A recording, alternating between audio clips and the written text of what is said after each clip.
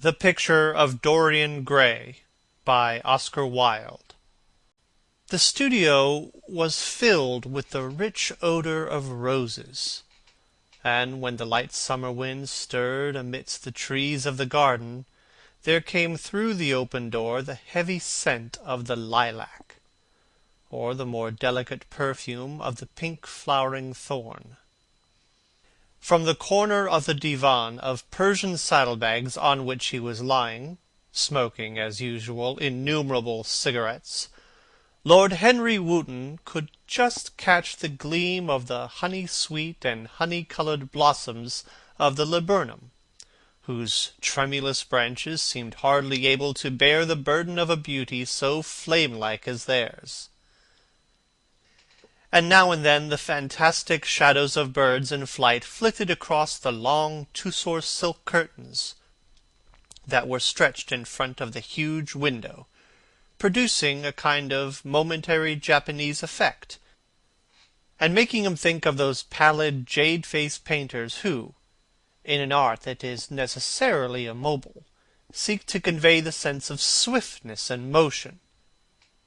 The sullen murmur of the bees shouldering their way through the long unmown grass, or circling with monotonous insistence round the black-crocketed spires of the early June hollyhocks, seemed to make the stillness more oppressive, and the dim roar of London was like the burdened note of a distant organ. In the centre of the room, clamped to an upright easel, stood the full-length portrait of a young man of extraordinary personal beauty, and in front of it, some little distance away, was sitting the artist himself, Basil Hallward, whose sudden disappearance some years ago caused, at the time, some public excitement, and gave rise to so many strange conjectures. As he looked at the gracious and comely form he had so skilfully mirrored in his art, a smile of pleasure passed across his face, and seemed about to linger there. But he suddenly started up, and, closing his eyes, placed his fingers upon the lids, as though he sought to imprison within his brain some curious dream, from which he feared he might awake. "It is your best work, Basil, the best thing you have ever done," said Lord Henry languidly. "You must certainly send it next year to the Grosvenor. The Academy is too large and too vulgar. The Grosvenor is the only place." "I don't think I will send it anywhere," he answered, tossing his head back in the odd way that used to make his friends laugh at him at Oxford. "No, I won't send it anywhere." Lord Henry elevated his eyebrows, and looked at him in amazement through the thin blue wreaths of smoke that curled up in such fanciful whorls from his heavy opium-tainted cigarette. "Not send it anywhere? My dear fellow, why? Have you any reason? What odd chaps you painters are! You do anything in the world to gain a reputation. As soon as you have one, you seem to want to throw it away. It is silly of you. For there is only one thing in the world worse than being talked about, and that is not being talked about. A portrait like this would set you far above all the young men in England, and make the old men quite jealous, if old men are ever capable of any emotion." "I know you will laugh at me," he replied, "but I really can't exhibit it. I've put too much of myself into it." Lord Henry stretched his long legs out on the divan and shook with laughter. "Yes, I knew you would laugh. But it is quite true, all the same." "Too much of yourself in it? Upon my word, Basil, I didn't know you were so vain, and I really can't see any resemblance between you, with your rugged strong face and cold black hair, and this young Adonis, who looks as if he was made of ivory and rose-leaves. Why, my dear Basil, he is a Narcissus, and you— well, of course you have an intellectual expression and all that, but beauty, real beauty, ends where an intellectual expression begins. Intellect is in itself an exaggeration, and destroys the harmony of any face. The moment one sits down to think, one becomes all nose or all forehead or something horrid. Look at the successful men in any of the learned professions. How perfectly hideous they are, except, of course, in the church. But then, in the church, they don't think. A bishop keeps on saying at the age of 80 what he was told to say when he was a boy of 18, and consequently he always looks absolutely delightful. Your mysterious friend, whose name you have never told me, but whose picture really fascinates me, never thinks. I feel quite sure about that. He is a brainless, beautiful thing, who should always be here in winter when we have no flowers to look at, and always here in summer when we want something to chill our intelligence. Don't flatter yourself, Basil. You are not in the least like him. You don't understand me, Harry. Of course I am not like him. I know that perfectly well. Indeed, I should be sorry to look like him. You shrug your shoulders? I'm telling you the truth. There's a fatality about all physical and intellectual distinction. The sort of fatality that seems to dog through history the faltering steps of kings. It is better not to be different from one's fellows. The ugly and the stupid have the best of it in this world. They can sit quietly and gape at the play. If they know nothing of victory, they are at least spared the knowledge of defeat. They live as we all should live, undisturbed, indifferent, and without disquiet. They neither bring ruin upon themselves, nor ever receive it from alien hands. Your rank and wealth, Harry, my brains, such as they are, my fame, whatever it may be worth, Dorian Gray's good looks. We will all suffer for what the gods have given us. Suffer terribly. Dorian Gray? Is that his name? Said Lord Henry, walking across the studio towards Basil Hallward.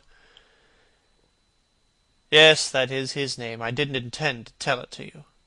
But why not? Oh, I can't explain. When I like people immensely, I never tell their names to anyone. It seems like surrendering a part of them. You know how I love secrecy. It is the only thing that can make modern life wonderful or mysterious to us. The commonest thing is delightful if one only hides it. When I leave town, I never tell any people where I'm going. If I did, I would lose all my pleasure. It is a silly habit, I dare say, but somehow it seems to bring a great deal of romance into one's life. I suppose you think me awfully foolish about it. Not at all, answered Lord Henry, laying his hand upon his shoulder. Not at all, my dear Basil. You seem to forget that I am married, and the one charm of marriage is that it makes a life of deception necessary for both parties. I never know where my wife is, and my wife never knows what I am doing. When we meet, we do meet occasionally, when we dine together or go down to the Duke's, we tell each other the most absurd stories with the most serious faces. My wife is very good at it, much better, in fact, than I am. She never gets confused over her dates, and I always do. But when she does find me out, she makes no row at all. I sometimes wish she would, but she merely laughs at me. I hate the way you talk about your married life, Harry, said Basil Hallward, shaking his hand off and strolling towards a door that led into the garden. I believe you are really a very good husband, but that you are thoroughly ashamed of your own virtues. You are an extraordinary fellow. You never say a moral thing, and you never do a wrong thing. Your cynicism is simply a pose. Being natural is simply a pose, and the most irritating pose I know, cried Lord Henry, laughing. And the two men went out into the garden together, and for a time they did not speak. After a long pause, Lord Henry pulled out his watch. "I'm afraid I must be going, Basil," he murmured, And before I go, I insist on your answering a question I put to you some time ago." "What is that?" asked Basil Hallward, keeping his eyes fixed on the ground. "You know quite well." "I do not, Harry." "Well, I will tell you what it is." "Please don't." "I must. I want you to explain to me why you won't exhibit Dorian Gray's picture. I want the real reason." "I told you the real reason." "No, you did not. You said it was because there was too much of yourself in it." "Now that is childish." "Harry," said Basil Hallward, looking at him straight in the face, "every portrait that is painted with feeling is a portrait of the artist, not of the sitter. The sitter is merely the accident, the occasion. It is not he who is revealed by the painter. It is rather the painter who, on the coloured canvas, reveals himself. The reason I will not exhibit this picture is that I am afraid that I have shown with it the secret of my own soul." Lord Harry laughed. "And what is that?" he asked. "I will tell you," said Hallward. An expression of perplexity came over his face. "I am all expectation, Basil," murmured his companion, looking at him. "Oh, there is really very little to tell, Harry," answered the young painter, "and I'm afraid you will hardly understand it. Perhaps you will hardly believe it." Lord Henry smiled, and, leaning down, plucked a pink-petalled daisy from the grass, and examined it. "I am quite sure I shall understand it," he replied, gazing intently at the little golden white-feathered disk. "And I can believe anything, provided that it is incredible." The wind shook some blossoms from the trees, and the heavy lilac blooms, with their clustering stars, moved to and fro in the languid air. A grasshopper began to chirp in the grass, and a long, thin dragon-fly floated by on its own brown gauze wings. Lord Henry felt as if he could hear Basil Hallward's heart beating, and wondered what was coming. "Well, this is incredible," repeated Hallward, rather bitterly. "Incredible to me at times. I don't know what it means. The story is simply this. 2 months ago I went to a crush at Lady Brandon's. You know we poor painters have to show ourselves in society from time to time, just to remind the public that we are not savages. With an evening coat and a white tie, as you once told me, anybody, even a stockbroker, can gain a reputation for being civilized. Well, after I'd been in the room about 10 minutes, talking to huge overdressed dowagers and tedious academicians, I suddenly became conscious that someone was looking at me. I turned halfway round, and saw Dorian Gray for the first time. When our eyes met, I felt that I was growing pale. A curious instinct of terror came over me. I knew that I had come face to face with someone whose mere personality was so fascinating that, if I allowed it to do so, it would absorb my whole nature, my whole soul, my very art itself. I did not want any external influence in my life. You know yourself, Harry, how independent I am by nature. My father destined me for the army. I insisted on going to Oxford. Then he made me enter my name at the Middle Temple. Before I had eaten half a dozen dinners, I gave up the bar and announced my intention of becoming a painter. I have always been my own master. Had at least always been so till I met Dorian Gray. And then, but I don't know how to explain it to you. Something seemed to tell me that I was on the verge of a terrible crisis in my life. I had a strange feeling that fate had in store for me exquisite joys and exquisite sorrows. I knew that if I had spoke to Dorian, I would become absolutely devoted to him, and that I ought not to speak to him. I grew afraid, and turned to quit the room. It was not conscience that made me do so, it was cowardice. I take no credit to myself for trying to escape. Conscience and cowardice are really the same things, Basil. Conscience is the trade name of the firm, that is all. I don't believe that, Harry. However, whatever my motive, and it may have been pride, for I used to be very proud, I certainly struggled to the door. There, of course, I stumbled against Lady Brandon. "You are not going to run away so soon, Mr. Hallward?" she screamed out. You know her shrill, horrid voice. "Yes, she is a peacock in everything but beauty," said Lord Henry, pulling the daisy to bits with his long, nervous fingers. "I could not get rid of her. She brought me up to royalties, and people with stars and garters, and elderly ladies with gigantic tiaras and hooked noses.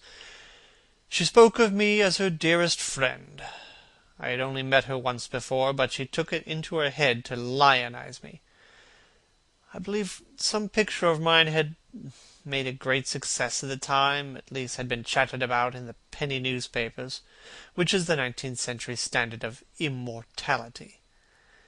Suddenly, I found myself face to face with the young man whose personality had so strangely stirred me. We were quite close, almost touching. Our eyes met again. It was mad of me, but I asked Lady Brandon to introduce me to him. Perhaps it was not so mad after all. It was simply inevitable. We would have spoken to each other without any introduction, I am sure of that. Dorian told me so afterwards. He, too, felt that we were destined to know each other. And how did Lady Brandon describe this wonderful young man? I know she goes in for giving rapid précis of all her guests. I remember her bringing me to a most truculent and red-faced old gentleman, covered all over with orders and ribbons, and hissing into my ear in a tragic whisper which must have been perfectly audible to everyone in the room, something like, "Sir Humpty Dumpty, you know, Afghan frontier, Russian intrigues, very successful man, wife killed by an elephant, quite inconsolable, wants to marry a beautiful American widow, everybody does nowadays, hates Mr. Gladstone, but very much interested in beetles. Ask him what he thinks of Shuvalov." I simply fled. I like to find out people for myself, but Lady Brandon treats her guests exactly as an auctioneer treats his goods. She either explains them entirely away, or tells everyone everything about them except what one wants to know. But what did she say about Mr. Dorian Gray? "Oh," she murmured, "charming boy. Poor dear mother and I quite inseparable. Engaged to be married to the same man. I mean, married on the same day. How very silly of me. Quite forget what he does. Afraid he doesn't do anything. Oh, yes, plays the piano. Or is it the violin, dear Mr. Gray?" We could neither of us help laughing, and we became friends at once. "Laughter is not a bad beginning for a friendship, and it is the best ending for one," said Lord Henry, plucking another daisy. Hallward buried his face in his hands. "You don't understand what friendship is, Harry," he murmured, "or what enmity is, for that matter. You like everyone. That is to say, you are indifferent to everyone." "How horribly unjust of you!" cried Lord Henry, tilting his hat back and looking at the little clouds that were drifting across the hollowed turquoise of the summer sky like ravelled skeins of glossy white silk. "Yes, horribly unjust of you. I make a great difference between people. I choose my friends for their good looks, my acquaintances for their characters, and my enemies for their brains." A man can't be too careful in the choice of his enemies. I have not got one who is a fool. They are all men of some intellectual power, and consequently they all appreciate me." "Is that very vain of me?" "I think it is rather vain." "I should think it was, Harry. But according to your category, I must merely be an acquaintance." "My dear old Basil, you are much more than an acquaintance." "And much less a friend, a sort of brother, I suppose?" "Oh, brothers! I don't care for brothers. My elder brother won't die, and my younger brothers seem never to do anything else." "Harry!" "My dear fellow, I am not quite serious. But I can't help detesting my relations. I suppose it comes from the fact that we can't stand other people having the same faults as ourselves. I quite sympathize with the rage of the English democracy against what they call the vices of the upper classes. They feel that drunkenness, stupidity, and immorality should be their own special property, and that if any one of us makes an ass of himself, he is poaching on their preserves.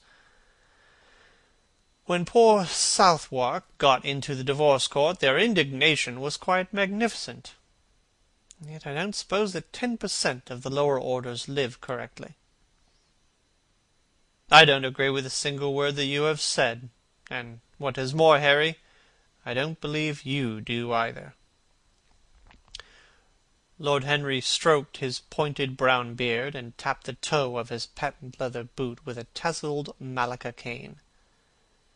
"How English you are, Basil! If one puts forward an idea to a real Englishman, always a rash thing to do, he never dreams of considering whether the idea is right or wrong. The only thing he considers of any importance is whether he believes it oneself. Now, the value of an idea has nothing whatsoever to do with the sincerity of the man who expresses it. Indeed, the probabilities are that the more insincere the man is, the more purely intellectual will the idea be, as in that case it will not be coloured by either his wants, his desires, or his prejudices. However, I don't propose to discuss politics, sociology, or metaphysics with you. I like persons better than principles. Tell me more about Dorian Gray.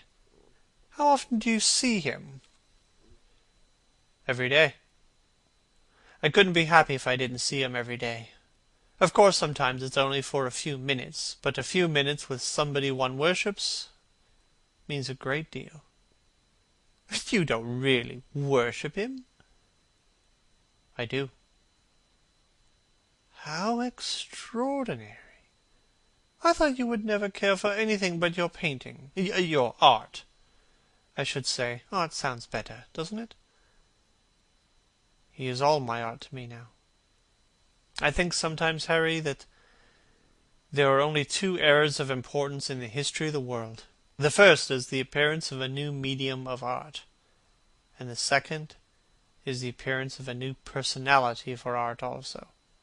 What the invention of oil painting was to the Venetians, the face of Antinous was to late Greek sculpture, and the face of Dorian Gray will some day be to me. It is not merely that I paint from him, draw from him, model from him. Of course I've done all that. He has stood as Paris in dainty armour, as Adonis with huntsman cloak and polished boar spear. Crowned with heavy lotus blossoms, he has sat on the prow of Adrian's barge, looking into the green, turbid Nile. He has leaned over the still pool of some Greek woodland, and seen in the water's silent silver the wonder of his own beauty. But he is much more to me than that. I won't tell you that I am dissatisfied with what I have done of him, or that his beauty is such that art cannot express it. There is nothing that art cannot express. And I know that the work I have done since I met Dorian Gray, it's good work. It's the best work of my life. But in some curious way, I wonder, will you understand me? His personality has suggested to me an entirely new manner in art, an entirely new mode of style. I see things differently. I think of them differently. I can now recreate life in a way that was hidden from me before. A dream of form in days of thought. Who is it that said that? I forget. But it is what Dorian Gray has been to me. The merely visible presence of this lad, for he seems to me little more than a lad, though he is really over 20. His merely visible presence. Oh, I wonder, can you realize all that means? Unconsciously, he defines for me the lines of a fresh school. A school that is to have in itself all the passion of the romantic spirit, all the perfection of the spirit that is Greek, the harmony of soul and body. Oh, how much that is! We in our madness have separated the two, and have invented a realism that is bestial, an ideality that is void. Harry, if you only knew what Dorian Gray is to me. You remember that landscape of mine, for which Agnew offered me such a huge price, but which I would not part with? It is one of the best things I've ever done. And why is it so? Because while I was painting it, Dorian Gray sat beside me. Basil, that is quite wonderful. I must see Dorian Gray. Hallward got up from his seat and walked up and down the garden. After some time he came back. "You don't understand, Harry," he said. "Dorian Gray is merely to me a motive in art. He is never more present in my work than when no image of him is there. He is simply a suggestion, as I have said, of a new manner. I see him in the curves of certain lines, in the loveliness and subtleties of certain colors, that is all." "Then why won't you exhibit his portrait?" "Because I have put into it all the extraordinary romance, of which, of course, I have never dared to speak to him. He knows nothing about it. He will never know anything about it. But the world might guess it. And I will not bare my soul to their shallow, prying eyes. My heart shall never be put under their microscope. There is too much of myself in that thing, Harry, too much of myself." "Poets are not so scrupulous as you are. They know how useful passion is for publication. Nowadays, Broken Heart will run to many editions. I hate them for it. An artist should create beautiful things, but should put nothing of his own life into them. We live in an age where men treat art as if it were meant to be a form of autobiography. We have lost the abstract sense of beauty. If I live, I will show the world what it is, and for that reason the world shall never see my portrait of Dorian Gray." "I think you are wrong, Basil, and I won't argue with you. It is only the intellectually lost who ever argue. Tell me, is Dorian Gray very fond of you?" Hallward considered for a few moments. "He likes me," he answered, after a pause. "I know he likes me. Of course I flatter him dreadfully. I find a pleasure in saying things to him that I know I shall be sorry for having said. I give myself away. As a rule he is charming to me, and we walk home together from the club arm in arm, or sit in the studio and talk of 1,000 things. Now and then, however, he is horribly thoughtless, and seems to take a real delight in giving me pain. Then I feel, Harry, that I've given away my whole soul to someone who treats it as if it were a flower to put in his coat, a bit of decoration to charm his vanity, an ornament for a summer's day. Days in summer, Basil, are apt to linger. Perhaps you will tire sooner than he will. It is a sad thing to think of, but there is no doubt that genius lasts longer than beauty. That accounts for the fact that we all take such pains to over-educate ourselves. In the wild struggle for existence, we want to have something that endures, and so we fill our minds with rubbish and facts in the silly hope of keeping our place. The thoroughly well-informed man, that is the modern ideal, and the mind of the thoroughly well-informed man is a dreadful thing. It's like a bric-a-brac shop, all monsters and dust, and everything priced above its proper value. I think you will tire first, all the same.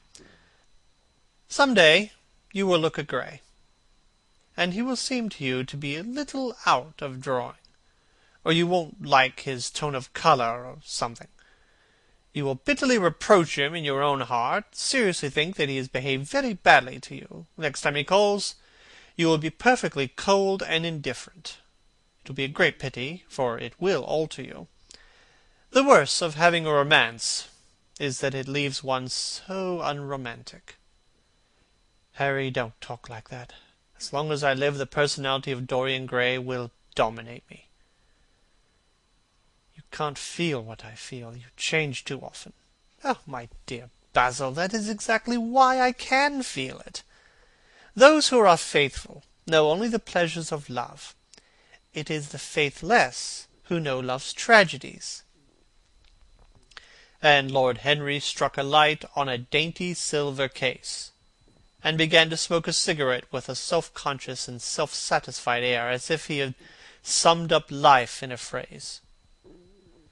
There was a rustle of chirping sparrows in the ivy, and the blue cloud-shadows chased themselves across the grass like swallows. How pleasant it was in the garden, and how delightful other people's emotions were.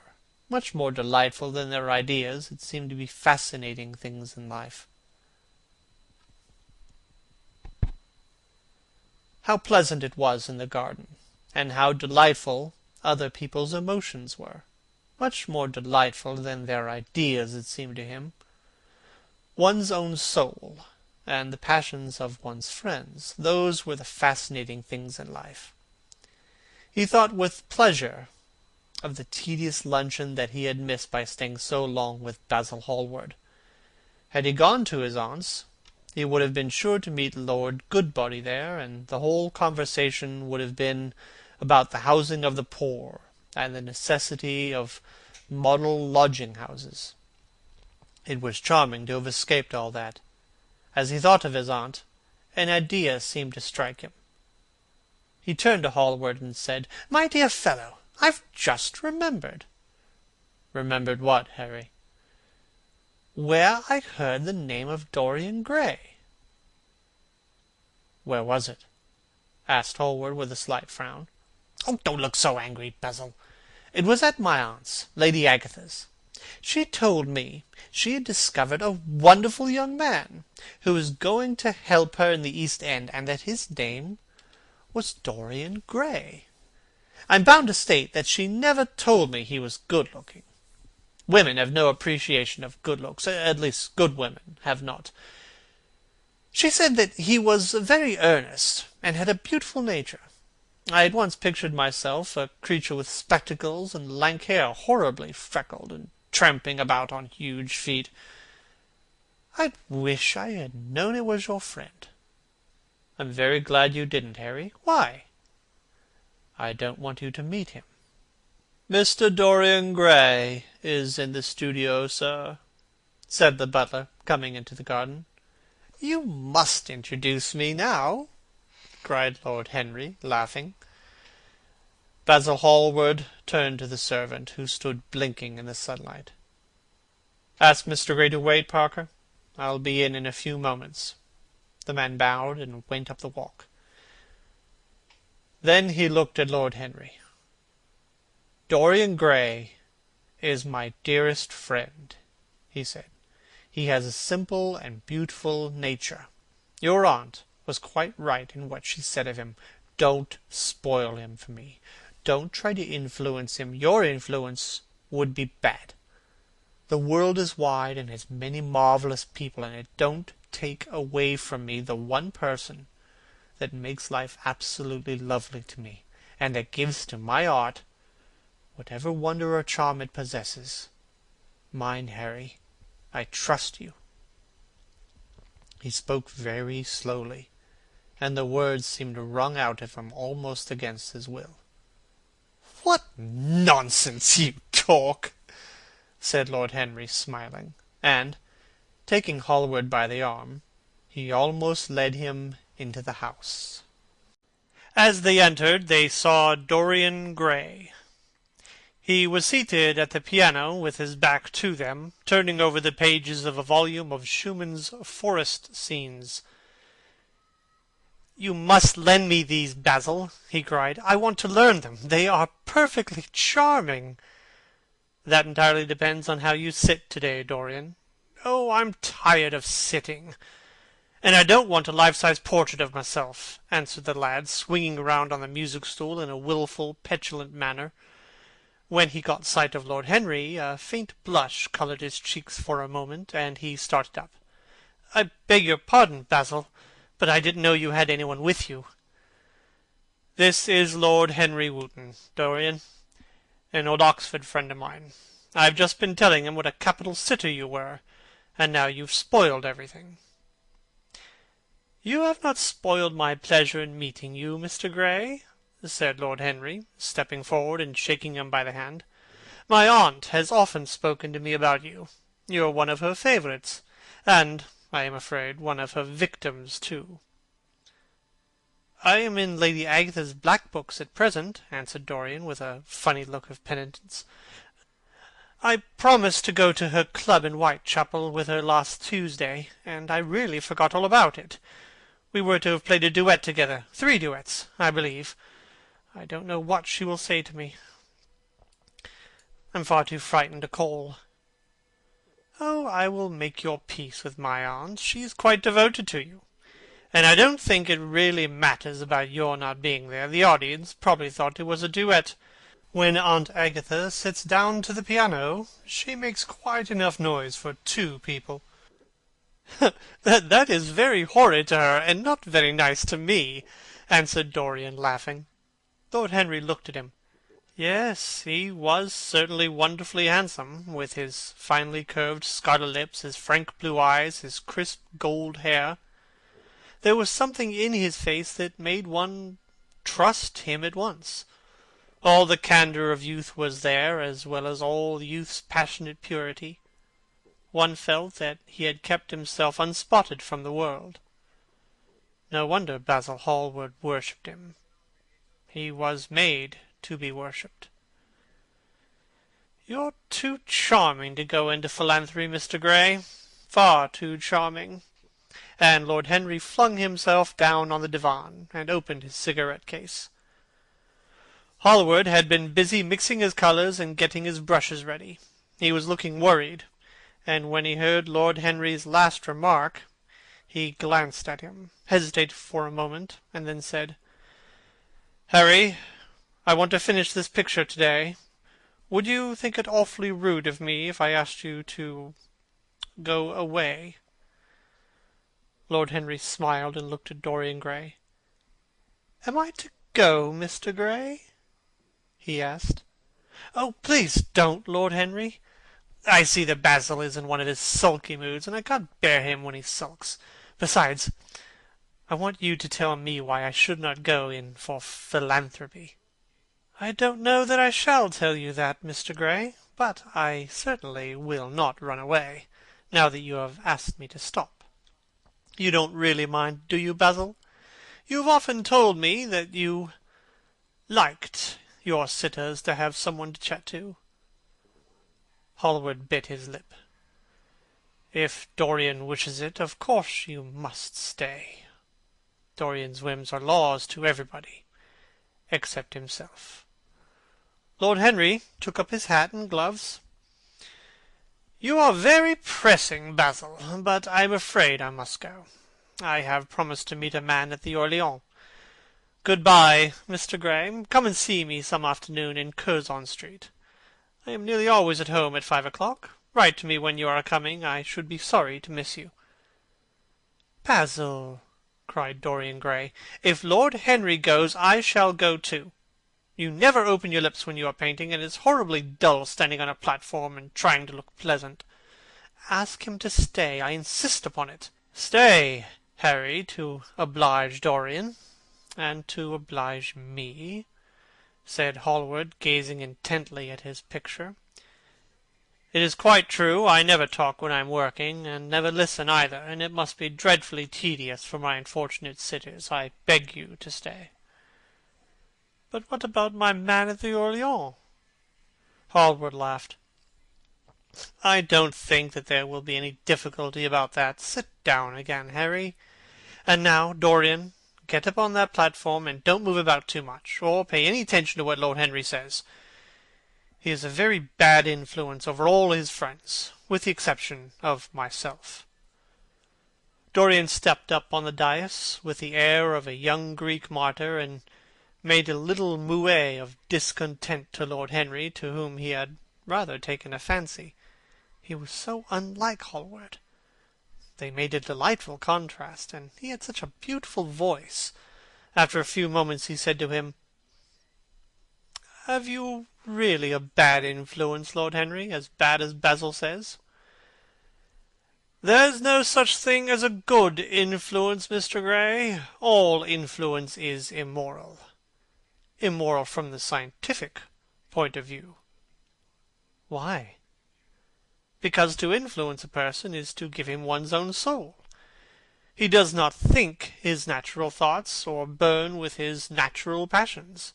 His virtues are not real to him. His sins, if there are such things as sins, are borrowed.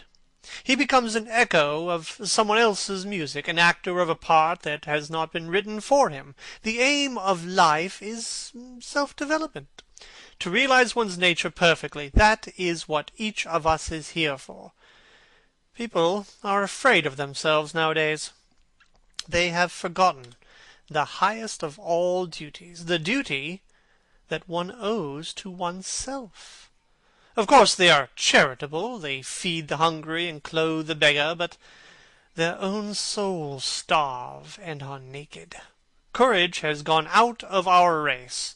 Perhaps we never really had it. The terror of society, which is the basis of morals, the terror of God, which is the secret of religion, these are the two things that govern us. And yet, just turn your head a little to the right, Dorian, like a good boy," said Hallward, deep in his work, and conscious only that a look had come into the lad's face that he had never seen there before. "And yet," continued Lord Henry, in his low musical voice, and with that graceful wave of the hand that was always so characteristic of him, and that he had even in his Eton days, "I believe that if one man were to live his life out fully and completely, were to give form to every feeling, expression to every thought, reality to every dream, I believe that the world would gain such a fresh impulse of joy that we would forget all the maladies of medievalism, and return to the Hellenic ideal, to something finer, richer than the Hellenic ideal, it may be. But the bravest man among us is afraid of himself. The mutilation of the savage has its tragic survival in the self-denial that mars our lives. We are punished for our refusals. Every impulse that we strive to strangle broods in the mind and poisons us. The body sins once and has done with the sin, for action is a mode of purification. Nothing remains then but the recollection of a pleasure, or the luxury of a regret. The only way to get rid of a temptation is to yield to it.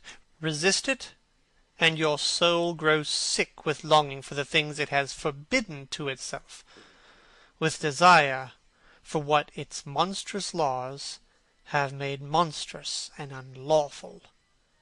It has been said that the great events of the world take place in the brain. It is in the brain, and the brain only, that the great sins of the world take place also. You, Mr. Gray, you yourself, with your rose-red youth and rose-white boyhood, you have had passions that have made you afraid, thoughts that have filled you with terror, daydreams and sleeping dreams, whose mere memory might stain your cheek with shame. "Stop!" murmured Dorian Gray. "Stop! You bewilder me. I don't know what to say. There is some answer to you, but I cannot find it. Don't speak. Let me think. Or rather, let me try not to think. For nearly 10 minutes he stood there motionless, with parted lips, and eyes strangely bright. He was dimly conscious that entirely fresh impulses were at work within him, and they seemed to him to have come really from himself.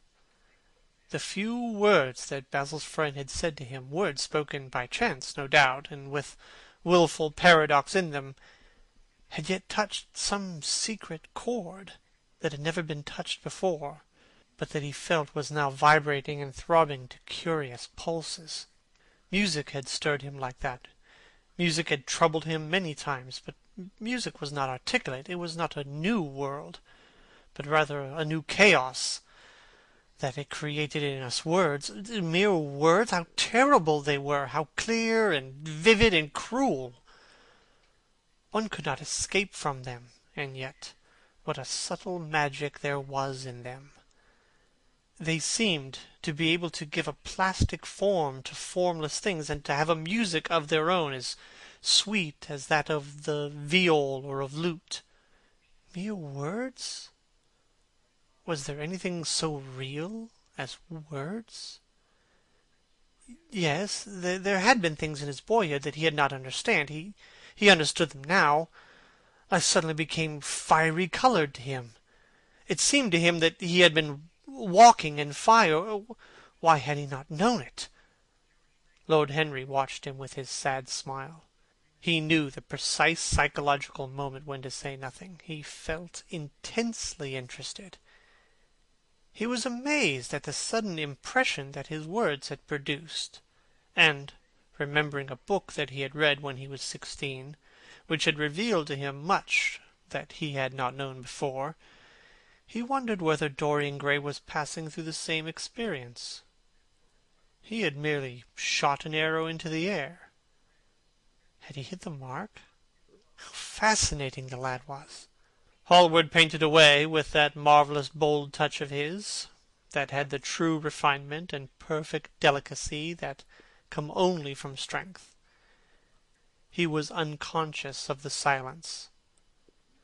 "Basil, I am tired of standing," cried Dorian Gray suddenly. "I must go out and sit in the garden.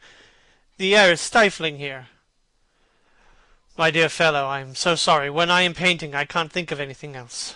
But you never sat better. You were perfectly still, and I have caught the effect I wanted. The half-parted lips, the bright look in the eyes. I don't know what Harry has been saying to you, but he has certainly made you have the most wonderful expression. I suppose he has been paying you compliments. You mustn't believe a word he says." "He has certainly not been paying me compliments. Perhaps that is the reason I don't think I believe anything he has told me." "You know you believe it all," said Lord Henry, looking at him in his dreamy, heavy-lidded eyes. "I will go out to the garden with you. It is horridly hot in the studio. Basil, let us have something iced to drink, something with strawberries in it." "Certainly, Harry. Just touch the bell, and when Parker comes I will tell him what you want. I've got to work on this background, so I will join you later on. Don't keep Dorian too long. I've never been in better form for painting than I am today. This is going to be my masterpiece." "It is my masterpiece as it stands." Lord Henry went out to the garden and found Dorian Gray burying his face in the great cool lilac blossoms, feverishly drinking in their perfume as if it had been wine. He was close to them, and put his hand on his shoulder. "You're quite right to do that," he murmured. "Nothing can cure the soul but the senses, just as nothing can cure the senses but the soul." The lad started and drew back. He was bareheaded, and the leaves had tossed his rebellious curls and tangled all their gilded threads. There was a look of fear in his eyes, such as people have when they are suddenly awakened. His finely chiselled nostrils quivered, and some hidden nerve shook the scarlet of his lips and left them trembling. "Yes," continued Lord Henry, "that is one of the great secrets of life, to cure the soul by means of the senses, and the senses by means of the soul. You are a wonderful creature. You know much more than you think you know, just as you know less than you want to know. Dorian Gray frowned and turned his head away. He could not help liking the tall, graceful young man who was standing by him. His romantic, olive-covered face and worn expression interested him. There was something in his low, languid voice that was absolutely fascinating. His cool, white, flower-like hands even had a curious charm. They moved, as he spoke, like music, and seemed to have a language of their own. But he felt afraid of him, and ashamed of being afraid. Why had it been left for a stranger to reveal him to himself? He had known Basil Hallward for months, but the friendship between them had never altered him. Suddenly there had come someone across his life who seemed to have disclosed to him life's mystery. And yet, what was there to be afraid of? He was not a schoolboy or a girl. It was absurd to be frightened. "Let us go and sit in the shade," said Lord Henry. "Parker has brought out the drinks, and if you stay any longer in this glare you will be quite spoiled, and Basil will never paint you again. You really must not let yourself become sunburnt. It would be very unbecoming to you." "What does it matter?" cried Dorian, laughing, as he sat down on the seat at the end of the garden. "It should matter everything to you, Mr. Gray." "Why?" "Because you have now the most marvellous youth, and youth is the one thing worth having." "Oh, I don't feel that, Lord Henry." "No, you don't feel it now. Some day, when you are old and wrinkled and ugly, when thought has seared your forehead with its lines, and passion branded your lips with its hideous fires, you will feel it. You will feel it terribly. Now, wherever you go, you charm the world. Will it always be so? You have a wonderfully beautiful face, Mr. Gray. Oh, don't frown. You have. And beauty is a form of genius, is higher, indeed, than genius, as it needs no explanation. It is one of the great facts of the world, like sunlight, or springtime, or the reflection in dark waters of that silver shell we call the moon. It cannot be questioned. It has its divine right of sovereignty. It makes princes of those who have it. You smile? When you've lost it, you won't smile. People say sometimes that beauty is only superficial. That may be so, but at least it is not so superficial as thought. To me, beauty is the wonder of wonders. It is only shallow people who do not judge by appearances. The true mystery of the world is the visible, not the invisible. Yes, Mr. Gray, the gods have been good to you. But what the gods give, they quickly take away. You only have a few years in which really to live. When your youth goes, your beauty will go with it. And then you will suddenly discover that there are no triumphs left for you, or have to content yourself with those mean triumphs that the memory of your past will make more bitter than defeats. Every month as it wanes brings you nearer to something dreadful. Time is jealous of you, and wars against your lilies and your roses. You will become sallow and hollow-cheeked and dull-eyed. You will suffer horribly. Realize your youth while you have it. Don't squander the gold of your days listening to the tedious, trying to improve the hopeless failure, or giving away your life to the ignorant, the common, and the vulgar, which are the aims, the false ideals of our age. Live. Live the wonderful life that is in you. Let nothing be lost upon you. Be always searching for new sensations. Be afraid of nothing. A new hedonism. That is what our century wants. You might be its visible symbol.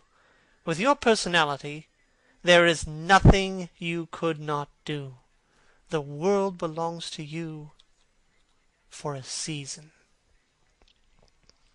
The moment I met you, I saw that you were quite unconscious of what you really are, what you really might be. There was so much about you that charmed me that I felt I must tell you something about yourself. I thought how tragic it would be if you were wasted. For there is such a little time that your youth will last, such a little time. The common hill flowers wither, but they blossom again. The laburnum will be as gold next June as it is now. In a month there will be purple stars on the clements, and year after year the green night of its leaves will have its purple stars. But never again get we back our youth. The pulse of joy that beats in us at 20 becomes sluggish. Our limbs fail, our senses rot. We degenerate into hideous puppets, haunted by the memory of the passions of which we were much too afraid, and the exquisite temptations that we did not dare yield to. Youth! Youth! There is nothing in the world but youth! Dorian Gray listened, open-eyed and wondering. The spray of lilac fell from his hand upon the gravel. A furry bee came and buzzed round it for a moment, then it began to scramble all over the fretted purple of the tiny blossoms. He watched it with that strange interest in trivial things that we try to develop when things of high import make us afraid, or when we are stirred by some new emotion for which we cannot find expression, or when some thought that terrifies us lays sudden siege to the brain and calls on us to yield. He saw it creeping into the stained trumpet of a Tyrian convolvulus. The flowers seemed to quiver, and then swayed gently to and fro. Suddenly Hallward appeared at the door of their studio, and made frantic signs for them to come in. They turned to each other and smiled. "I'm waiting," cried Hallward. "Do come in. The light is quite perfect, and you can bring your drinks." They rose up and sauntered down the walk together.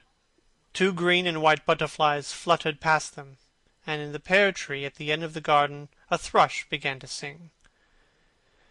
"You are glad to have met me, Mr. Gray," said Lord Henry, looking at him. "Yes, I am glad now. I wonder will I always be glad?" "Always! That is a dreadful word.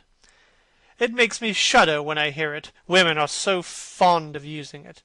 They spoil every romance by trying to make it last forever. It is a meaningless word, too. The only difference between a caprice and a lifelong passion is that the caprice lasts a little longer." As they entered the studio, Dorian Gray put his hand upon Lord Henry's arm. "In that case, let our friendship be a caprice," he murmured, flushing at his own boldness, then stepped upon the platform and resumed his pose.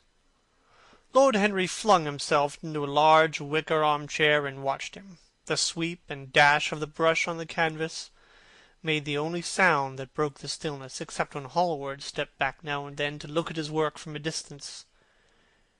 In the slanting beams that had streamed through the open doorway, the dust danced and was golden. The heavy scent of the roses seemed to brood over everything. After about a quarter of an hour, Hallward stopped painting, looked for a long time at Dorian Gray, and then for a long time at the picture, biting the end of one of his huge brushes and smiling. "It is quite finished," he cried at last, and stooping down, he wrote his name in thin vermilion letters on the left-hand corner of the canvas. Lord Henry came over and examined the picture, and certainly a wonderful work of art, and a wonderful likeness as well. "My dear fellow, I congratulate you most warmly," he said. "Mr. Gray, come and look at yourself." The lad started, as if awakened from some dream. "Is it really finished?" he murmured, stepping down upon the platform. "Quite finished," said Hallward. "And you sat splendidly today. I am awfully obliged to you." "That is entirely due to me," broke in Lord Henry. "Isn't it, Mr. Gray?" Dorian made no answer, but pressed listlessly in front of his picture and turned towards it. When he saw it, he drew back, and his cheeks flushed for a moment with pleasure. A look of joy came into his eyes, as if he had recognized himself for the first time. He stood there, motionless and in wonder, dimly conscious that Hallward was speaking to him, but not catching the meaning of his words. The sense of his own beauty came on him like a revelation. He had never felt it before. Basil Hallward's compliments had seemed to be merely the charming exaggerations of friendship. He had listened to them, laughed at them, forgotten them. They had not influenced his nature. Then had come Lord Henry, with his strange panegyric on youth, his terrible warning of its brevity. That had stirred him at the time, and now, as he stood gazing at the shadow of his loveliness, the full reality of the description flashed across him. Yes, there would be a day when his face would be wrinkled and wizen, his eyes dim and colourless, the grace of his figure broken and deformed. The scarlet would pass away from his lips, and the gold steal from his hair. The life that was to make his soul would mar his body. He would become ignoble, hideous, and uncouth. As he thought of it, a sharp pang of pain struck like a knife across him, and made each delicate fibre of his nature quiver. His eyes deepened into amethyst, and a mist of tears came across them. He felt as if a hand of ice had been laid upon his heart. "Don't you like it?" cried Hallward at last, stung a little by the lad's silence, and not understanding what it meant. "Of course he likes it," said Lord Henry. "Who wouldn't like it? It is one of the greatest things in modern art. I will give you anything you ask for it. I must have it." "It is not my property, Harry." "Whose property is it?" "Dorian's, of course." "He is a very lucky fellow." "How sad it is," murmured Dorian Gray, with his eyes still fixed upon his own portrait. "How sad it is. I shall grow old and horrid and dreadful. But this picture will remain always young. It will never be older than this particular day of June. If it was only the other way.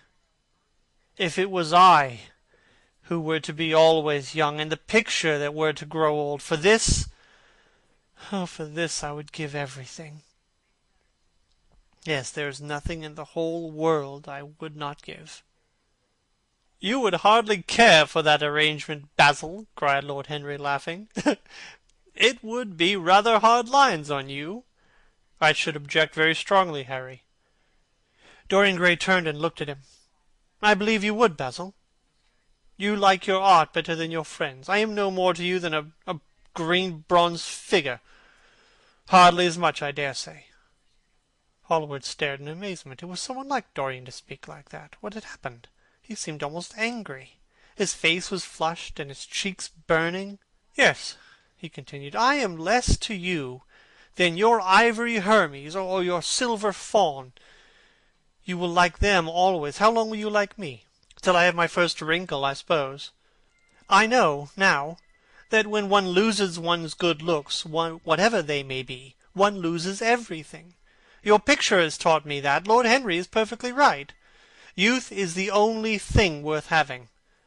When I find that I am growing old, I will kill myself." Hallward turned pale and caught his hand. "Dorian! Dorian!" he cried. "Don't talk like that. I have never had such a friend as you, and I shall never have another. You are not jealous of material things, are you? I am jealous of everything whose beauty does not die. I am jealous of the portrait you have painted of me. Why should it keep what I must lose? Every moment that passes takes something from me and gives something to it. Oh, if it was only the other way!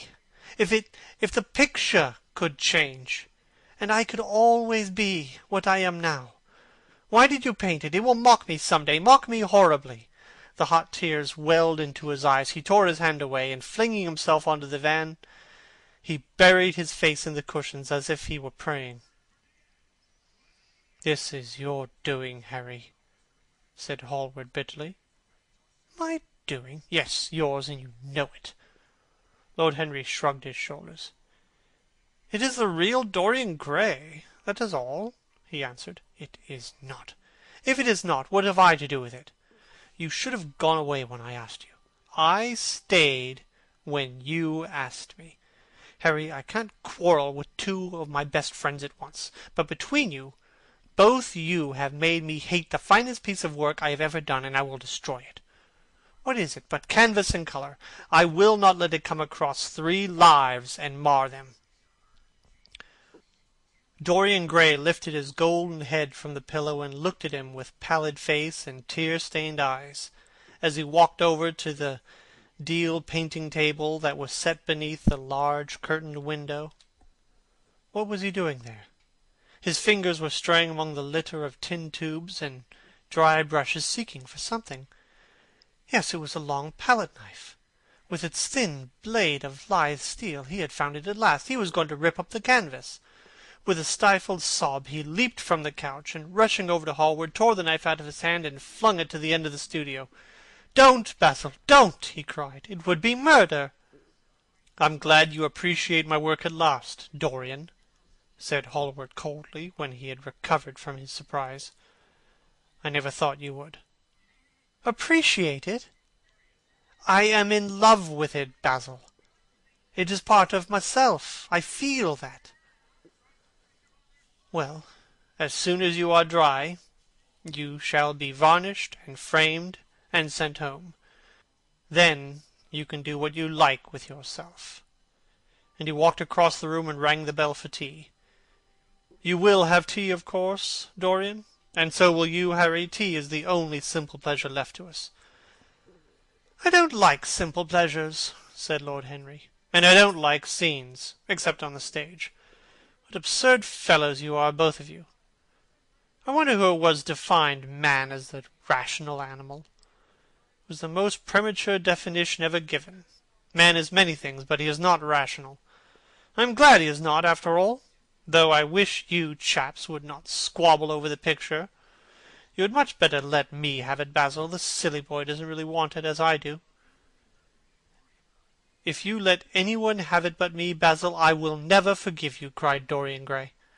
"And I don't allow people to call me a silly boy. You know the picture is yours, Dorian. I gave it to you before it existed.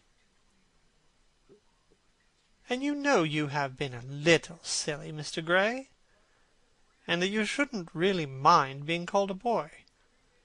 "I should have minded very much this morning, Lord Henry." "Oh, this morning! Well, you have lived since then." There came a knock to the door, and the butler entered with the tea-tray and set it down upon a small Japanese table. There was a rattle of cups and saucers, and the hissing of a fluted Georgian urn. 2 globe-shaped china dishes were brought out by a page. Dorian Gray went over and poured the tea out. The 2 men sauntered languidly to the table and examined what was under the covers. "Let us go to the theatre tonight," said Lord Henry. "There is sure to be something on somewhere. I have promised to dine at White's. But it is only with an old friend, so I can send my wire and say that I am ill, or that I am prevented from coming in consequence of a subsequent engagement. I think it would be rather a nice excuse. It would have the surprise of candour." "It is such a bore putting on one's dress clothes," muttered Hallward, "and when one has them on, they are so horrid." "Yes," answered Lord Henry dreamily, "the costume of our day is detestable. It is so sombre, so depressing. Sin is the only colour element left in modern life. You really must not say things like that before Dorian, Harry." "Before which Dorian? The one who is pouring out the tea for us, or the one in the picture?" "Before either." "I should like to come to the theatre with you, Lord Henry," said the lad. "Then you shall come. And you will come too, Basil, won't you?" "I can't, really." "I would sooner not. I have a lot of work to do." "Well, then you and I will go alone, Mr. Gray." "I should like that awfully." Basil Hallward bit his lip and walked over, cup in hand, to the picture. "I will stay with the real Dorian," he said sadly. "Is it the real Dorian?" cried the original of the portrait, running across to him. "Am I really like that?" "Yes, you are just like that." "How wonderful, Basil!" "At least you are like it in appearance." "But it will never alter," said Hallward. "That is something." "What a fuss people make about fidelity!" murmured Lord Henry. "And after all, it is purely a question of physiology. It has nothing to do with our own will. It is either an unfortunate accident or an unpleasant result of temperament. Young men want to be faithful, and are not. Old men want to be faithless, and cannot. That is all one can say. Don't go to the theatre tonight, Dorian. Stop. Dine with me." "I can't, really." "Why?" "Because I've promised Lord Henry to go with him." "He won't like you any better for keeping your promises. He always breaks his own. I beg you not to go." Dorian Gray laughed and shook his head. "I entreat you." The lad hesitated, and looked over at Lord Henry, who was watching them from the tea-table with an amused smile. "I must go, Basil," he answered. "Very well," said Hallward, and he walked over and laid his cup down on the tray. "It is rather late, and as you have to dress, you'd better not lose no time. Good-bye, Harry. Good-bye, Dorian. Come see me soon. Come tomorrow." "Certainly." "You won't forget?" "No, of course not." "And, Harry." "Yes, Basil." "Remember what I asked you, when in the garden this morning." "I have forgotten it." "I trust you." "I wish I could trust myself," said Lord Henry, laughing. "Come, Mr. Gray, my hansom is outside, and I can drop you at your own place. Good-bye, Basil. It has been a most interesting afternoon." As the door closed behind them, Hallward flung himself down on a sofa, and a look of pain came into his face. One afternoon, a month later, Dorian Gray was reclining in a luxurious armchair in the little library of Lord Henry's house in Curzon Street. It was, in its way, a very charming room, with its high-panelled wainscoting of olive-stained oak, its cream-coloured frieze and ceiling of raised plaster-work, and its brick-dust felt carpet strewn with long fringed silk Persian rugs. On a tiny satinwood table stood a statuette of Clodion, and beside it lay a copy of Les Cent Nouveaux, bound for Margaret of Valois by Clovis Eve, and powdered with the gilt daisies that the Queen had selected for her device. Some large blue china jars filled with parrot tulips were ranged on the mantel-shelf, and through the small leaded panes of the window streamed the apricot-coloured light of a summer's day in London. Lord Henry had not come in yet. He was always late on principle, his principle being that punctuality is the thief of time. So the lad was looking rather sulky, as with listless fingers he turned over the pages of an elaborately illustrated edition of Manon Lescaut that he had found in one of the bookcases. The formal, monotonous ticking of the Louis XIV clock annoyed him. Once or twice he thought of going away. At last he heard a light step outside, and the door opened. "How late you are, Harry!" he murmured.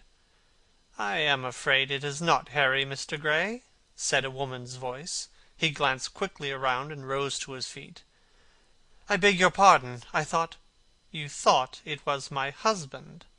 It is only his wife. You must let me introduce myself. I know you quite well by your photographs. I think my husband has got 27 of them." "Not 27, Lady Henry." "Well, 26, then. And I saw you with him the other night at the opera." She laughed nervously as she spoke, and watched him with her vague forget-me-not eyes. She was a curious woman, whose dresses always looked as if they had been designed in a rage and put on in a tempest. She was always in love with somebody, and, as her passion was never returned, she had kept all her illusions. She tried to look picturesque, but only succeeded in being untidy. Her name was Victoria, and she had a perfect mania for going to church. "That was at Lohengrin, Lady Henry, I think?" "Yes, it was at dear Lohengrin. I like Wagner's music much better than any other music.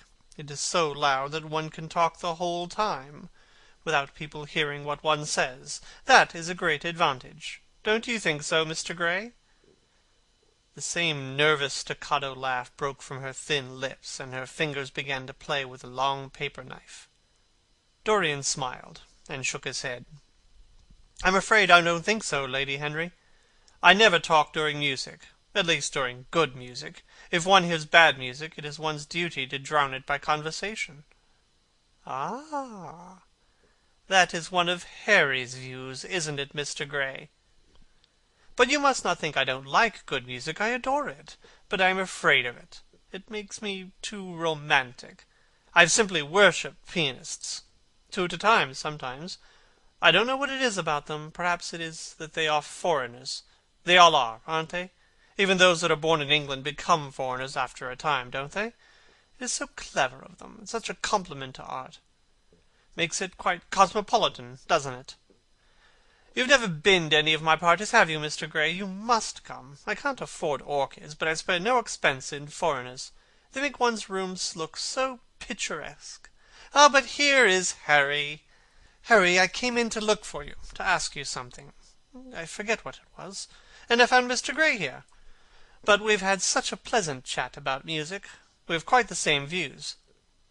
"No, I think our views are quite different, but he has been most pleasant. I am so glad I've seen him."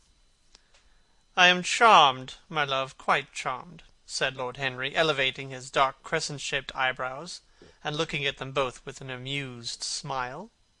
"So sorry I am late, Dorian.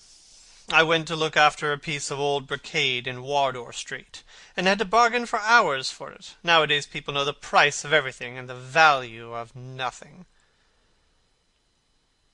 "I'm afraid I must be going," exclaimed Lady Henry, after an awkward silence, with her silly sudden laugh. "I have promised to drive with the Duchess. Good-bye, Mr. Gray." "Good-bye, Harry. You are dining out, I suppose?" "So am I. Perhaps I shall see you at Lady Thornbury's." "I dare say, my dear," said Lord Henry, shutting the door behind her as she flitted out of the room, looking like a bird of paradise that had been out in the rain, and leaving a faint odour of patchouli behind her. Then he shook hands with Dorian Gray, lit a cigarette, and flung himself down on the sofa. "Never marry a woman with straw-coloured hair, Dorian," he said, after a few puffs. "Why, Harry?" "Because they are so sentimental." "But I like sentimental people." "Never marry at all, Dorian. Men marry because they are tired, women because they are curious. Both are disappointed." "I don't think I'm likely to marry, Harry. I'm too much in love. This is one of your aphorisms. I'm putting it into practice, as I do everything you say." "Whom are you in love with?" said Lord Henry, looking at him with a curious smile. "With an actress," said Dorian Gray, blushing. Lord Henry shrugged his shoulders. "That is a rather commonplace debut," he murmured. "You would not say so if you saw her, Harry. Who is she?" "Her name is Sybil Vane." "Never heard of her." "No one has. People will some day, however. She is a genius." "My dear boy, no woman is a genius. Women are a decorative sex. They never have anything to say, but they say it charmingly. They represent the triumph of matter over mind, just as men represent the triumph of mind over morals. There are only two kinds of women, the plain and the coloured. The plain women are very useful. If you want to gain a reputation for respectability, you have merely to take them down to supper. The other women are very charming. They commit one mistake, however. They paint in order to try to look young. Our grandmothers painted in order to try to talk brilliantly. Rouge and esprit used to go together. That has all gone out now. As long as a woman can look 10 years younger than her own daughter, she is perfectly satisfied. As for conversation, there are only 5 women in London worth talking to, and 2 of these can't be admitted into decent society. However, tell me about your genius. How long have you known her? About 3 weeks. Not so much. About 2 weeks and 2 days. How did you come across her?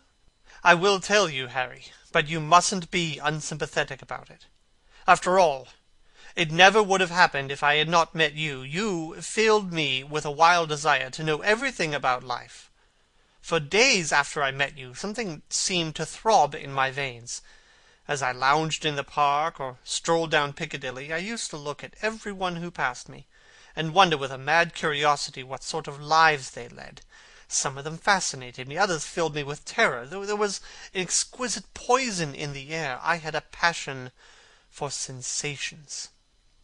One evening, about 7 o'clock, I determined to go out in search of some adventure. I felt that this grey, monstrous London of ours, with its myriads of people, its splendid sinners, and its sordid sins, as you once said, must have something in store for me. I fancied 1,000 things. The mere danger gave me a sense of delight. I remember what you had said to me on that wonderful night when we first dined together, about the search for beauty being the poisonous secret of life.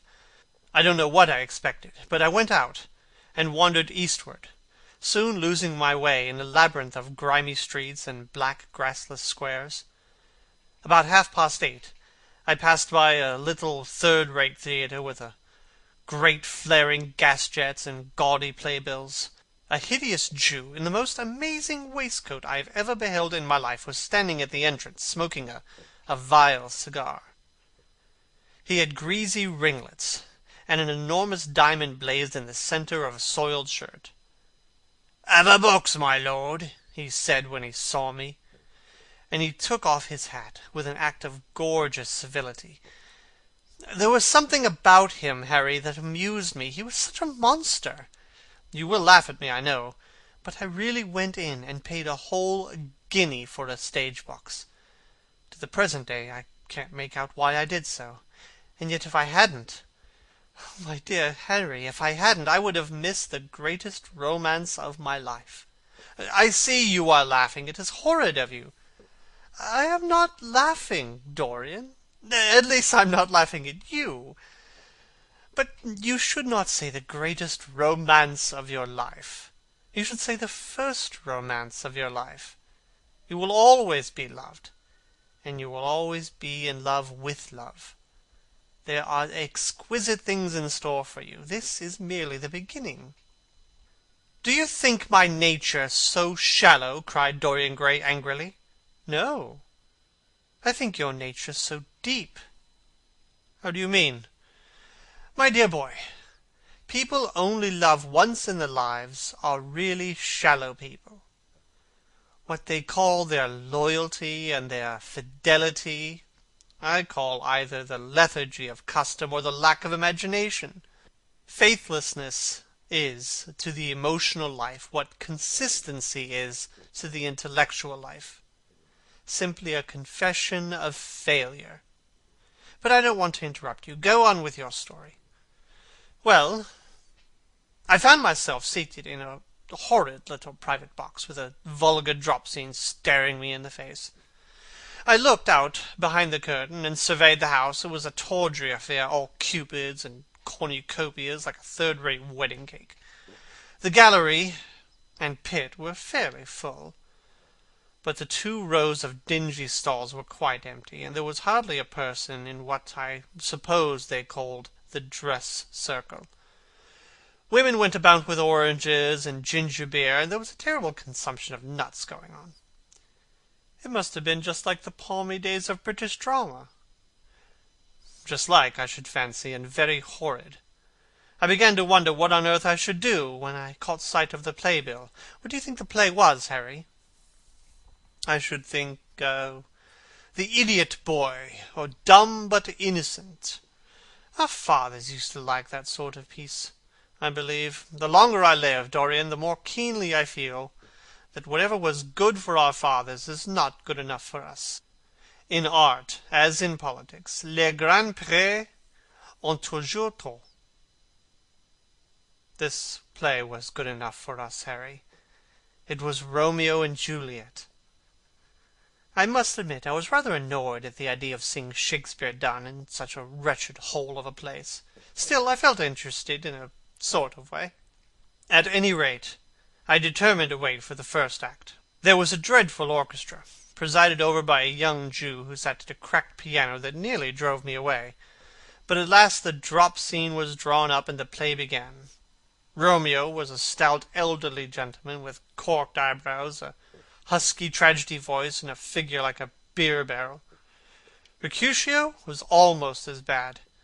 He was played by the low comedian who had introduced gags of his own and went on most familiar terms with the pit. They were as grotesque as the scenery, and that looked as if it had come out of a pantomime of 50 years ago. But Juliet? Harry, imagine a girl hardly 17 years of age, with a little flower-like face, a small Greek head with plaited coils of dark brown hair, eyes that were violet wells of passion, lips that were like the petals of a rose. She was the loveliest thing I'd ever seen in my life. You said to me once that pathos left you unmoved, but that beauty, mere beauty, could fill your eyes with tears. I tell you, Harry, I could hardly see this girl for the mist of tears that came across me. And her voice, oh, I never heard such a voice. It was very low at first, with deep, mellow notes that seemed to fall singly upon one's ear. Then it became a little louder, and sounded like a flute, or a distant hautbois. In the garden scene it had all the tremulous ecstasy that one hears just before dawn when nightingales are singing. There were moments later on when it had the wild passion of violins. You know how a voice can stir one. Your voice and the voice of Sibyl Vane are 2 things that I shall never forget. When I close my eyes, I hear them, and each one of them is saying something different. I don't know which to follow. Why should I not love her? Harry, I do love her. She is everything to me in life. Night after night I go to see her play. One evening she is Rosalind, the next she is Imogen. I have seen her die in the gloom of an Italian tomb, sucking the poison from her lover's lips. I have watched her wandering through the forest of Arden, disguised as a pretty boy in hose and doublet and dainty cap. She has been mad, and has come into the presence of a guilty king, and has given him rue to wear, with bitter herbs to taste of. She has been innocent, and the black hands of jealousy has crushed her reed-like throat. I have seen her in every age and in every costume. Ordinary women never appeal to one's imagination. They are limited to this century. No glamour ever transfigures them. One knows their minds as easily as one knows their bonnets. One can always find them. There is no mystery in one of them. They ride in the park in the morning and chatter at tea parties in the afternoon.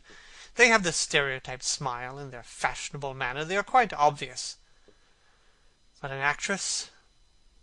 How different an actress is. Why didn't you tell me that the only thing worth loving is an actress?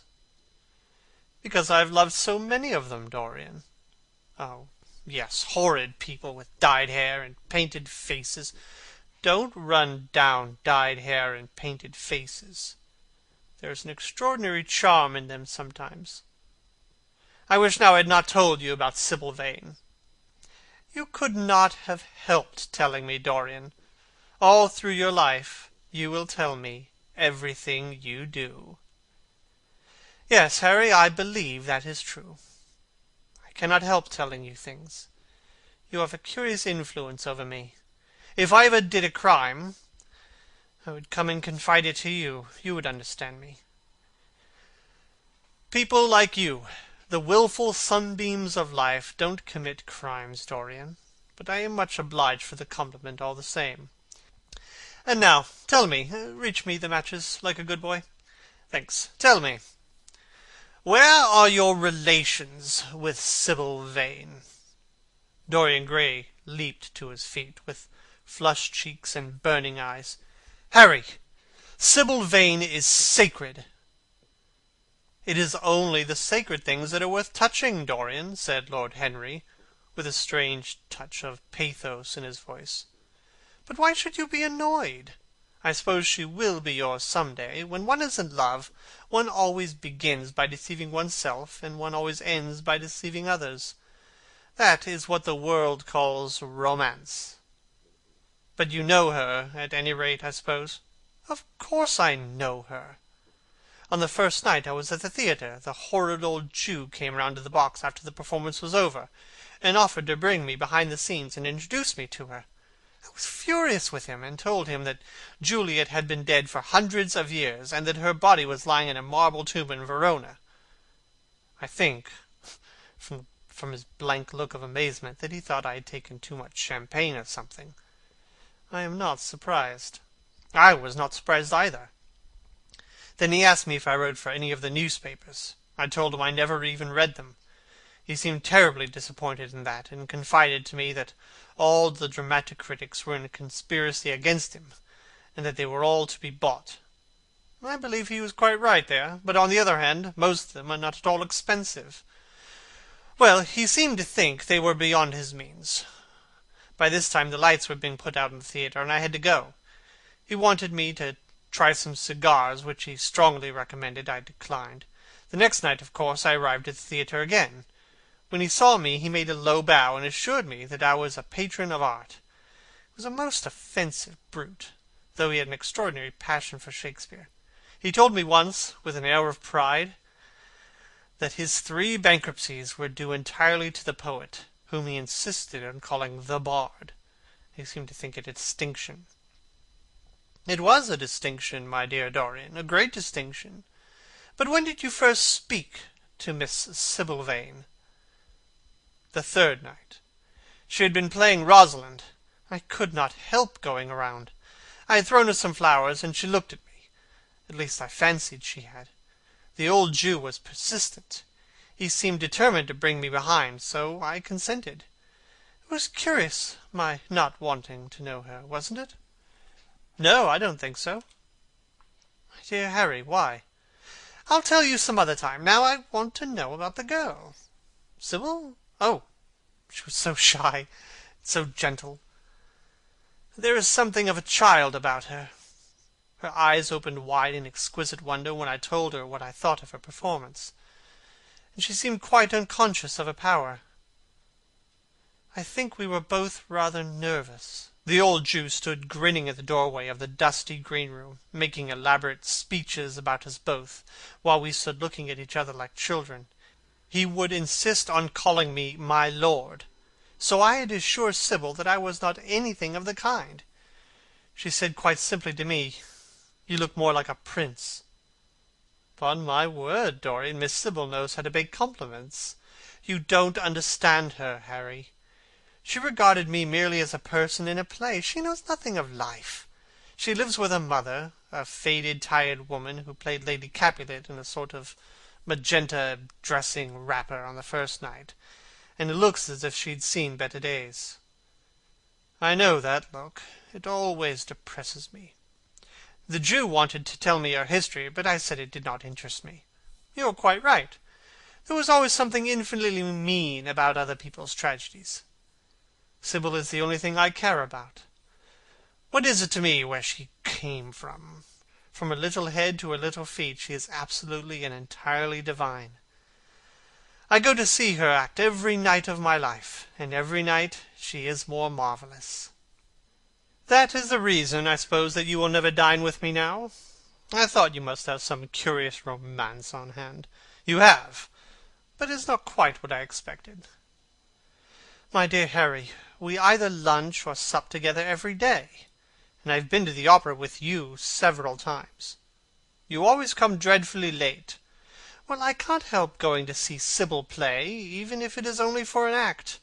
I get hungry for her presence, and when I think of the wonderful soul that is hidden away in that little ivory body, I am filled with awe. You can dine with me tonight, Dorian, can't you? He shook his head. Tonight she is Imogen, he answered. Tomorrow night she will be Juliet. When is she Sibyl Vane? Never. I congratulate you. How horrid you are! She is all the great heroines of the world in one. She is more than an individual. You laugh. But I tell you she has genius. I love her, and I must make her love me. You, who know all the secrets of life, tell me how to charm Sibyl Vane to love me. I want to make Romeo jealous. I want the dead lovers of the world to hear our laughter and grow sad. I want a breath of our passion to stir their dust into consciousness, to wake their ashes into pain. My God, Harry, how I worship her!" He was walking up and down the room as he spoke. Hectic spots of red burned on his cheeks. He was terribly excited. Lord Henry watched him with a subtle sense of pleasure. How different he was now from the shy, frightened boy he had met in Basil Hallward's studio! His nature had developed like a flower, had borne blossoms of scarlet flame. Out of its secret hiding-place had crept his soul, and desire had come to meet it on the way. "And what do you propose to do?" said Lord Henry at last. "I want you and Basil to come with me some night and see her act. I've not the slightest fear of the result. You won't be able to refuse to recognize her genius. Then we must get her out of the Jew's hands. She's bound to him for 3 years. At least 2 years and 8 months for the present time.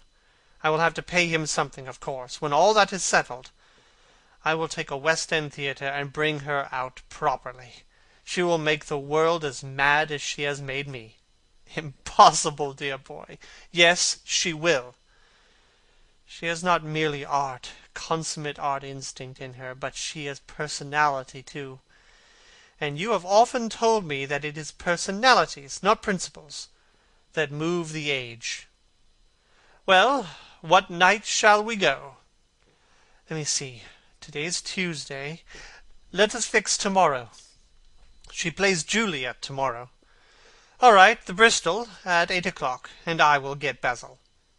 Not 8. Harry, please, 6:30. We must be there before the curtain rises. You must see her in the first act, where she meets Romeo. 6:30? What an hour! It'll be like having a meat tea. However, just as you wish. Shall you see Basil between this and then, or shall I write to him? Dear Basil, I've not laid eyes on him for a week. It is rather horrid of me, as he has sent me my portrait in the most wonderful frame designed by himself, and though I am a little jealous of it for being a whole month younger than I am, I must admit that I delight in it. Perhaps you had better write him. I don't want to see him alone. He says things that annoy me." Lord Henry smiled. "He gives you good advice, I suppose. People are always giving away things they need most themselves." "You don't mean to say that Basil has got any passion or any romance in him?" "I don't know whether he has any passion, but he certainly has romance," said Lord Henry, with an amused look in his eyes. "Has he never let you know that?" "Never. I must ask him about it. I'm rather surprised to hear it.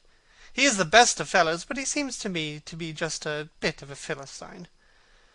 Since I've known you, Harry, I have discovered that.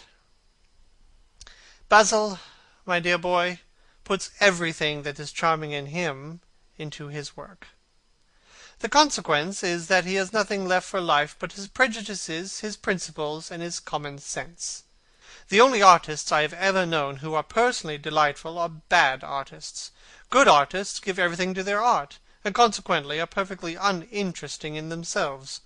A great poet, a really great poet, is the most unpoetical of all creatures, but inferior poets are absolutely fascinating. The worse their rhymes are, the more picturesque they look. The mere fact of having published a book of second-rate sonnets makes a man quite irresistible. He lives the poetry that he cannot write. The others write the poetry that they dare not realize. "I wonder, is that really so, Harry?" said Dorian Gray, putting some perfume on his handkerchief out of a small gold-topped bottle that stood on the table. "It must be, if you say so. And now I must be off. Imogen is waiting for me. And don't forget about tomorrow. Good-bye." As he left the room, Lord Henry's heavy eyelids drooped, and he began to think. Certainly few people had ever interested him so much as Dorian Gray, and yet the lad's mad adoration of someone else caused him not the slightest pang of annoyance or jealousy. He was pleased by it. It made him a more interesting study. He had always been enthralled by the methods of science, but the ordinary subject matter of science had seemed to him trivial and of no import. And so he had begun by vivisecting himself, as he had ended by vivisecting others. Human life. That appeared to him as the one thing worth investigating. There was nothing else of any value compared to it. It was true that as one watched life in its curious crucible of pain and pleasure, one could not wear over one's face a mask of glass, or keep the sulphurous fumes from troubling the brain and making the imagination turbid with monstrous fancies and misshapen dreams.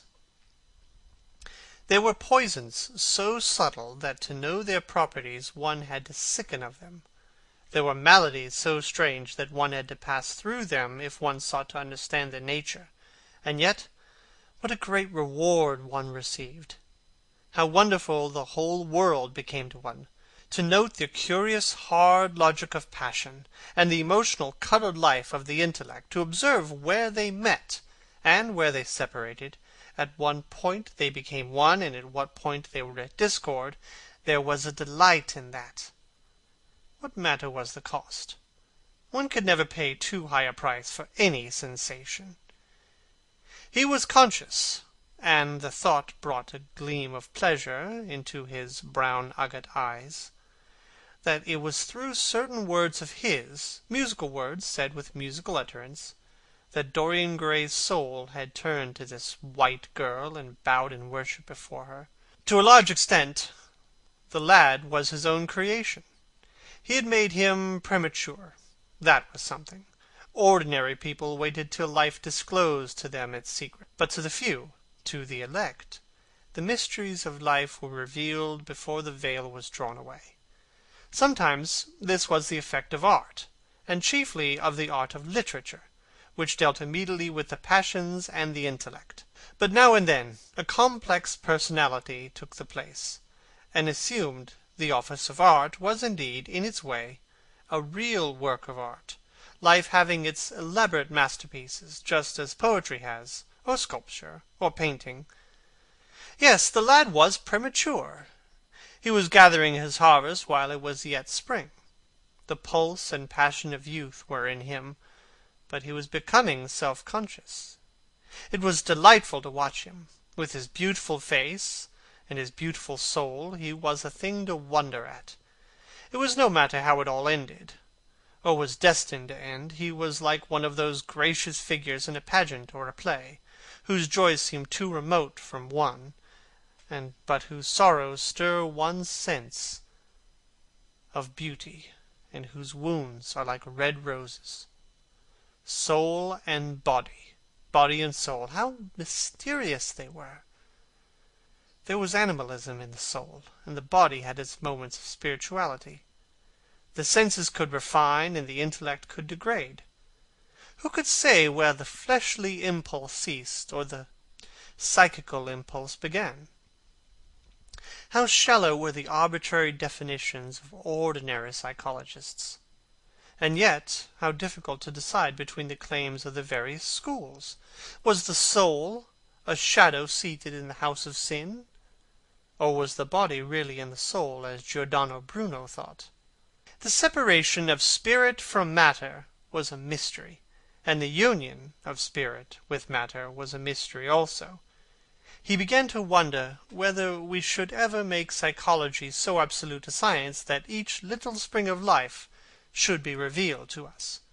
As it was, we always misunderstood ourselves, and rarely understood others. Experience was of no ethical value. It was merely the name we gave to our mistakes. Men had, as a rule, regarded it as a mode of warning, had claimed for it a certain moral efficacy in the formation of character, had praised it as something that taught us what to follow and showed us what to avoid. But there was no motive power in experience. It was as little of an active cause as conscience itself. All that it really demonstrated was that our future would be the same as our past, and that the sin we had done once, and with loathing, we would do many times with joy. It was clear to him that the experimental method was only a method by which one could arrive at any scientific analysis of the passions, and certainly Dorian Gray was a subject made to his hand, and seemed to promise rich and fruitful results. His sudden mad love for Sibyl was a psychological phenomenon of no small interest. There was no doubt that curiosity had much to do with it, curiosity and the desire for new experiences. Yet it was not a simple, but rather a very complex passion. What there was in it of the purely sensuous instinct of boyhood had been transformed by the workings of the imagination, changed into something that seemed to the boy himself to be remote from sense, and was for that very reason all the more dangerous. It was the passions about whose origin we deceived ourselves that tyrannized most strongly over us. Our weakest motives were those of whose nature we were conscious. It often happened that when we thought we were experimenting on others, we were really experimenting on ourselves. While Lord Henry sat dreaming of these things, a knock came to the door, and his valet entered, and reminded him it was time to dress for dinner. He got up, looked out onto the street. The sunset had smitten into scarlet gold the upper windows of the houses opposite. The panes glowed like glass of heated metal. The sky above was like a faded rose. He thought of Dorian Gray's young, fiery-colored life, and wondered how it was all going to end. When he arrived home, about 12:30, he saw a telegram lying on the hall table. He opened it, and found it was from Dorian. It was to tell him that he was engaged to be married to Sibyl Vane. "I suppose you have heard the news, Basil?" said Lord Henry on the following evening, as Hallward was shown into a little private room at the Bristol, where dinner had been laid for 3.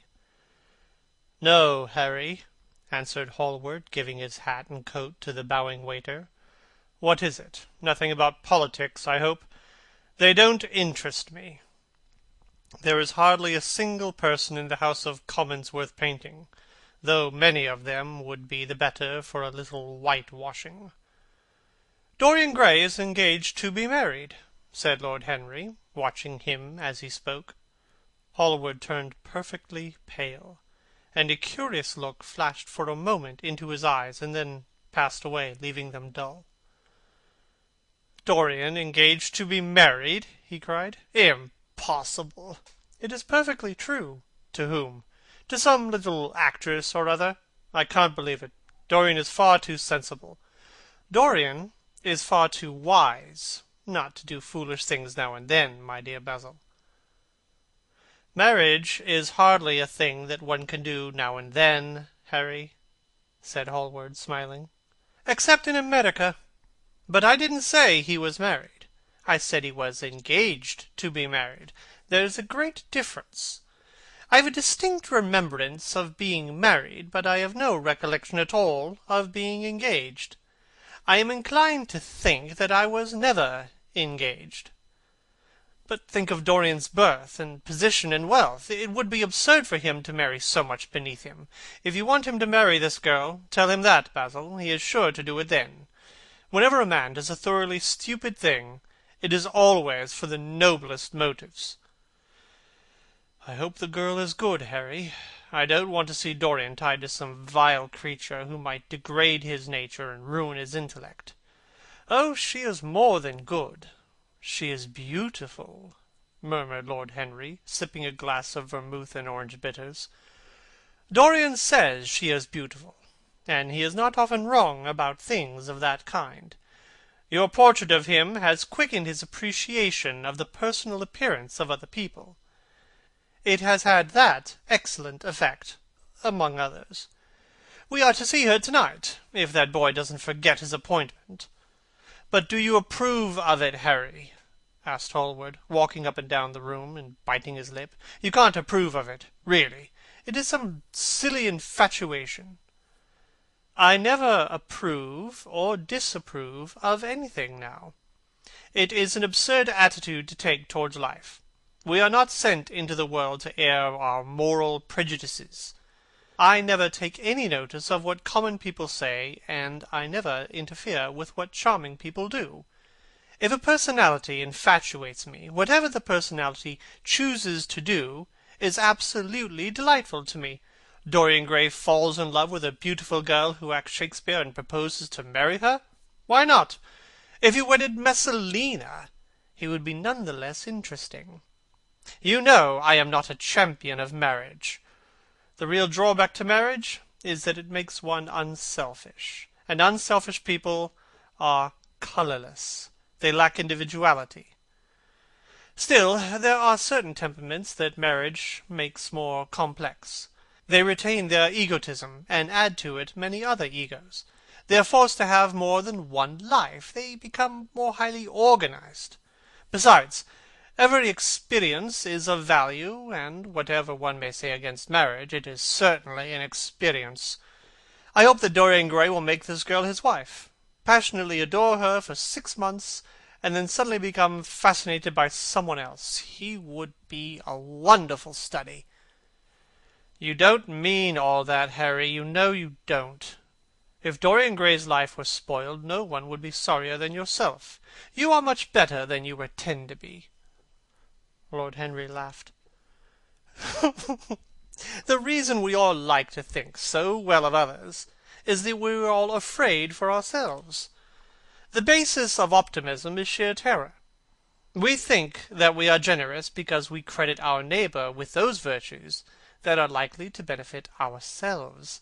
We praise the banker that we may overdraw our account, and we find good qualities in the highwayman in the hope that he may spare our pockets. I mean everything I have said. I have the greatest contempt for optimism, and as for a spoiled life, no life is spoiled, but one whose growth is arrested. If you want to mar a nature, you merely have to reform it. But here is Dorian himself. He will tell you more than I can." "Oh, my dear Harry, my dear Basil, you both must congratulate me," said the boy, throwing off his evening cape with his satin-lined wings, and shaking each of his friends by the hand in turn. "I have never been so happy. Of course it is sudden, all really delightful things are, and yet it seems to me to be the one thing I have been looking for all my life." He was flushed with excitement and pleasure, and looked extraordinarily handsome. "I hope you will always be very happy, Dorian," said Hallward, "but I don't quite forgive you for not letting me know of your engagement. You let Harry know." "And I don't forgive you for being late for dinner," broke in Lord Henry, putting his hand on the lad's shoulder and smiling as he spoke. "Come, let us sit down and try what the new chef here is like, and then you will tell us how it all came about." "There's really not much to tell," cried Dorian, as they took their seats at the small round table. "What happened was simply this. After I left you yesterday evening, Harry, I had some dinner at that curious Italian restaurant in Rupert Street you introduced me to, and went down afterwards to the theatre. Sybil was playing Rosalind. Of course the scenery was dreadful, and the Orlando absurd, but Sybil, Oh, you should have seen her. When she came on in her boy's dress, she was perfectly wonderful. She wore a moss-colored velvet jerkin with cinnamon sleeves, a slim brown cross-gartered hose, a dainty little green cap with a hawk's feather caught in her jewel, and a hooded cloak lined with dull red. She never seemed to me more exquisite. She had all the delicate grace of that Tanagra figurine that you have in your study, Basil. Her hair clustered round her face like dark leaves round a pale rose. As for her acting, well, you will see her tonight. She is simply a born artist. I sat in the dingy box absolutely enthralled. I forgot I was in London, and in the 19th century. I was away with my love in a forest that no man had ever seen. After the performance was over, I went behind and spoke to her. As we were sitting together, suddenly there came a look into her eyes that I had never seen there before. My lips moved towards hers. We kissed each other. I can't describe to you what I felt at that moment. It seemed to me that all my life had been narrowed to one perfect point of rose-colored joy. She trembled all over and shook like a white narcissus. Then she flung herself on her knees and kissed my hands. I feel that I should not tell you all of this, but I can't help it. Of course, our engagement is a dead secret. She has not even told her own mother. I don't know what my guardians will say. Lord Radley is sure to be furious. But I don't care. I shall be of age in less than a year, and then I can do what I like. I have been right, Basil, haven't I? To take my love out of poetry and to find my wife in Shakespeare's plays. Lips that Shakespeare taught to speak have whispered their secret in my ear. I have had the arms of Rosalind around me, and kissed Juliet on the mouth. Yes, Dorian, I suppose you were right, said Hallward slowly. Have you seen her today? Asked Lord Henry. Dorian shook his head. I left her in the forest of Arden. I shall find her in an orchard in Verona. Lord Henry sipped his champagne in a meditative manner. At what particular point did you mention the word marriage, Dorian? And what did she say in answer? Perhaps you forgot all about it. My dear Harry, I did not treat it as a business transaction, and I did not make a formal proposal. I told her that I loved her, and she said she was not worthy to be my wife. Not worthy! Why, the whole world is nothing to me compared to her. Women are wonderfully practical, murmured Lord Henry. Much more practical than we are. In situations of that kind, we often forget to say anything about marriage, and they always remind us. Hallward laid his hand upon his arm. Don't, Harry. You have annoyed Dorian. He is not like other men. He would never bring misery upon anyone. His nature is far too fine for that. Lord Henry looked across the table. Dorian is never annoyed with me, he answered. I ask the question for the best reason possible, for the only reason, indeed, that excuses one asking any question. Curiosity. I have a theory that it always happens that women propose to us, and not we who propose to the women, except, of course, in middle-class life.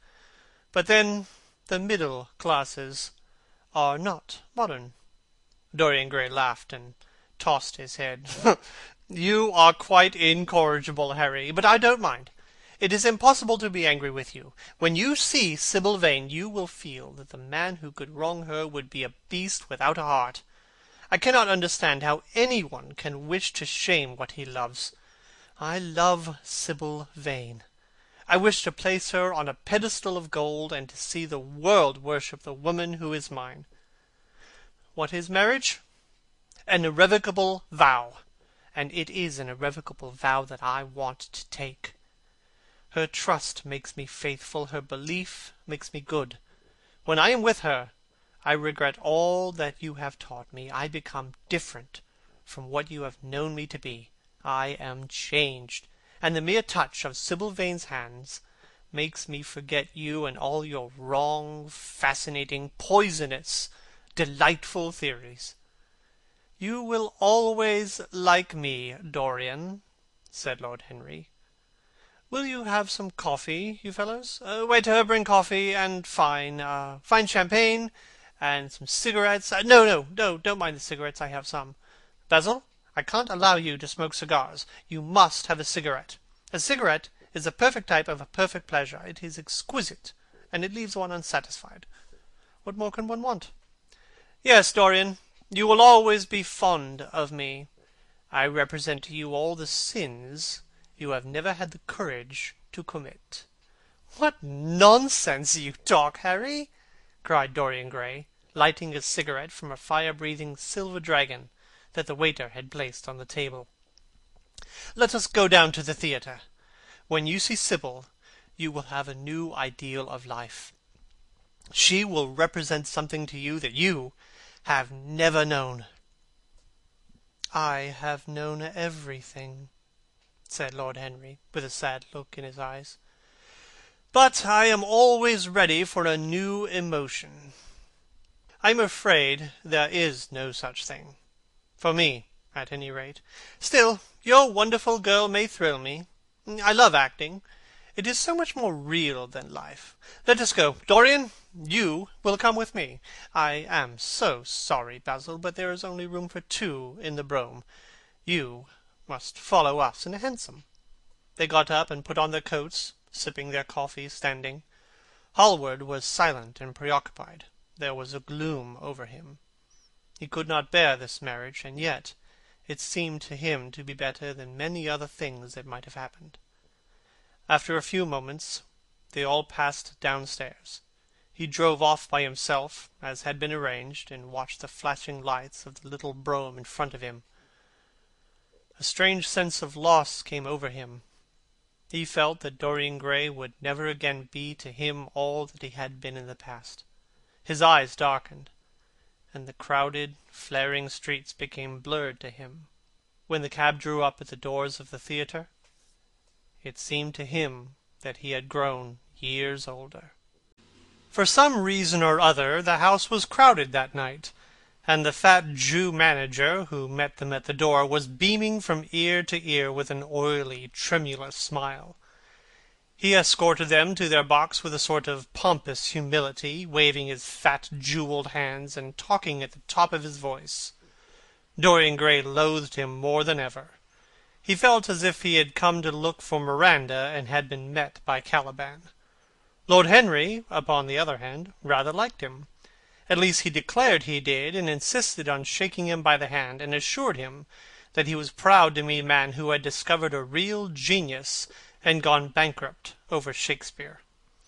Hallward amused himself with watching the faces in the pit. The heat was terribly oppressive, and the huge sunlight flamed like a monstrous dahlia with petals of fire. The youths in the gallery had taken off their coats and waistcoats and hung them over the side. They talked to each other across the theatre and shared their oranges with the tawdry painted girls who sat by them. Some women were laughing in the pit. Their voices were horribly shrill and discordant. The sound of popping corks came from the bar. "What a place to find one's divinity in!" said Lord Henry. "Yes," answered Dorian Gray. "It was here I found her, and she is divine beyond all living things. When she acts, you will forget everything. These common people here, with their coarse faces and brutal gestures, become quite different when she is on the stage. They sit silently and watch her. They weep and laugh as she wills them to. She makes them as responsive as a violin. She spiritualizes them, and one feels that they are of the same flesh and blood as oneself." "Oh, I hope not," murmured Lord Henry, who was scanning the occupants of the gallery through his opera-glass. "Don't pay any attention to him, Dorian," said Hallward. "I understand what you mean, and I believe in this girl. Any one you love must be marvellous, and any girl that has the effect you describe must be fine and noble.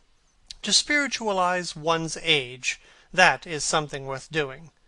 If this girl can give a soul to those who have lived without one, If she can create the sense of beauty in people whose lives have been sordid and ugly, if she can strip them of their selfishness and lend them tears for sorrows that are not their own, she is worthy of all your adoration, worthy of the adoration of the world. This marriage is quite right. I did not think so at first, but I admit it now. God made Sibyl Vane for you. Without her, you would have been incomplete." "Thanks, Basil," answered Dorian Gray, pressing his hand. "I knew that you would understand me. Harry is so cynical, he terrifies me. But here is the orchestra. It is quite dreadful, but it only lasts for about 5 minutes. Then the curtain rises, and you will see the girl to whom I am going to give all my life, to whom I have given everything that is good in me." A quarter of an hour afterwards, amidst the extraordinary turmoil of applause, Sibyl Vane stepped on to the stage. Yes, she was certainly lovely to look at, one of the loveliest creatures, Lord Henry thought, that he had ever seen. There was something of the fawn in her shy grace and startled eyes. A faint blush, like the shadow of a rose in a mirror of silver, came to her cheeks as she glanced at the crowded, enthusiastic house. She stepped back a few paces, and her lips seemed to tremble. Basil Hallward leapt to his feet and began to applaud. Dorian Gray sat motionless, gazing on her like a man in a dream. Lord Henry peered through his opera-glass, murmuring, "Charming, charming."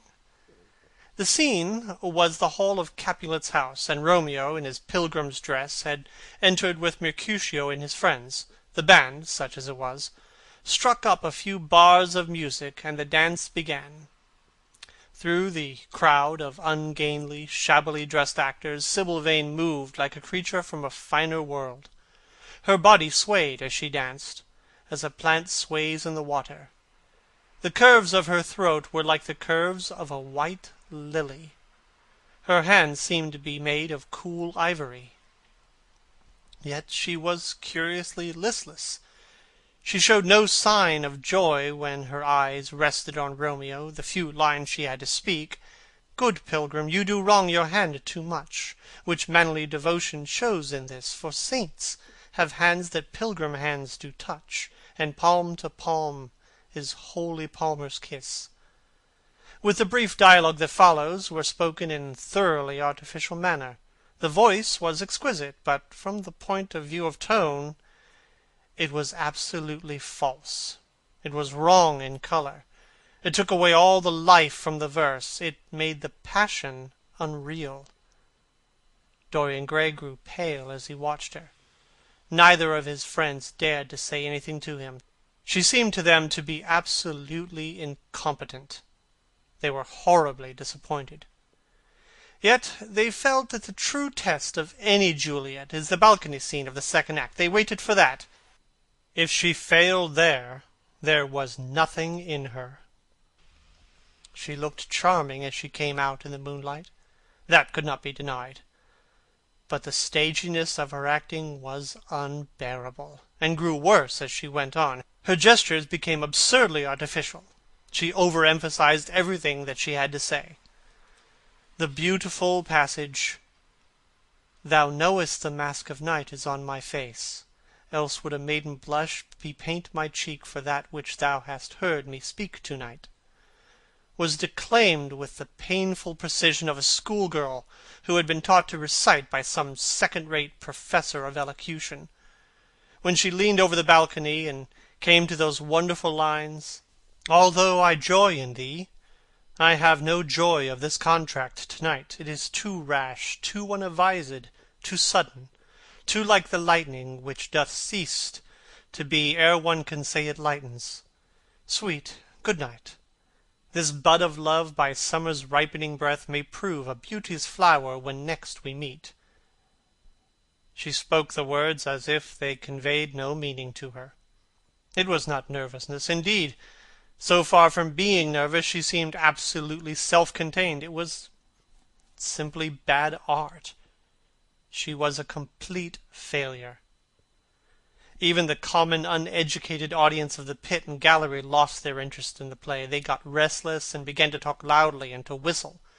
The Jew manager, who was standing at the back of the dress circle, stamped and swore with rage. The only person unmoved was the girl herself. When the second act was over, there came a storm of hisses, and Lord Henry got up from his chair and put on his coat. "She's quite beautiful, Dorian," he said, "but she can't act. Let us go." "I am going to see the play through," answered the lad in a hard, bitter voice. "I am awfully sorry that I have made you waste an evening, Harry. I apologize to both of you." "My dear Dorian, I should think Miss Vane was ill," interrupted Hallward. "We will come some other night." "I wish she was ill," he rejoined. "But she seems to me to be simply callous and cold. She has entirely altered. Last night she was a great artist. To-night she is merely a commonplace, mediocre actress." "Don't talk like that about any one you love, Dorian. Love is a more wonderful thing than art." "They are both simply forms of imitation," murmured Lord Henry. "But do let us go. Dorian, you must not stay here any longer. It is not good for one's morals to see bad acting. Besides, I don't suppose you will want your wife to act. So what does it matter if she plays Juliet like a wooden doll? She is very lovely, and if she knows as little about life as she does about acting, she will be a delightful experience. There are only two kinds of people who are really fascinating: people who know absolutely everything, and people who know absolutely nothing." "Oh, good heavens, my dear boy, don't look so tragic. The secret of remaining young is never to have an emotion that is unbecoming. Come to the club with Basil and myself. We will smoke cigarettes and drink to the beauty of Sybil Vane. She is beautiful. What more can you want?" "Please go away, Harry," cried the lad. "I really want to be alone." "Basil, you don't mind my asking you to go?" "Can't you see that my heart is breaking?" The hot tears came to his eyes. His lips trembled, and rushing to the back of the box, he leaned up against the wall, hiding his face in his hands. "Let us go, Basil," said Lord Henry, with a strange tenderness in his voice, and the two young men passed out together. A few moments afterwards the footlights flared up, and the curtain rose on the third act. Dorian Gray went back to his seat. He looked pale and proud and indifferent. The play dragged on and seemed interminable. Half the audience went out, tramping in heavy boots and laughing. The whole thing was a fiasco. The last act was played to almost empty benches. As soon as it was over, Dorian Gray rushed behind the scenes into the green room. The girl was standing alone there, with a look of triumph on her face. Her eyes were lit with an exquisite fire. There was a radiance about her. Her parted lips were smiling over some secret of their own. When he entered, she looked at him, and an expression of infinite joy came over her. "How badly I acted to-night, Dorian!" she cried. "Horribly," he answered, gazing at her in amazement. "Horribly! It was dreadful. Are you ill? You have no idea what it was. You have no idea what I suffered." The girl smiled. "Dorian," she answered, lingering on his name with a long-drawn music in her voice, as though it were sweeter than honey to the red petals of her lips. "Dorian, you should have understood. But you understand now, don't you?" "Understand what?" he asked, angrily. "Why I was so bad to-night. Why I shall always be bad. Why I shall never act well again." He shrugged his shoulders. "You are ill, I suppose. When you are ill, you shouldn't act. You make yourself ridiculous. My friends were bored. I was bored." She seemed not to listen to him. She was transfigured with joy. An ecstasy of happiness dominated her. "Dorian, Dorian!" she cried. "Before I knew you, acting was the one reality in my life. It was only in the theatre that I lived. I thought that it was all true. I was Rosalind one night and Portia the other. The joy of Beatrice was my joy, and the sorrows of Cordelia were mine also. I believed in everything. The common people who acted with me seemed to me to be godlike. The painted scenes were my world. I knew nothing but shadows, and I thought them real. You came, oh, my beautiful love, and you freed my soul from prison. You taught me what reality really is. Tonight, for the first time in my life, I saw through the hollowness, the sham, the silliness of the empty pageant in which I had always played. Tonight, for the first time, I became conscious that the Romeo was hideous and old and painted, that the moonlight in the orchard was false, that the scenery was vulgar, and that the words I had to speak were unreal, were not my words, not what I wanted to say. You had brought me something higher, something of which all art is but a reflection. You have made me understand what love really is. My love, I am sick of shadows. You are more to me than all art can ever be. What have I to do with the puppets of a play? When I came on tonight, I could not understand how it was that everything had gone from me. Suddenly, it dawned on my soul what it all meant. The knowledge was exquisite to me. I heard them hissing, and I smiled. What should they know of love? Take me away, Dorian. Take me away with you, where we can be quite alone. I hate the stage. I might mimic a passion that I do not feel, but I cannot mimic one that burns me like fire. Oh, Dorian, Dorian, you understand now what it all means? Even if I could do it, it would be profanation for me to play at being in love. You have made me see that. He flung himself down on the sofa, and turned away his face. You have killed my love, he muttered. She looked at him in wonder and laughed. He made no answer. She came across to him and stroked his hair with her little fingers. She knelt down and pressed his hands to her lips. He drew them away, and a shudder ran through him. Then he leapt up and went to the door. "Yes," he cried, "you have killed my love. You used to stir my imagination. Now you don't even stir my curiosity. You simply produce no effect. I loved you because you were wonderful, because you had genius and intellect, because you realized the dreams of great poets and gave shape and substance to the shadows of art. You've thrown it all away. You are shallow and stupid. My God, how mad I was to love you! What a fool I have been! You are nothing to me now. I will never see you again. I will never think of you. I will never mention your name. You don't know what you were to me once. Why, once... Oh, I can't bear to think of it. I wish I'd never laid eyes on you. You have spoiled the romance of my life. How little you can know of love, if you say it mars your art. What are you without your art? Nothing. I would have made you famous, splendid, magnificent. The world would have worshipped you, and you would have belonged to me. What are you now? A third-rate actress with a pretty face." The girl grew white and trembled. She clenched her hands together, and her voice seemed to catch in her throat. "You are not serious, Dorian," she murmured. "You are acting." "Acting? I leave that to you. You do it so well," he answered bitterly. She rose up from her knees, and with a piteous expression of pain in her face, came across the room to him. She put her hand on his arm and looked into his eyes. He thrust her back. "Don't touch me," he cried. A low moan broke from her, and she flung herself at his feet and lay there like a trampled flower. "Dorian, Dorian, don't leave me," she whispered. I am sorry I didn't act well. I was thinking of you all the time, but I will try. Indeed, I will try.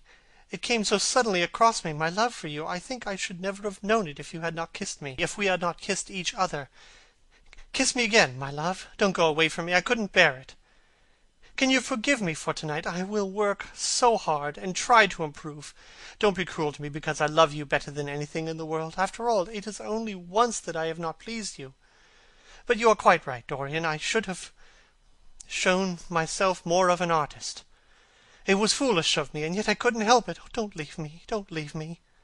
A fit of passionate sobbing choked her. She crouched on the floor like a wounded thing, and Dorian Gray, with his beautiful eyes, looked down at her, and his chiseled lips curled in exquisite disdain. There is always something ridiculous about the passions of people whom one has ceased to love. Sybil Vane seemed to him to be absurdly melodramatic. Her tears and sobs annoyed him.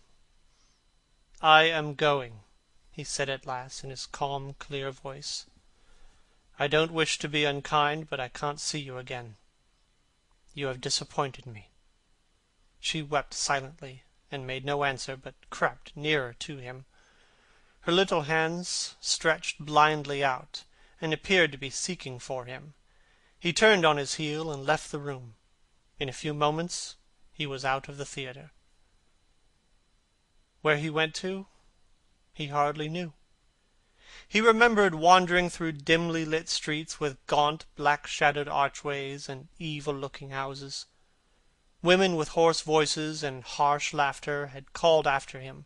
Drunkards had reeled by, cursing, and chattering to themselves like monstrous apes. He had seen grotesque children huddled upon doorsteps, and had heard shrieks and oaths from gloomy courts. When the dawn was just breaking, he found himself at Covent Garden. Huge carts filled with nodding lilies rumbled slowly down the polished, empty street. The air was heavy with perfume of the flowers, and their beauty seemed to bring him an anodyne for his pain. He followed into the market, and watched the men unloading their wagons. A white-smocked carter offered him some cherries. He thanked him, wondered why he refused to accept any money for them, and began to eat them listlessly. They had been plucked at midnight, and the coldness of the moon had entered into them. A long line of boys carrying crates of stripped tulips, and of yellow and red roses, defiled in front of him, threading their way through the huge jade-green piles of vegetables. Under the portico, with its grey sun-bleached pillars, loitered a troop of draggled, bare-headed girls, waiting for the auction to be over. After some time he hailed a hansom and drove home. He was pure opal now, and the roofs of the houses glistened like silver against it. As he was passing through the library towards the door of his bedroom, his eye fell upon the portrait Basil Hallward had painted him. He started back in surprise, and then went over to it and examined it. In the dim, arrested light that struggled through the cream-coloured silk blinds, the face seemed to him to be a little changed. The expression looked different. One would have said there was a touch of cruelty in the mouth. It was certainly curious. He turned round, and, walking to the window, drew the blinds up. The bright dawn flooded the room, and swept the fantastic shadows into dusky quarters where they lay shuddering. But the strange expression that he had noticed in the face of the portrait seemed to linger there, to be more intensified even. The quivering, ardent sunlight showed the lines of cruelty around the mouth as clearly as if he had been looking into a mirror after he had done some dreadful thing. He winced, and, taking up from the table an oval glass framed in ivory cupids that Lord Henry had given him, he glanced hurriedly into it. No line like that warped his red lips. What did it mean? He rubbed his eyes, came close to the picture, and examined it again. There were no signs of any change when he looked into the actual painting, and yet there was no doubt that the whole expression had altered. It was not a mere fancy of his own. The thing was horribly apparent. He threw himself into a chair and began to think. Suddenly there flashed across his mind what he had said in Basil Hallward's studio the day the picture had been finished. Yes, he remembered it perfectly.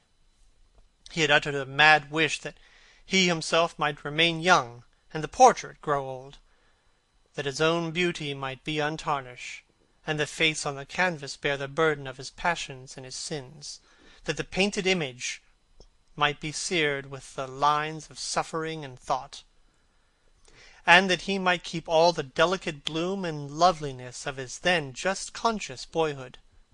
Surely his prayer had not been answered. Such things were impossible. It seemed monstrous to even think of them. And yet there was the picture before him, with a touch of cruelty in the mouth. Cruelty. Had he been cruel? It was the girl's fault, not his. He had dreamed of her as a great artist, had given his love to her because he had thought her great. Then she had disappointed him. She had been shallow and unworthy. And yet a feeling of infinite regret came over him, as he thought of her lying at his feet, sobbing like a little child. He remembered with what callousness he had watched her. Why had he been made like that? Why had such a soul been given to him? But he suffered also. During the 3 terrible hours that the play lasted, he had lived centuries of pain, aeon upon aeon of torture. His life was well worth hers. She had marred him for a moment, if he wounded her for an age. Besides, women were better suited to bear sorrow than men. They lived on their emotions. They only thought of their emotions. When they took lovers, it was merely to have someone with whom they could have scenes. Lord Henry told him that, and Lord Henry knew what women were. Why should he trouble about Sibyl Vane? She was nothing to him now. But the picture. What was he to say of that? It held the secret of his life, and told his story. It had taught him to love his own beauty. Would it teach him to loathe his own soul? Would he ever look at it again? No, it was merely an illusion wrought on the troubled senses. The horrible night that he had passed had left phantoms behind it. Suddenly there had fallen upon his brain that tiny scarlet speck that makes men mad. The picture had not changed. It was folly to think so. Yet it was watching him, with its beautiful marred face and its cruel smile. Its bright hair gleamed in the early sunlight. Its blue eyes met his own. A sense of infinite pity, not for himself, but for the painted image of himself, came over him. It had altered already, and would alter more. Its gold would wither into gray. Its red and white roses would die. For every sin that he committed, a stain would fleck and wreck its fairness. But he would not sin. The picture, changed or unchanged, would be to him the visible emblem of conscience. He would resist temptation. He would not see Lord Henry any more, would not, at any rate, listen to those subtle poisonous theories that in Basil Hallward's garden had first stirred within him the passion for impossible things. He would go back to Sibyl Vane, make her amends, marry her, try to love her again. Yes, it was his duty to do so. She must have suffered more than he did, poor child. He had been selfish and cruel to her. The fascination that she had exercised over him would return. They would be happy together. His life, with her, would be beautiful and pure. He got up from his chair, and drew a large screen right in front of the portrait, shuddering as he glanced at it. How horrible! He murmured to himself, and he walked across to the window and opened it. When he stepped out onto the grass, he drew a deep breath. The fresh morning air seemed to drive away all his sombre passions. He thought only of Sibyl Vane. A faint echo of his love came back to him. He repeated her name over and over again. The birds that were singing in the dew-drenched garden seemed to be telling the flowers about her. It was long past noon when he awoke. His valet had crept several times into the room on tiptoe to see if he was stirring, and had wondered what made his young master sleep so late. Finally his bell sounded, and Victor came in softly with a cup of tea and a pile of letters on a small tray of gold Sèvres china, and drew back the olive satin curtains with their shimmering blue lining that hung in front of the 3 tall windows. "Monsieur has slept well this morning," he said, smiling. "What o'clock is it, Victor?" asked Dorian Gray sleepily. 1 hour and a quarter, monsieur." How late it was! He sat up, and, having sipped some tea, turned over his letters. One was from Lord Henry, and had been brought by hand that morning. He hesitated for a moment, then put it aside. The others he opened listlessly. They contained the usual collection of cards, invitations to dinner, tickets for private views, programs of charity concerts, and the like, that are showered on fashionable young men every morning during the season. There was a rather heavy bill for a chased silver Louis Quinze toilet set that he had not yet had the courage to send on to his guardians, who were extremely old-fashioned people and did not realize that we live in an age when only unnecessary things are absolutely necessary to us. And there were several very courteously worded communications from German street money-lenders offering to advance any sum of money at a moment's notice, and at the most reasonable rates of interest. After about 10 minutes he got up, and, throwing on an elaborate dressing-gown, passed into the onyx-paved bathroom. The cool water refreshed him after his long sleep. He seemed to have forgotten all that he had gone through.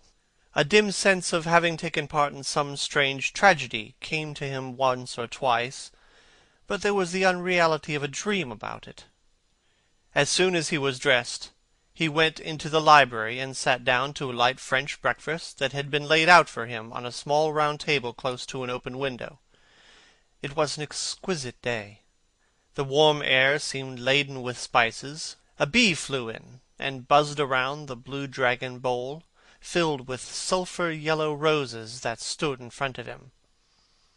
He felt perfectly happy. Suddenly his eye fell on the screen that he had placed in front of his portrait, and he started. "Too cold, monsieur?" asked his valet, putting an omelette on the table. "I shut the window?" Dorian shook his head. "I am not cold," he murmured. Was it all true? Had the portrait really changed? Or had it been simply his own imagination that had made him see a look of evil where there had been a look of joy? Surely a painted canvas could not alter. The thing was absurd. It would serve as a tale to tell Basil some day. It would make him smile. And yet how vivid was his recollection of the whole thing! First in the dim twilight, then in the bright dawn, he had seen the touch of cruelty in the warped lips. He almost dreaded his valet leaving the room. He knew that when he was alone he would have to examine the portrait. He was afraid of certainty.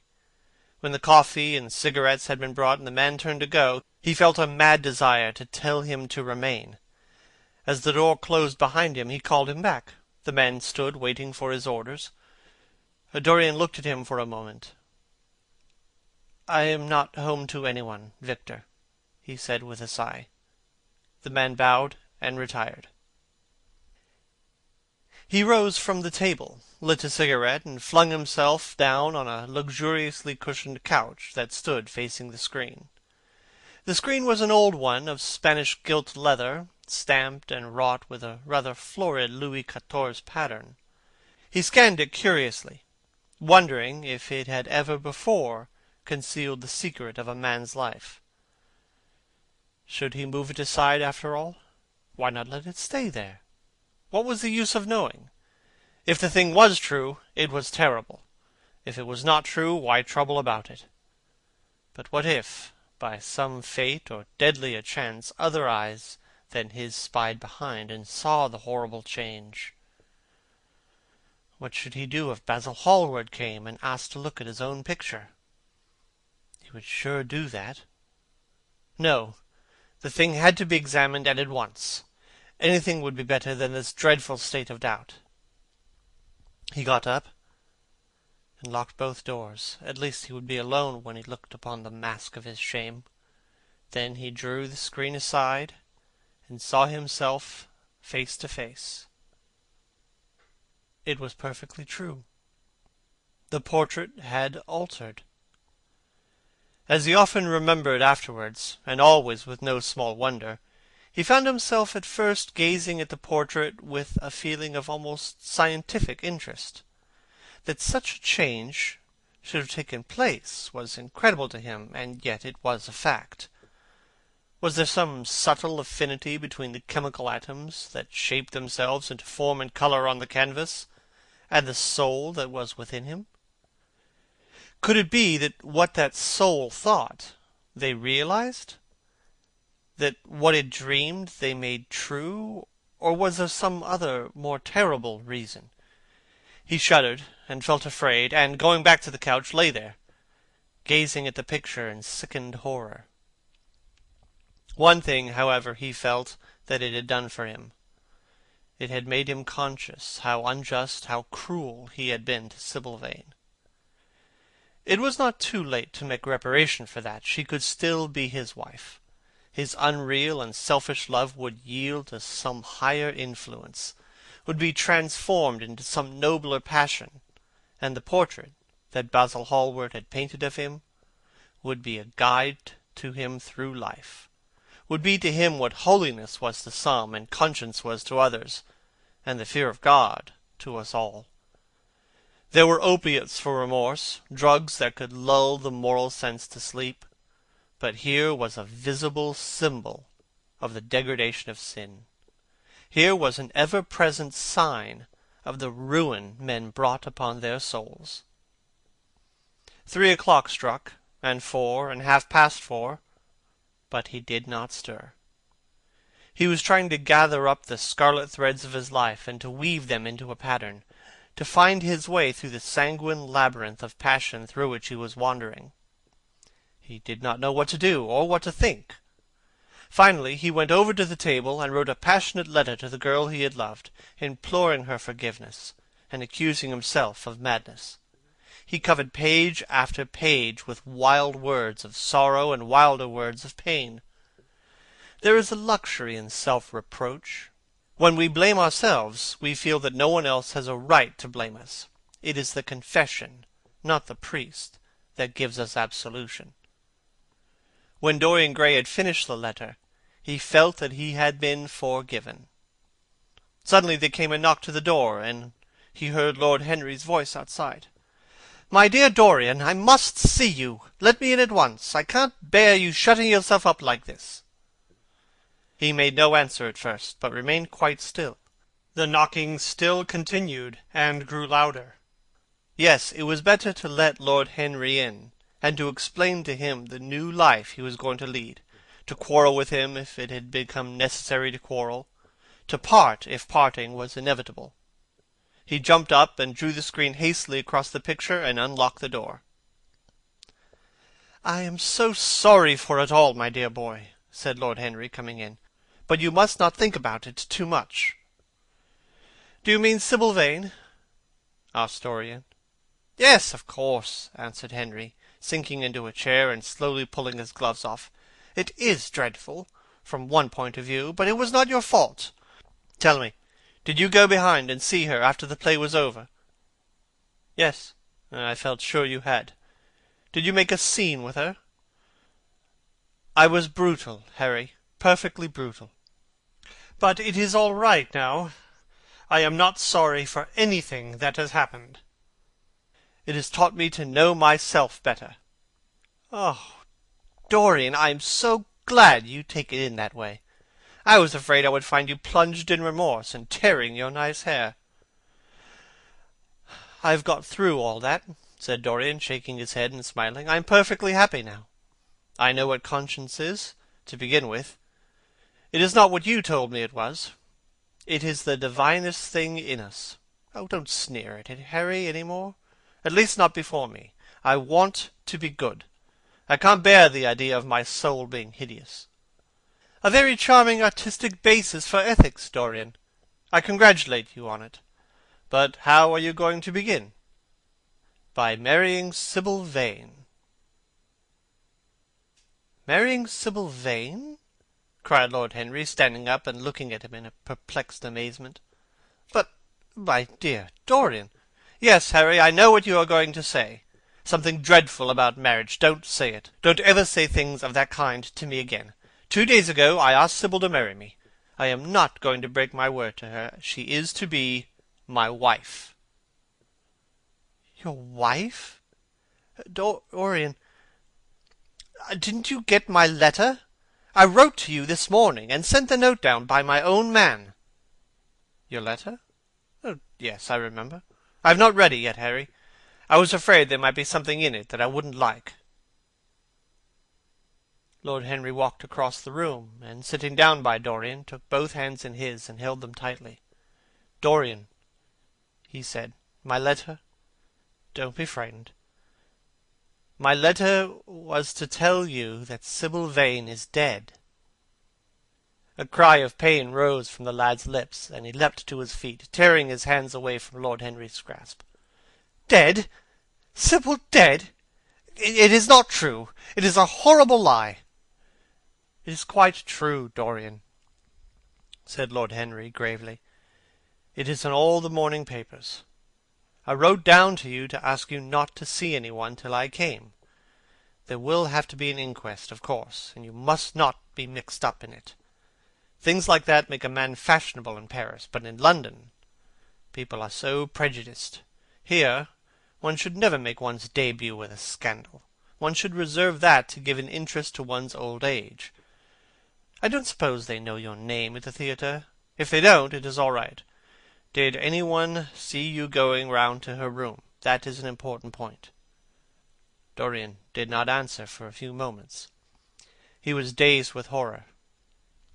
Finally he murmured in a stifled voice, "Harry, did you say an inquest?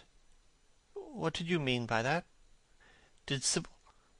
Oh, Harry, I can't bear it. But be quick. Tell me everything at once." "I have no doubt that it was not an accident, Dorian, though it must be put in that way to the public. As she was leaving the theatre with her mother, about 12:30 or so, she said she had forgotten something upstairs. They waited some time for her, but she did not come down again. They ultimately found her lying dead on the floor of her dressing-room. She had swallowed something by mistake, some dreadful thing they use at theatres. I don't know what it was, but it was either prussic acid or white lead in it. I should fancy it was prussic acid, as she seems to have died instantaneously. It is very tragic, of course, but you must not get yourself mixed up in it. I see by the Standard that she was 17. I should have thought she was almost younger than that. She looked such a child, and seemed to know so little about acting.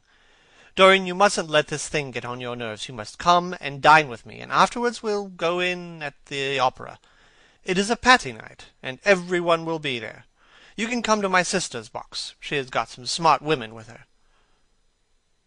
"So I have murdered Sybil Vane," said Dorian Gray, half to himself.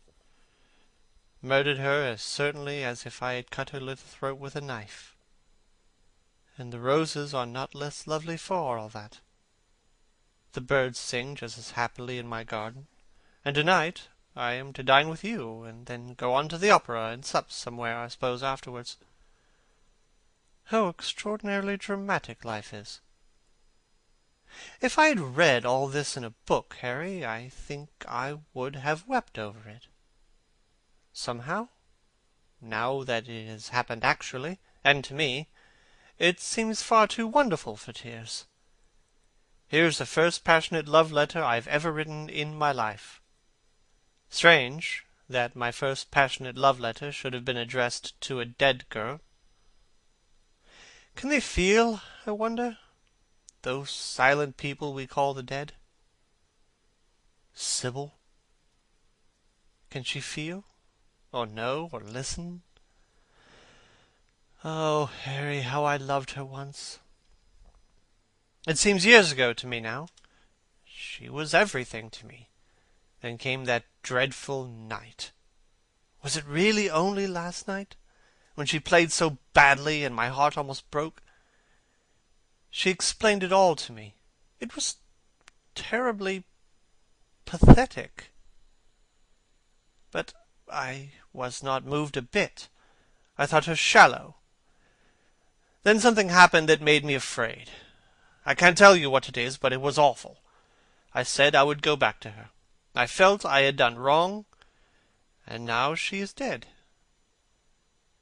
My God, but Harry, what shall I do? You don't know the danger I am in, and there is nothing to keep me straight. She would have done that for me. She had no right to kill herself. It was selfish of her. My dear Dorian, the only way a woman can ever reform a man is by boring him so completely that he loses all interest in life. If you had married this girl, you would have been wretched. Of course you would have treated her kindly. One can always be kind to people about whom one cares nothing. But she would have soon found out that you were absolutely indifferent to her, and when a woman finds that out about her husband, she either becomes dreadfully dowdy, or wears some very smart bonnets that some other woman's husband has to pay for. I say nothing about the social mistake, but I assure you that in any case the whole thing would have been an absolute failure. I suppose it would, muttered the lad, walking up and down the room, and looking horribly pale. But I thought it was my duty. It is not my fault that this terrible tragedy had prevented my doing what was right. I remember your saying once that there is a fatality about good resolutions, that they are always made too late. Mine certainly were. Good resolutions are simply a useless attempt to interfere with scientific laws. Their origin is pure vanity. Their result is absolutely nil. They give us, now and then, some of those luxurious, sterile emotions that have a certain charm for us. That is all that can be said for them. Harry, cried Dorian Gray, coming over and sitting down beside him, why is it that I cannot feel this tragedy as much as I want to?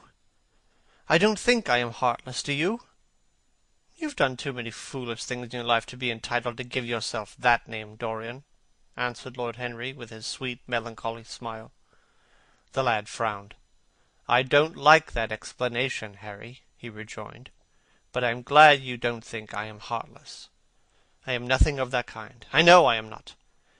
And yet I must admit that this thing that has happened does not affect me as it should. It seems to me to be simply like a wonderful ending to a wonderful play. It is all the terrible beauty of a great tragedy, a tragedy in which I took part, but by which I have not been wounded. It is an interesting question, said Lord Henry, who found an exquisite pleasure in playing on the lad's unconscious egotism. An extremely interesting question. I fancy that the explanation is this. It often happens that the real tragedies of life occur in such an inartistic manner that they hurt us by their cruel violence, their absolute incoherence, their absurd want of meaning, their entire lack of style. They affect us just as vulgarity affects us. They give us an impression of sheer brute force, and we revolt against that. Sometimes, however, a tragedy that has artistic elements of beauty crosses over our lives. If these elements of beauty are real, the whole thing simply appeals to our sense of dramatic effect. Suddenly, we find that we are no longer the actors, but the spectators of the play. Or rather, we are both. We watch ourselves, and the mere wonder of the spectacle enthralls us. In the present case, what is it that has really happened? Someone has killed herself for love of you. I wish I had ever had such an experience. It would have made me in love with love for the rest of my life.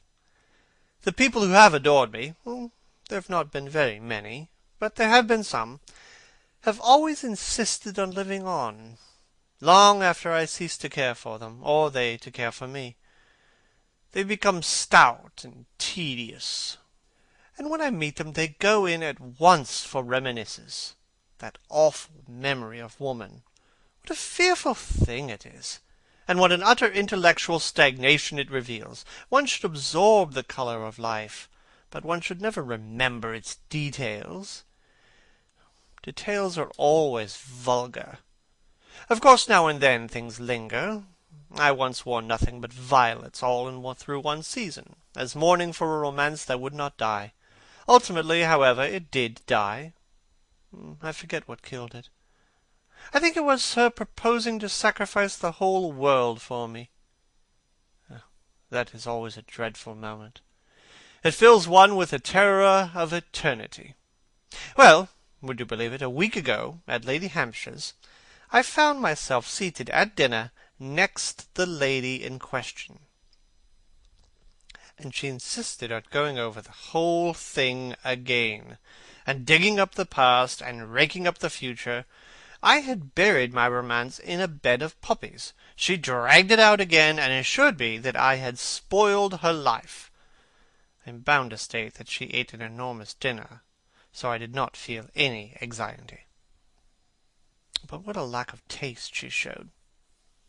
The one charm of the past is that it is the past. But women never know when the curtain has fallen. They always want a sixth act, and as soon as the interest of the play is entirely over, they propose to continue it. If they were allowed to have their way, every comedy would have a tragic ending, and every tragedy would culminate in a farce. They are charmingly artificial, but they have no sense of art. You are more fortunate than I am. I assure you, Dorian, that not one of the women I have known would have done for me what Sibyl Vane did for you. Ordinary women always console themselves. Some of them do it by going in for sentimental colours. Never trust a woman who wears mauve, whatever her age may be, or a woman over 35 who is fond of pink ribbons. It always means they have a history. Others find a great consolation in suddenly discovering the good qualities of their husbands. They flaunt their conjugal felicity in one's face, as if it was the most fascinating of sins. Religion consoles some. Its mysteries have all the charm of a flirtation, a woman once told me. I can quite understand it. Besides, nothing makes one so vain as being told that one is a sinner. There is really no end to the consolations that women find in modern life. Indeed, I have not mentioned the most important one of all. What is that, Harry? Said Dorian listlessly. Oh, the obvious one. Taking someone else's admirer when one loses one's own. In good society, that always whitewashes a woman. But really, Dorian, how different Sibyl Vane must have been from all the women one meets. There is something to me quite beautiful about her death. I'm glad I'm living in a century when such wonders happen. They make one believe in the reality of the things that shallow, fashionable people play with, such as romance, passion, and love. I was terribly cruel to her. You forget that. I believe that women appreciate cruelty more than anything else. They have wonderfully primitive instincts. We have emancipated them, but they remain slaves looking for their masters all the same. They love being dominated. I'm sure you were splendid. I've never seen you angry, but I can fancy how delightful you looked.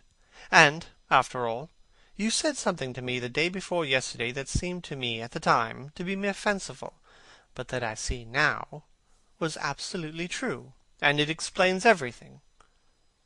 What was that, Harry? You said to me that Sibyl Vane represented to you all the heroines of romance.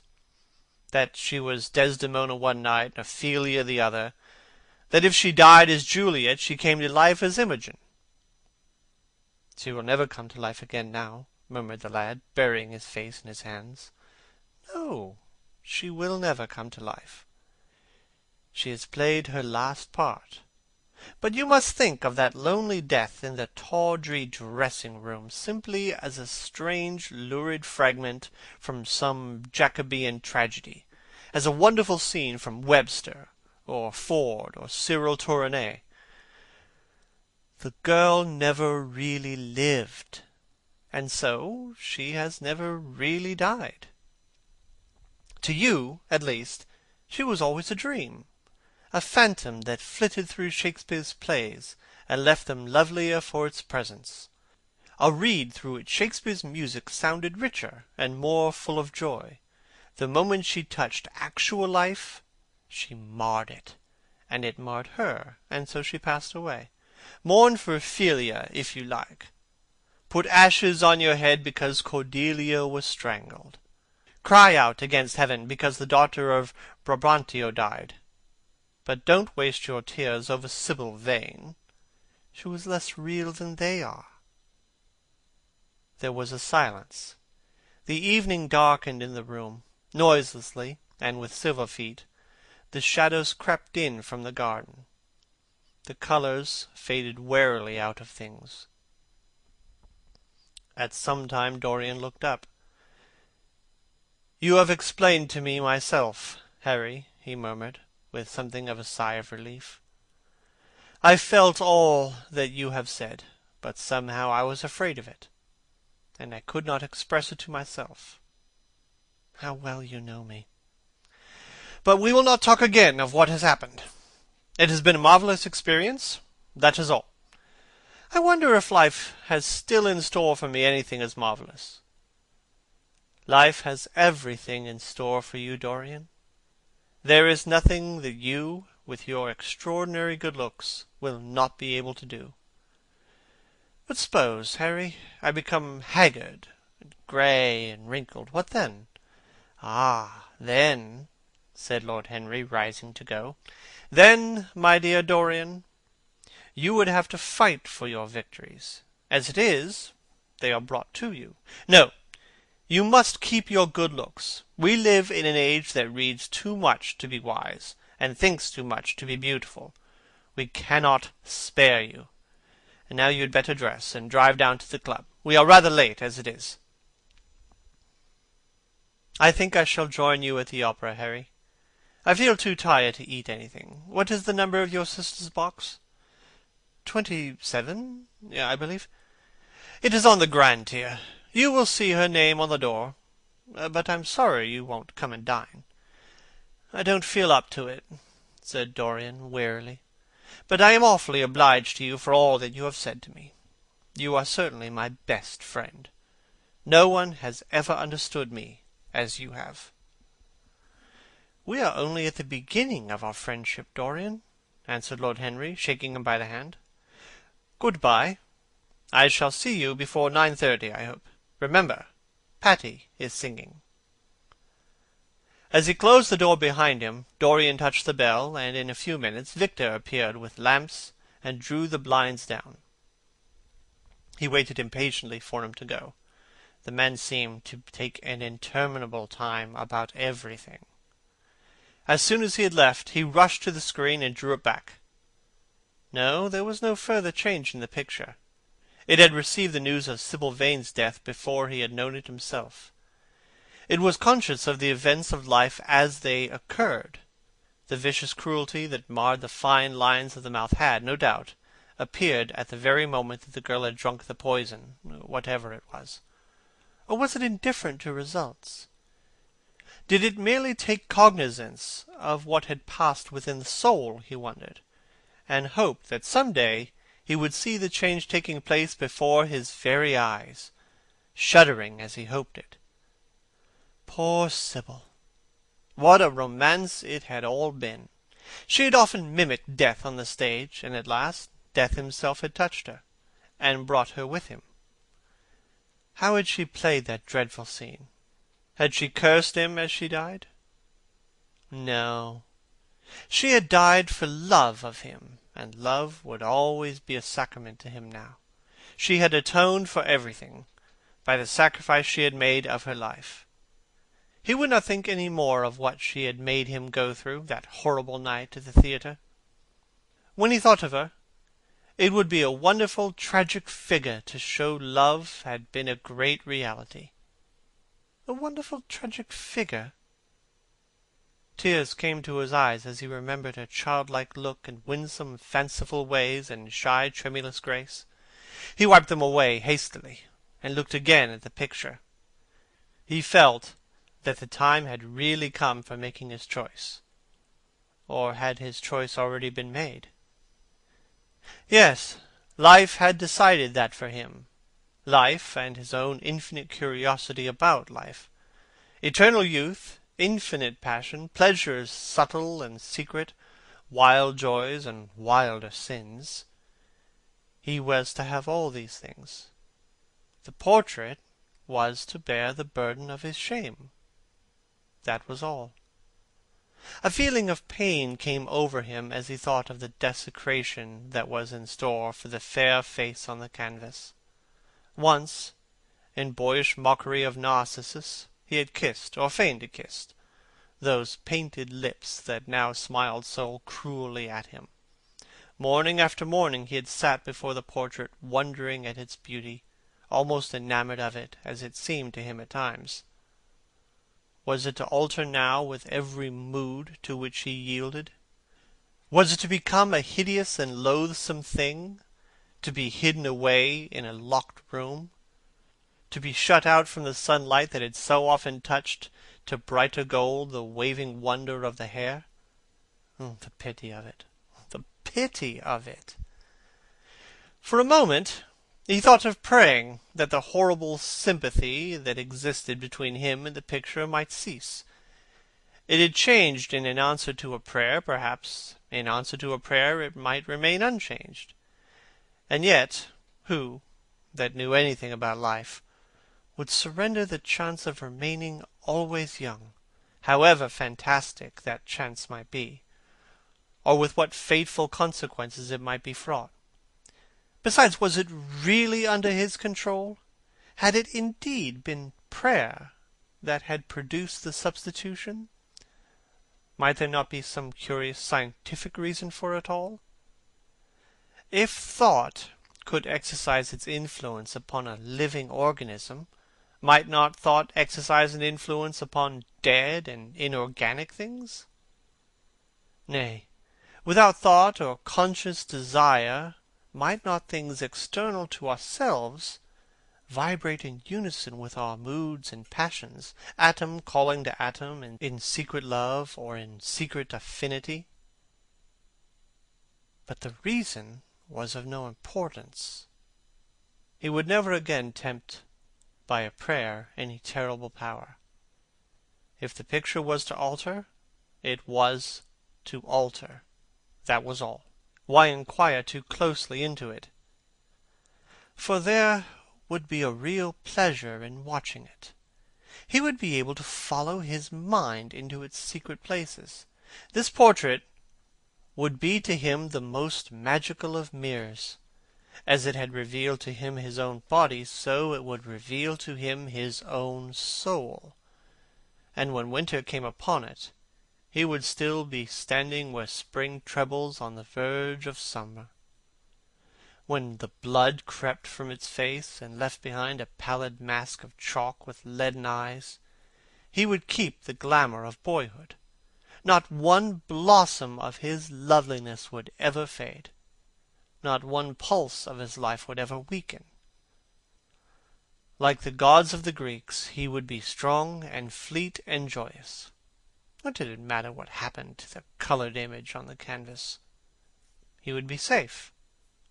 That was everything. He drew the screen back into its former place in front of the picture, smiling as he did so, and passed into his bedroom, where his valet was already waiting for him. An hour later he was at the opera, and Lord Henry was leaning over his chair. As he was sitting at breakfast next morning, Basil Hallward was shown into the room. "I am so glad that I have found you, Dorian," he said gravely. "I called last night, and they told me you were at the opera. Of course I knew that was impossible. But I wish you had left word where you had really gone to. I passed a dreadful evening, half afraid that one tragedy might be followed by another. I think you might have telegraphed for me when you heard of it first. I read of it quite by chance in the late edition of the Globe that I picked up at the club. I came here at once, and was miserable at not finding you. I can't tell you how heartbroken I am about the whole thing. I know what you must suffer. But where were you? Did you go down and see the girl's mother? For a moment I thought of following you there.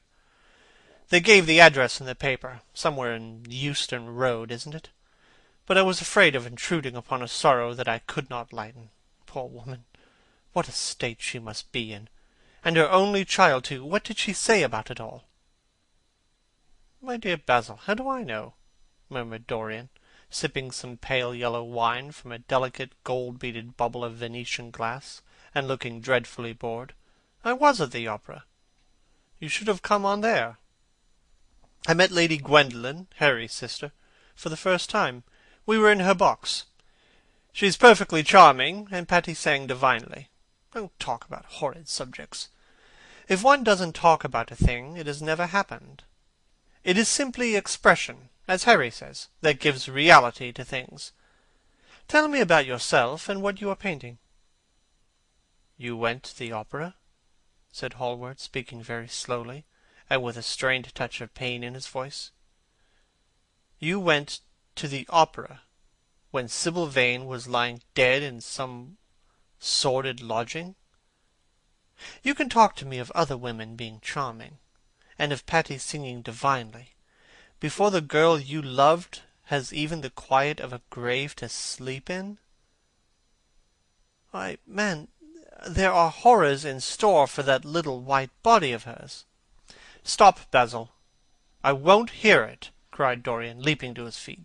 "You must not tell me those things. What is done is done. What is past has passed." "You call yesterday the past. What has the actual lapse of time got to do with it? It is only shallow people who require years to get rid of an emotion. A man who is master of himself can end a sorrow as easily as he can invent a pleasure. I don't want to be at the mercy of my emotions. I want to use them, to enjoy them, and to dominate them. Dorian, this is horrible. Something has changed you completely. You look exactly the same wonderful boy who used to come down to my studio day after day to sit for his picture, but you were simple, natural, and affectionate then. You were the most unspoiled creature in the whole world. Now, I don't know what has come over you. You talk as if you had no heart, no pity in you. It is all Harry's influence, I can see that." The lad flushed up, and, going to the window, looked out on the green flickering garden for a few moments. "I owe a great deal to Harry, Basil," he said at last. "More than I owe you. You only taught me to be vain.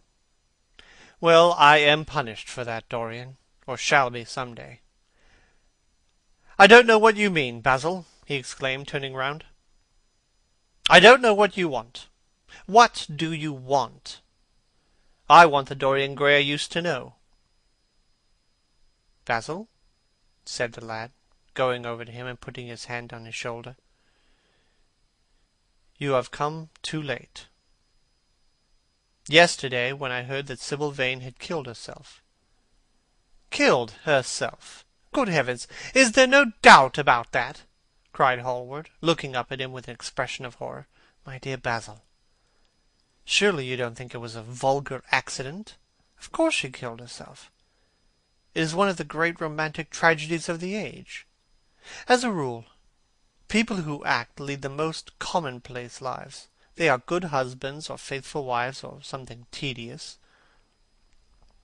You know what I mean. Middle-class virtue, and all that kind of thing. How different Sibyl was! She lived her finest tragedy. She was always a heroine. The night she played, the night you saw her, she acted badly because she had known the reality of love. When she knew its unreality, she died, as Juliet might have died. She passed into the sphere of art. There is something of the martyr about her. Her death has all the pathetic uselessness of martyrdom, all its wasted beauty. But, as I was saying, you must not think I have not suffered. If you had come in yesterday at a particular moment, about 5:30, perhaps, or 5:45, you would have found me in tears. Even Harry, who was here, who brought me the news, in fact, had no idea what I was going through. I suffered immensely. Then it passed away. I cannot repeat an emotion. No one can, except sentimentalists. And you are awfully unjust, Basil. You come down here to console me. That is charming of you. You find me consoled, and you are furious. Oh, like a sympathetic person. You remind me of a story Harry told me about a certain philanthropist who spent 20 years of his life in trying to get some grievance redressed, or some unjust law altered. I forget exactly what it was. Finally, he succeeded, and nothing could exceed his disappointment. He had absolutely nothing to do, almost died of ennui, and became a confirmed misanthrope. And besides, my dear old Basil, if you really want to console me, teach me rather to forget what has happened, or to see it from a proper artistic point of view. Was it not Gautier who used to write about la consolation des arts? I remember picking up a little vellum-coloured book in your studio one day, and chancing on that delightful phrase. Well, I am not like that young man you told me of when we were down at Marlow together, the young man who used to say that yellow satin could console one for all the miseries of life. I love beautiful things that one can touch and handle. Old brocades, green bronzes, lacquer work, carved ivories, exquisite surroundings, luxury, pomp. There is much to be gotten from all of these. But the artistic temperament that they create, or at any rate reveal, is still more to me. To become the spectator of one's own life, as Harry says, is to escape the suffering of life. I know you are surprised at my talking to you like this. You have not realized how I have developed. I was a schoolboy when you knew me. I am a man now. I have new passions, new thoughts, new ideas. I am different. But you must not like me less. I am changed, but you must always be my friend. Of course, I am very fond of Harry, but I know that you are better than he is. You are not stronger, or too much afraid of life, but you are better. And how happy we used to be together. Don't leave me, Basil, and don't quarrel with me. I am what I am. There is nothing more to be said. Hallward felt strangely moved. Rugged and straightforward as he was, there was something in his nature that was purely feminine in its tenderness. The lad was infinitely dear to him, and his personality had been the great turning point of his art. He could not bear the idea of reproaching him any more. After all, his indifference was probably merely a mood that would pass away. There was so much in him that was good, so much in him that was noble. "Well, Dorian," he said at length, with a sad smile, "I won't speak to you again about this horrible thing, after to-day. I only trust your name won't be mentioned in connection with it. The inquest is to take place this afternoon. Have they summoned you?" Dorian shook his head, and a look of annoyance passed over his face at the mention of the word inquest. There was something so crude and vulgar about everything of the kind. "They don't know my name," he answered. "But surely she did." "Only my Christian name, and that I am quite sure she never mentioned anyone. She told me once that they were all rather curious to learn who I was, and that she invariably told them my name was Prince Charming. It was very pretty of her. You must do me a drawing of her, Basil. I should like to have something more of her than the memory of a few kisses and some broken, pathetic words." "I will try and do something, Dorian, if it would please you. But you must come and sit to me yourself again. I can't get on without you." "I will never sit to you again, Basil. It is impossible," he exclaimed, starting back. Hallward stared at him. "My dear boy, what nonsense!" he cried. "Do you mean to say you don't like what I did of you? Where is it? Why have you pulled that screen in front of it? Oh, let me look at it. It is the best thing I have ever painted. Do take that screen away, Dorian. It is simply horrid of your servant hiding my work like that. I felt that the room looked different as I came in." "My servant has nothing to do with it, Basil. You don't imagine I let him arrange my room for me? He settles my flowers for me sometimes, that is all. No, I did it myself. The light was too strong on the portrait." "Too strong?" Impossible, my dear fellow. It is an admirable place for it. Let me see it." And Hallward walked towards the corner of the room. A cry of terror broke from Dorian Gray's lips, and he rushed between Hallward and the screen. "Basil," he said, looking very pale, "you must not look at it. I don't wish you to. Not look at my own work." "You're not serious. Why shouldn't I look at it?" exclaimed Hallward, laughing. "If you try to look at it, Basil, on my word of honor, I will never speak to you again as long as I live. I am quite serious.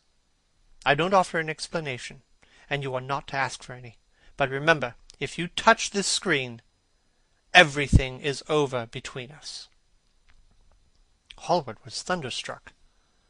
He looked at Dorian in absolute amazement. He had never seen him like this before. The lad was absolutely pallid with rage. His hands were clenched, and the pupils of his eyes were like disks of blue fire. He was trembling all over. "Dorian?" "Don't speak!" "But what is the matter?" "Of course I won't look at it if you don't want me to," he said rather coldly, turning on his heel and going over towards the window. "But really it seems rather absurd that I shouldn't see my own work, especially as I'm going to exhibit it in Paris in the autumn. I should probably have to give it another coat of varnish before that, so I must see it some day. And why not today?" "To exhibit it?" "You want to exhibit it?" exclaimed Dorian Gray, a strange sense of terror creeping over him. Was the world going to be shown his secret? Were people to gape at the mystery of his life? That was impossible. Something, he did not know what, had to be done at once. "Yes. I don't suppose you will object to that.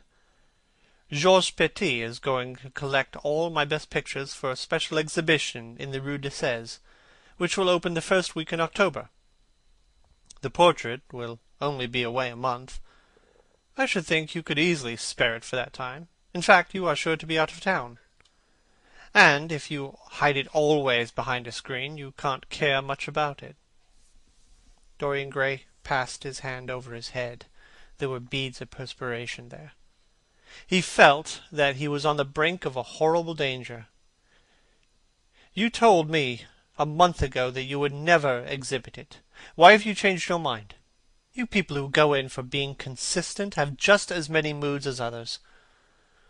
The only difference is that your moods are rather meaningless.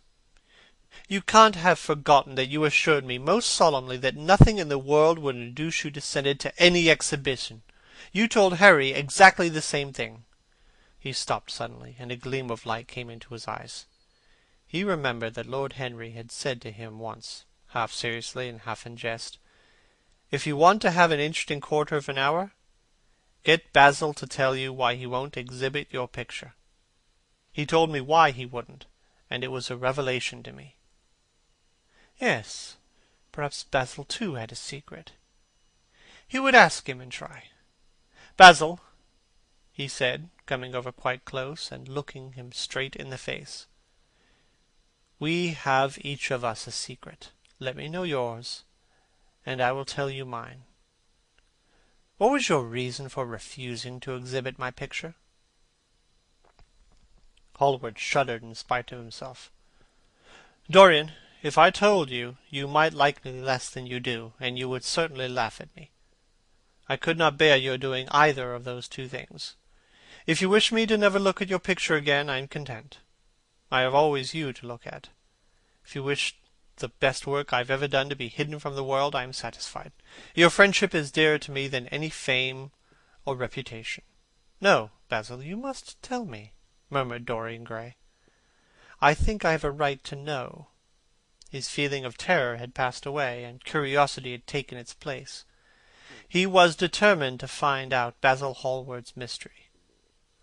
"Let us sit down, Dorian," said Hallward, looking pale and pained. "Let us sit down.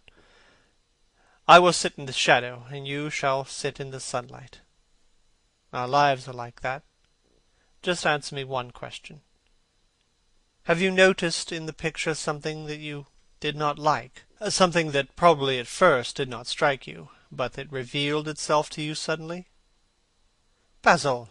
cried the lad, clutching the arms of his chair with trembling hands, and gazing at him with wild, startled eyes. "I see you did. Don't speak. Wait till you hear what I have to say.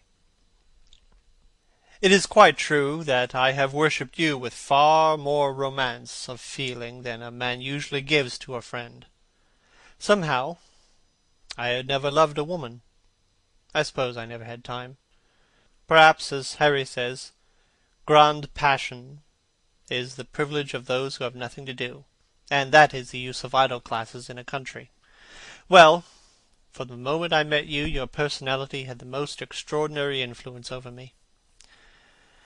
I admit that I adored you, madly, extravagantly, absurdly. I was jealous of everyone to whom you spoke. I wanted to have you all to myself. I was only happy when I was with you. When I was away from you, you were still present in my art. It was all wrong and foolish. It is all wrong and foolish still. Of course, I never let you know anything about this. It would have been impossible. You would not have understood it. I did not understand it myself. One day I determined to paint a wonderful portrait of you. It was to have been my masterpiece. It is my masterpiece. But as I worked at it, every flake and film of colour seemed to reveal my secret. I grew afraid that the world would know of my idolatry. I felt, Dorian, that I had told too much. Then it was that I resolved never to allow the picture to be exhibited. You were a little annoyed, but that you did not realize all that it meant to me. Harry, to whom I talked about it, laughed at me. But I did not mind that. When the picture was finished, and I sat alone with it, I felt that I was right. Well, after a few days, the portrait left my studio, and as soon as I had got rid of the intolerable fascination of its presence, it seemed to me that I had been foolish in imagining that I had not said anything in it, more than you were extremely good-looking and that I could paint. Even now I cannot help feeling that it is a mistake to think that the passion one feels in creation is ever really shown in the work one creates. Art is more abstract than we fancy. Form and colour tell us of form and colour, that is all. It often seems to me that art conceals the artist far more completely than it ever reveals him. And so when I got this offer from Paris, I determined to make your portrait the principal thing in my exhibition. It never occurred to me that you would refuse. I see now that you were right. The picture must not be shown. You must not be angry with me, Dorian, for what I have told you. As I said to Harry once, you were made to be worshipped. Dorian Gray drew a long breath. The colour came back to his cheeks, and a smile played across his lips. The peril was over. He was safe for the time. Yet he could not help feel infinite pity for the young man who had just made this strange confession to him. He wondered if he would ever be so dominated by the personality of a friend. Lord Harry had the charm of being very dangerous, but that was all. He was too clever and too cynical to be really fond of. Would there ever be some one who would fill him with a strange idolatry? Was that one of the things that life had in store? "It is extraordinary to me, Dorian," said Hallward, "that you should have seen this in the picture. Did you really see it?" "Of course I did." "Well, you don't mind my looking at it now?" Dorian Gray shook his head. "You must not ask me that, Basil. I could not possibly let you stand in front of that picture." "You will some day, surely." "Never." "Well, perhaps you are right. And now good-bye, Dorian. You have been the one person in my life of whom I have been really fond. I don't suppose I shall often see you again. You don't know what it cost me to tell you all that I have told you." "My dear Basil," cried Dorian, "what have you told me? Simply that you felt that you liked me too much? That is not even a compliment. It was not intended as a compliment. It was a confession. A very disappointing one. Why, what did you expect, Dorian? You didn't see anything else in that picture, did you? There's nothing else to see? No, there was nothing else to see. Why do you ask? But you mustn't talk about not meeting me again, or anything of that kind. You and I are friends, Basil. We must always remain so. You've got Harry, said Hallward sadly. Oh, Harry! Cried the lad with a ripple of laughter. Harry spends his days in saying what is incredible, and his evenings in doing what is improbable. Just the sort of life I would like to lead, but still I don't think I would go to Harry if I was in trouble. I would sooner go to you, Basil. But you won't sit to me again? Impossible. You spoil my life as an artist by refusing, Dorian. No man comes across two ideal things. Few comes across one.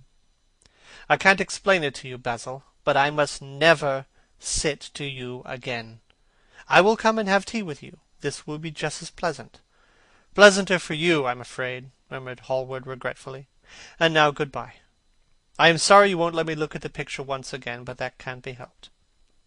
I quite understand what you feel about it. As he left the room, Dorian Gray smiled to himself. Poor Basil! How little he knew of the true reason! And how strange it was that, instead of being forced to reveal his own secret, he had succeeded, almost by chance, in wresting a secret from his friend. How much that strange confession explained to him! Basil's absurd fits of jealousy, his wild devotion, his extravagant panegyrics, his curious reticences. He understood them all now, and he felt sorry. There was something tragic in a friendship so coloured by romance. He sighed and touched the bell. The portrait must be hidden away at all costs. He could not run such a risk of discovery again. It had been mad of him to have the thing remain, even for an hour, in a room to which any of his friends had access. When his servant entered, he looked at him steadfastly, and wondered if he had thought of peering behind the screen. The man was quite impassive, and waited for his orders. Dorian lit a cigarette, and walked over to the glass and glanced into it. He could see the reflection of Victor's face perfectly. It was like a placid mask of servility. There was nothing to be afraid of there, yet he thought it best to be on his guard. Speaking very slowly, he told him to tell the housekeeper that he wanted to see her, and then to go to the frame-maker's and ask him to send 2 of his men round at once. It seemed to him that as the man left the room he peered in the direction of the screen, or was that only his fancy? After a few moments, Mrs. Leaf, a dear old lady in a black silk dress, with a photograph of the late Mr. Leaf framed in a large gold brooch at her neck, and an old-fashioned thread mittens on her wrinkled hands, bustled into the room. "Well, Master Dorian," she said, "what can I do for you? I beg your pardon, sir." Here came a courtesy. "I shouldn't call you Master Dorian any more, but Lord bless you, sir, I have known you since you were a baby. And many's the trick you've played on poor old Leaf. Not that you were not always a good boy, sir, but boys will be boys, Master Dorian, and jam is a temptation to the young, isn't it, sir?" He laughed. "You must always call me Master Dorian, Leaf. I will be very angry with you if you don't. And I assure you I am quite as fond of jam now as I used to be. Only when I am asked out to tea I am never offered any. I want you to give me the key of the room at the top of the house." "The old schoolroom, Master Dorian? Why, it's full of dust. I must get it arranged and put straight before you get into it. It is not fit for you to see, Master Dorian. It is not, indeed. I don't want it put straight, Leaf. I only want the key." "Well, Master Dorian, you'll be covered with cobwebs if you goes into it. Why, it hasn't been opened for nearly 5 years, not since his lordship died." He winced at the mention of his dead uncle's name. He had hateful memories of him. "That does not matter, Leaf," he replied. "All I want is the key." "And here is the key, Master Dorian," said the old lady, after going over the contents of a bunch with tremulously uncertain hands. "Here is the key. I'll have it off the ring in a moment, but you don't think of living up there, Master Dorian, and you're so comfortable here." "No, Leaf, I don't. I merely want to see the place, and perhaps store something in it. That is all. Thank you, Leaf. I hope your rheumatism is better, and mind you, send me up jam for breakfast." Mrs. Leaf shook her head. "Them foreigners don't understand jam, Master Dorian. They calls it compot. But I'll bring it to you myself some morning, if you lets me." "That will be very kind of you, Leaf," he answered, looking at the key, and having made him an elaborate courtesy, the old lady left the room, her face wreathed in smiles. She had a strong objection to the French valet. It was a poor thing, she felt, for anyone to be born a foreigner. As the door closed, Dorian put the key in his pocket, and looked round the room. His eye fell on a large purple satin coverlet heavily embroidered with gold, a splendid piece of late 17th century Venetian work that his uncle had found in a convent near Bologna. Yes, that would serve to wrap the dreadful thing in. It had perhaps served often as a pall for the dead. Now it was to hide something that had a corruption of its own, worse than the corruption of death itself. Something that would breed horrors, and yet would never die. What the worm was to the corpse, his sins would be to the painted image on the canvas. They would mar its beauty and eat away its grace. They would defile it and make it shameful. And yet the thing would still live on. It would always be alive. He shuddered, and for a moment he regretted that he had not told Basil the true reason why he had wished to hide the picture away. Basil would have helped him to resist Lord Henry's influence, and the still more poisonous influences that came from his own temperament. The love that he bore him, for it was really love, had something noble and intellectual in it. It was not that merely physical admiration of beauty that is born of the senses and that dies when the senses tire. It was such a love as Michelangelo had known, and Montaigne, and Winckelmann, and Shakespeare himself. Yes, Basil could have saved him, but it was too late now. The past could always be annihilated. Regret, denial, or forgetfulness could do that, but the future was inevitable. There were passions in him that would find their terrible outlet, dreams that would make the shadow of their evil real. He took up from the couch the great purple and gold texture that covered it, and, holding it in his hands, passed behind the screen. Was the face on the canvas viler than before? It seemed to him that it was unchanged, and yet his loathing of it was intensified. Gold hair, blue eyes, and rose-red lips, they all were there. It was simply the expression that had altered. That was horrible in its cruelty. Compared to what he saw in it of censure or rebuke, how shallow Basil's reproaches about Sibyl Vane had been, how shallow, and of what little account! His own soul was looking out at him from the canvas, and calling him to judgment. A look of pain came across him, and he flung the rich pall over the picture. As he did so, a knock came to the door. He passed out as his servant entered. "The persons are here, monsieur." He felt that the man must be got rid of at once. He must not be allowed to know where the picture was being taken to. There was something sly about him, and he had thoughtful, treacherous eyes. Sitting down at the writing-table, he scribbled a note to Lord Henry, asking him to send round something to read, and reminding him that they were to meet at 8:15 that evening.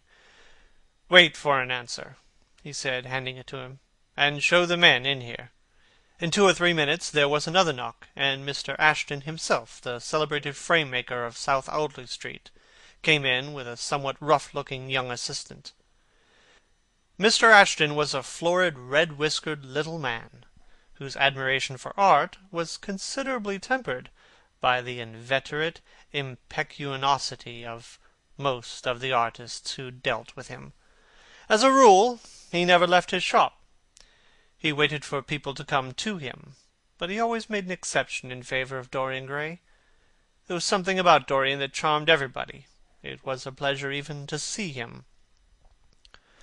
"What can I do for you, Mr. Gray?" he said, rubbing his fat freckled hands. "I thought I would do myself the honour of coming round in person. I have just got a beauty of a frame, sir. Picked it up at a sale. Old Florentine. Came from Fonthill, I believe. Admirably suited for a religious picture, Mr. Gray." "I'm sorry you have given yourself the trouble of coming round, Mr. Ashton. I will certainly drop in and look at the frame, though I don't go in much for religious art. But today I only want a picture carried to the top of the house for me. It is rather heavy, so I thought I would ask you to lend me a couple of your men." "No trouble at all, Mr. Gray. I am delighted to be of any service to you. Which is the work of art, sir?" "This," replied Dorian, moving the screen back. "Can you move it, covering and all, just as it is? I don't want it to get scratched going upstairs." "There will be no difficulty, sir," said the genial frame-maker, beginning, with the aid of his assistant, to unhook the picture from the long brass chains by which it was suspended. "And now, where shall we carry it to, Mr. Gray?" "I will show you the way, Mr. Ashton, if you will kindly follow me. Or perhaps you'd better go in front. I'm afraid it is right at the top of the house. You will go up by the front staircase, as it is wider." He held the door open for them, and they passed out into the hall and began the ascent. The elaborate character of the frame has made the picture extremely bulky, and now and then, in spite of the obsequious protests of Mr. Ashton, who had a true tradesman's dislike of seeing a gentleman do anything useful, Dorian put his hand to it so as to help them. "Something of a load to carry, sir," gasped the little man when they reached the top landing, and he wiped his shiny forehead. "A terrible load to carry," murmured Dorian, as he unlocked the door that opened into the room that was to keep for him the curious secret of his life and hide his soul from the eyes of men. He had not entered the place for more than 4 years. Not, indeed, since he had used it first as a playroom when he was a child, and then as a study when he grew somewhat older. It was a large, well-proportioned room, which had been specially built by the last Lord Sherard, for the use of the little nephew whom, being himself childless, and perhaps for other reasons, he had always hated and desired to keep at a distance. It did not appear to Dorian to have much changed. There was the huge Italian cassone, with its fantastically painted panels and its tarnished gilt mouldings, in which he had so often hidden himself as a boy. There was a satinwood bookcase filled with his dog-eared school-books. On the wall behind it was hanging the same ragged Flemish tapestry, where a faded king and queen were playing chess in a garden, while a company of hawkers rode by carrying hooded birds on their gauntleted wrists. How well he recalled it all! Every moment of his lonely childhood came back to him as he looked round. He remembered the stainless purity of his boyish life, and it seemed horrible to him that it was here that the fatal portrait was to be hidden away. How little he had thought, in those dead days, of all that was in store for him! But there was no other place in the house so secure from prying eyes as this. He had the key, and no one else could enter it. Beneath its purple pall, the face painted on the canvas could grow bestial, sodden, and unclean. What did it matter? No one could see it. He himself would not see it. Why should he watch the hideous corruption of his soul? He kept his youth, that was enough. And besides, might not his nature grow finer after all? There was no reason that the future should be so full of shame. Some love might come across his life, and purify him, and shield him from those sins that seemed to be already stirring in spirit and in flesh, those curious unpictured sins, whose very mystery lent them their subtlety and their charm. Perhaps, some day, the cruel look would have passed away from the scarlet, sensitive mouth, and he might show to the world Basil Hallward's masterpiece. No, that was impossible. The thing upon the canvas was growing old, hour by hour, and week by week. Even if it escaped the hideousness of sin, the hideousness of age was in store for it. The cheeks would become hollow or flaccid, Yellow crow's feet would creep round the fading eyes and make them horrible. The hair would lose its brightness. The mouth would gape, droop, would be foolish or gross, as the mouths of old men are. There would be the wrinkled throat, the cold, blue-veined hands, the twisted body that he remembered in the uncle who had been so stern to him in his boyhood. The picture had to be concealed. There was no help for it. "Bring it in, Mr. Ashton, please," he said wearily, turning around. "I'm sorry I kept you so long. I was thinking of something else." "Always glad to have a rest, Mr. Gray," answered the frame-maker, who was still gasping for breath. "Where shall we put it, sir?" "Oh, anywhere. Here, this will do. I don't want to have it hung up. Just lean it against the wall. Thanks. Might one look at the work of art, sir?" Dorian started. "It would not interest you, Mr. Ashton," he said, keeping his eye on the old man. He felt ready to leap on him and fling him to the ground if he dared to lift the gorgeous hanging that concealed the secret of his life. "I won't trouble you any more now. I am much obliged for your kindness in coming round." Not at all, Mr. Gray. Ever ready to do anything for you, sir." And Mr. Ashton tramped downstairs, followed by the assistant, who glanced back at Dorian with a look of shy wonder in his rough, uncomely face.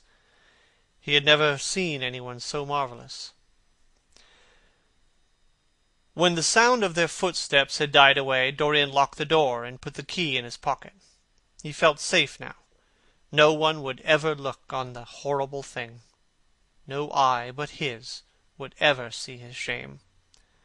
On reaching the library, he found that it was after 5 o'clock, and that the tea had already been brought up. On a little table of dark perfumed wood, thickly encrusted with nacre, a present from his guardian's wife, Lady Radley, who had spent the preceding winter in Cairo, was lying a note from Lord Henry, and beside it was a book bound in yellow paper, the cover slightly torn and the edges soiled. A copy of the 3rd edition of St. James's Gazette had been placed on the tea-tray. It was evident that Victor had returned.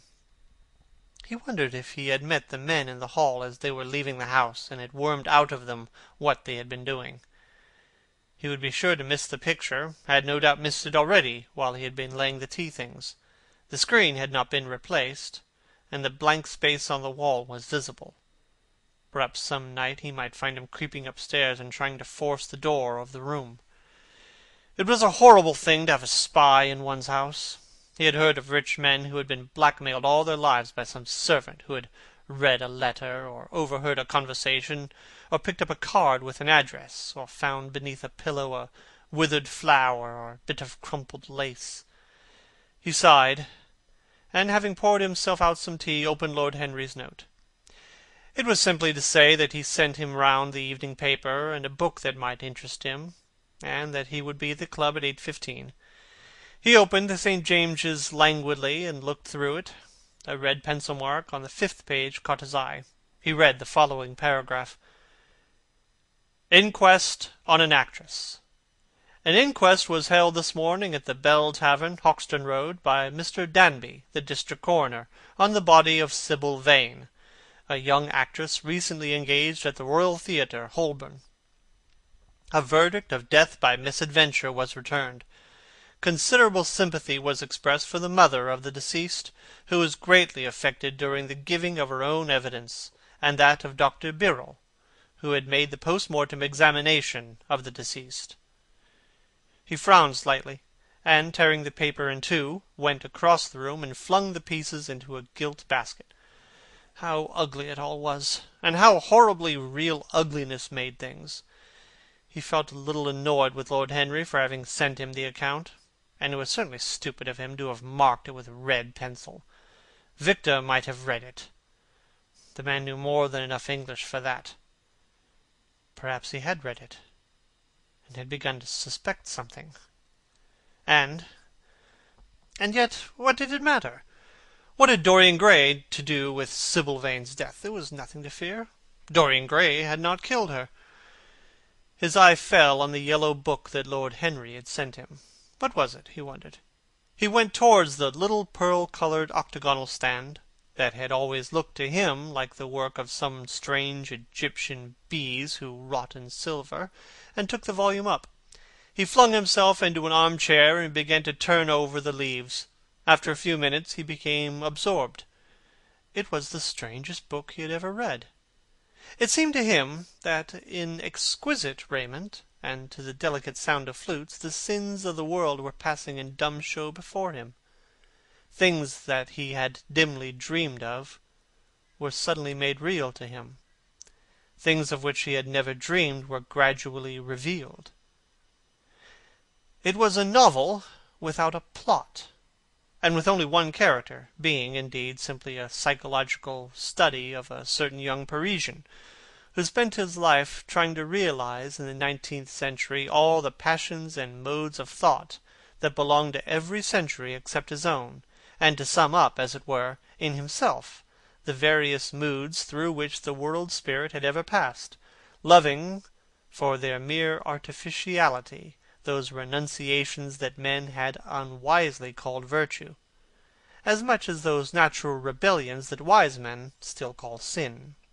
The style in which it was written was that curious jewelled style, vivid and obscure at once, full of argot and archaisms, of technical expressions, and of elaborate paraphrases, that characterizes the work of some of the finest artists of the French school of decadence.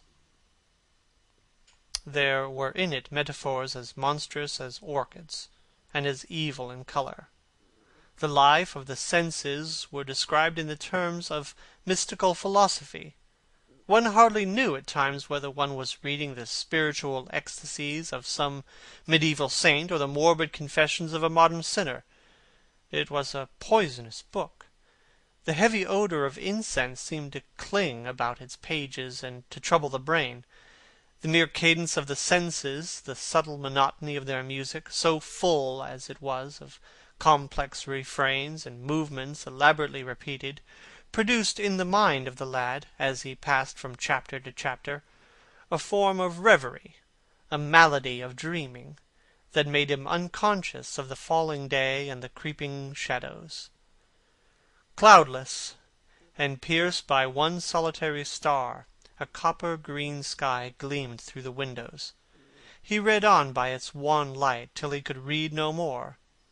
Then, after his valet had reminded him several times of the lateness of the hour, he got up, and going into the next room, placed the book on the little Florentine table that always stood at his bedside, and began to dress for dinner. It was almost 9 o'clock before he reached the club, where he found Lord Henry sitting alone in the morning-room, looking very bored. "I am so sorry, Harry," he cried, "but really it is entirely your fault. That book you sent me so fascinated me, I forgot what the time was." "I thought you would like it," replied his host, rising from his chair. "I didn't say I liked it, Harry. I said it fascinated me. There is a great difference." "Ah! If you have discovered that, you have discovered a great deal," murmured Lord Henry with his curious smile. "Come, let us go in to dinner. It is dreadfully late, and I am afraid the champagne will be too much iced." For years Dorian Gray could not free himself from the memory of this book. Or perhaps it would be more accurate to say that he never sought to free himself from it. He procured from Paris no less than 5 large paper copies of the first edition, and had them bound in different colours, so that they might suit his various moods and the changing fancies of a nature over which he seemed at times to have almost entirely lost control. The hero, the wonderful young Parisian, in whom the romantic temperament and the scientific temperament were so strangely blended, became to him a kind of prefiguring type of himself, and indeed the whole book seemed to him to contain the story of his own life, written before he had lived it. In one point he was more fortunate than the book's fantastic hero. He never knew, never indeed had any cause to know, that somewhat grotesque dread of mirrors, and polished metal surfaces, and still water, which came upon the young Parisian so early in his life, and was occasioned by the sudden decay of a beauty that had once apparently been so remarkable.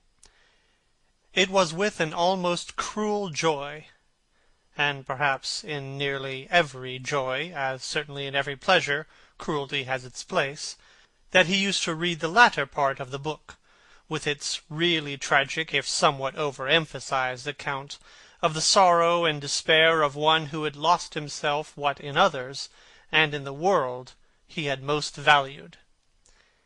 He, at any rate, had no cause to fear that. The boyish beauty that had so fascinated Basil Hallward, and many others beside him, seemed to never leave him. Even those who had heard the most evil things against him, and from time to time strange rumours about his mode of life crept through London, and became the chatter of clubs, could not believe anything to his dishonour when they saw him. He had always the look of one who had kept himself unspotted from the world. Men who talked grossly became silent when Dorian Gray entered the room. There was something in the purity of his face that rebuked them. His mere presence seemed to recall to them the innocence that they had tarnished. They wondered how one so charming and graceful as he was could have escaped the stain of an age that was at once sordid and sensuous. He himself, on returning home from one of those mysterious and prolonged absences that gave rise to such strange conjecture among those who were his friends, or thought that they were so, would creep upstairs to the locked room, open the door with the key that never left him, and stand, with a mirror, in front of the portrait that Basil Hallward had painted of him, looking now at the evil and aging face on the canvas, and now at the fair young face that laughed back at him from the polished glass. The very sharpness of the contrast used to quicken his sense of pleasure.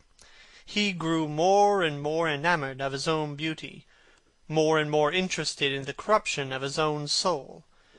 He would examine with minute care, and often with a monstrous and terrible delight, the hideous lines that seared the wrinkling forehead or crawled around the heavy sensual mouth, wondering sometimes which were the more horrible, the signs of sin or the signs of age. He would place his white hands beside the coarse bloated hands of the picture and smile. He mocked the misshapen body and failing limbs. There were moments, indeed, at night when, lying sleepless in his own delicately scented chamber, or in the sordid room of the little ill-famed tavern near the docks, which, under an assumed name and in disguise, it was his habit to frequent, he would think of the ruin he had brought upon his soul, with a pity that was all the more poignant because it was purely selfish. But moments such as these were rare. The curiosity about life that, many years before, Lord Henry had first stirred in him, as they sat together in the garden of their friend, seemed to increase with gratification. The more he knew, the more he desired to know. He had mad hungers that grew more ravenous as he fed them. Yet he was not really reckless, at any rate in his relations to society. Once or twice every month during the winter, and on each Wednesday evening while the season lasted, he would throw open to the world his beautiful house, and have the most celebrated musicians of the day to charm his guests with the wonders of their art.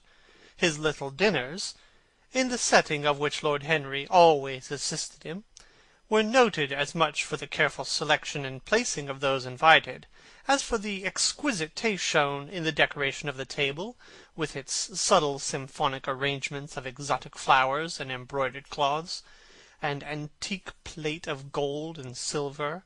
Indeed, there were many, especially among the very young men, who saw, or fancied that they saw, in Dorian Gray the true realization of a type of which they had often dreamed in Eton or Oxford days. A type that was to combine something of the real culture of the scholar with all the grace and distinction and perfect manner of a citizen of the world. To them he seemed to belong, to those whom Dante describes as having sought to make themselves perfect by the worship of beauty. Like Gautier, he was one for whom the visible world existed. And certainly To him life itself was the first, the greatest of the arts, and for it all the other arts seemed to be but a preparation. Fashion, by which it is really fantastic, comes for a moment universal, and dandyism, which, in its own way, is an attempt to assert the absolute modernity of beauty, had, of course, their fascination for him.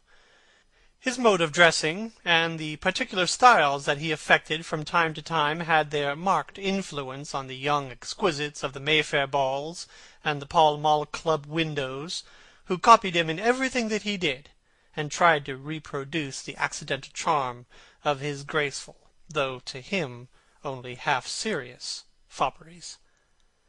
For, while he was but too ready to accept the position that was almost immediately offered to him on his coming of age, and found, indeed, a subtle pleasure in the thought that he might really become to the London of his own day what to imperial Neronian Rome the author of the Satyricon had once been, yet in his inmost heart he desired to be something more than a mere arbiter elegantarium, to be consulted on the wearing of a jewel, or the knotting of a necktie, or the conduct of a cane.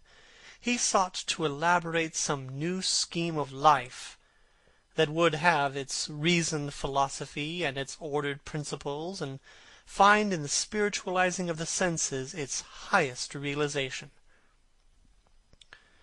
The worship of the senses has often, and with much justice, been decried, men feeling a natural instinct of terror about passions and sensations that seem stronger than ourselves, and that we are conscious of sharing with the less highly organized forms of existence. But it appeared to Dorian Gray that the true nature of the senses had never been understood, and that they remained savage and animal merely because the world had sought to starve them into submission, or to kill them by pain, instead of aiming at making them elements of a new spirituality, of which a fine instinct for beauty was to be the dominant characteristic.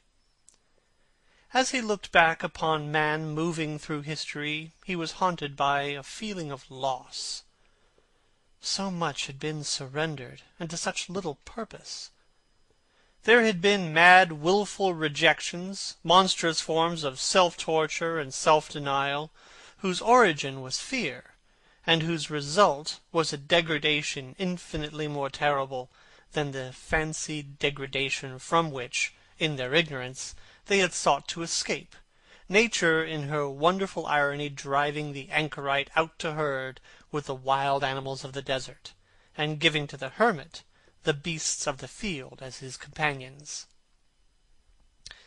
Yes, there was to be, as Lord Henry had prophesied, a new hedonism that was to recreate life, and to save it from that harsh, uncomely Puritanism that is having, in our own day, its curious revival. It was to have its service of the intellect, certainly. Yet it was never to accept any theory or system that would involve the sacrifice of any mode of passionate experience. Its aim, indeed, was to be experience itself, and not the fruits of experience, sweet or bitter as they might be. Of the asceticism that deadens the senses, as of the vulgar profligacy that dulls them, it was to know nothing. But it was to teach man to concentrate himself upon the moments of a life that is itself but a moment.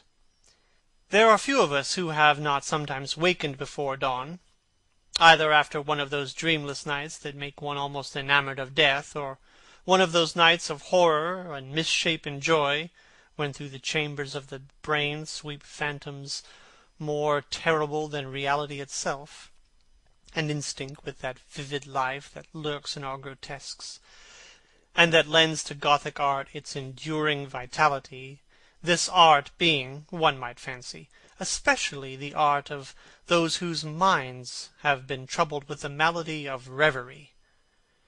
Gradually white fingers creep through the curtains, and they appear to tremble. Black fantastic shadows crawl into the corners of the room and crouch there. Outside there is the stirring of birds among the leaves, or the sound of men going forth to their work, or the sigh and sob of the wind coming down from the hills and wandering round the silent house, as though it feared to awake the sleepers. Veil after veil of thin dusky gauze is lifted, and by degrees the forms and colours of things are restored to them, and we watch the dawn remaking the world in its antique pattern. The wan mirrors get back their mimic life. The flameless tapers stand where we have left them, and beside them lies the half-read book that we had been studying, or the wired flower that we had worn at the ball, or the letter that we had been afraid to read, or that we had read too often. Nothing seems to us changed. Out of the unreal shadows of the night come back the real life that we had known.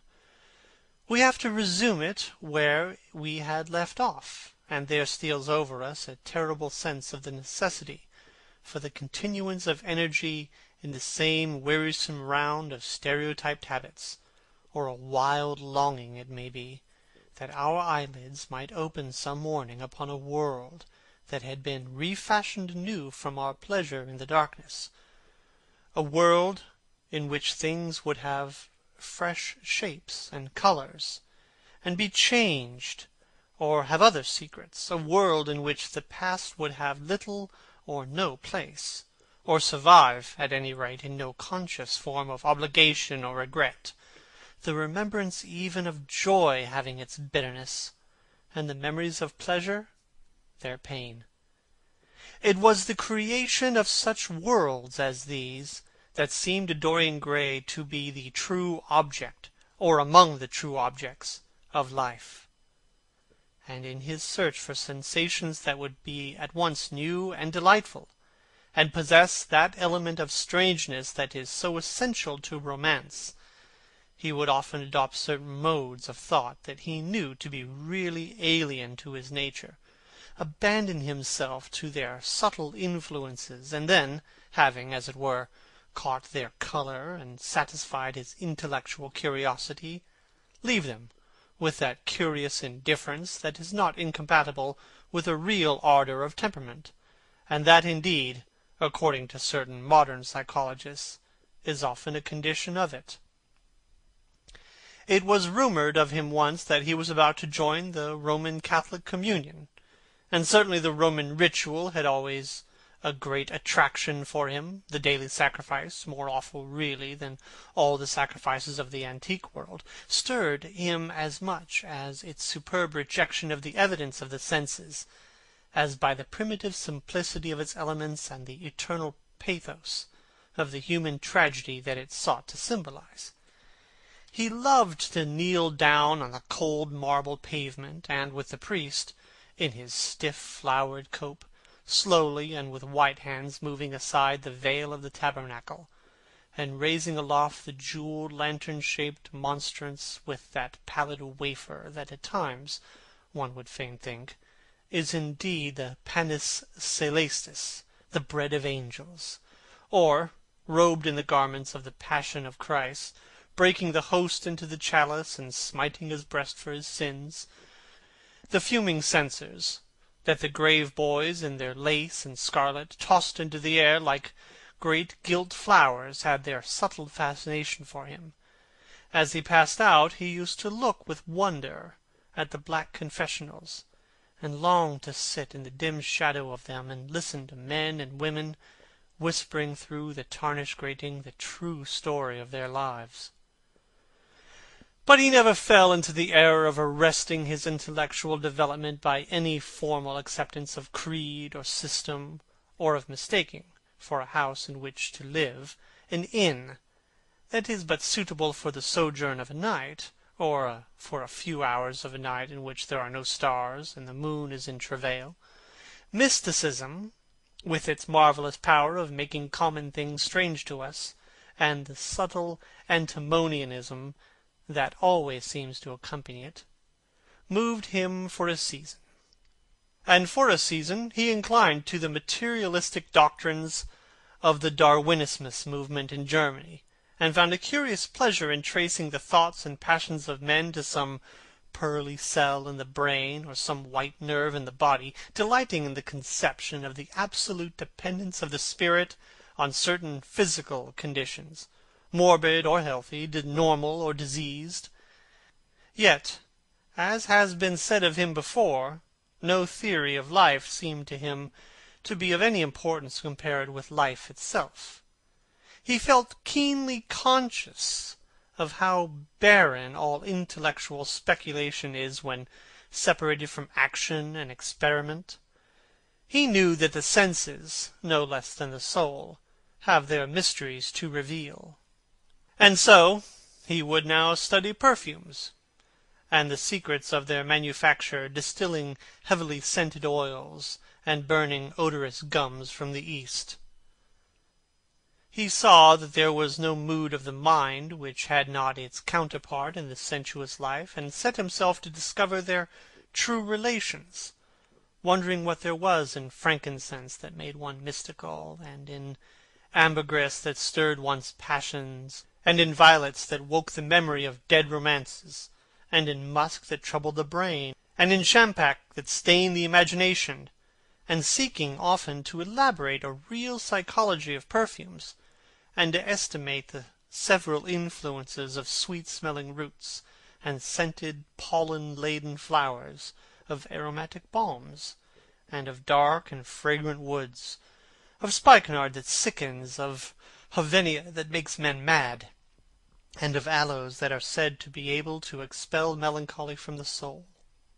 At another time he devoted himself entirely to music, and in a long latticed room with a vermilion and gold ceiling and walls of olive green lacquer, he used to give curious concerts in which mad gypsies tore wild music from little zithers, or grave yellow-shawled Tunisians plucked at the strained strings of monstrous lutes, while grinning negroes beat monotonously upon copper drums, or turbaned Indians, crouching upon scarlet mats, blew through long pipes of reed or brass, and charmed, or feigned to charm, great hooded snakes and horrible horned adders.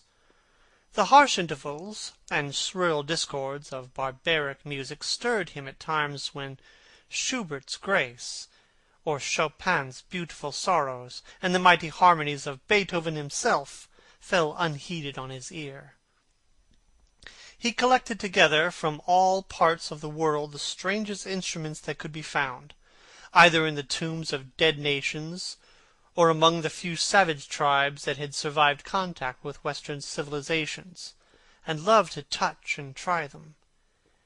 He had the mysterious Juruparis of the Rio Negro Indians, that women are not allowed to look at, and that even youths may not see till they have been subjected to fasting and scourging, and the earthen jars of the Peruvians, that have the shrill cries of birds, and flutes of human bones such as Alfonso de Oval heard in Chile, and the sonorous green stones that are found near Cusco, and give forth a note of singular sweetness.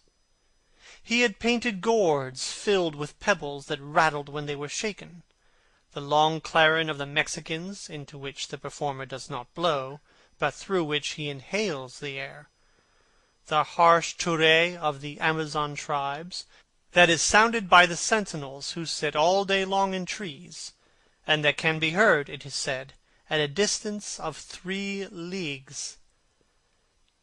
The Teponaztli, that has 2 vibrating tongues of wood, and is beaten with sticks that are smeared with an elastic gum, obtained from the milky substance of plants.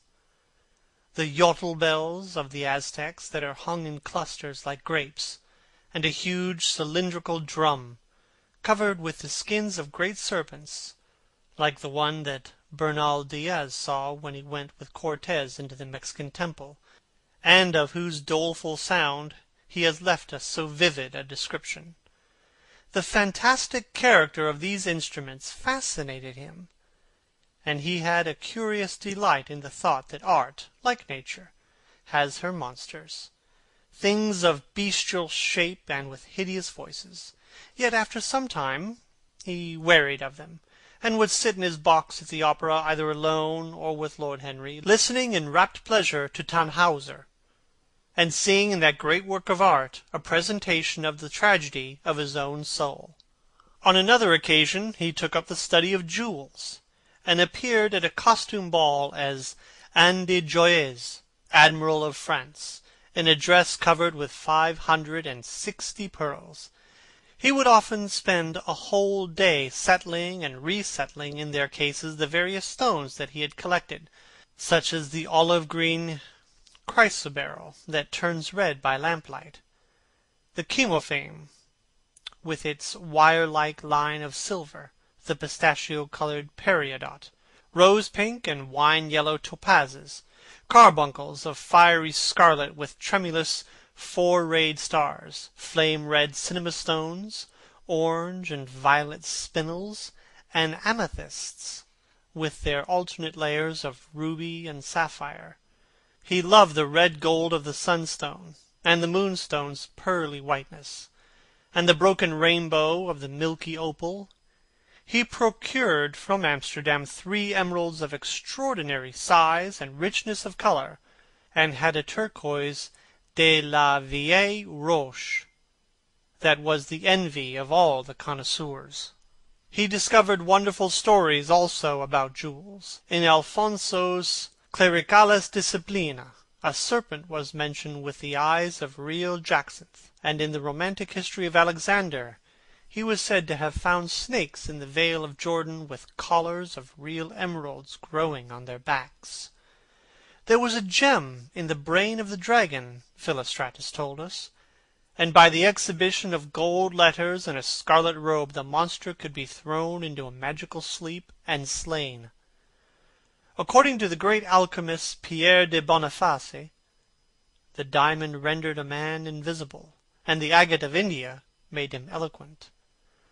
The cornelian appeased anger, and the hyacinth provoked sleep, and the amethyst drove away the fumes of wine.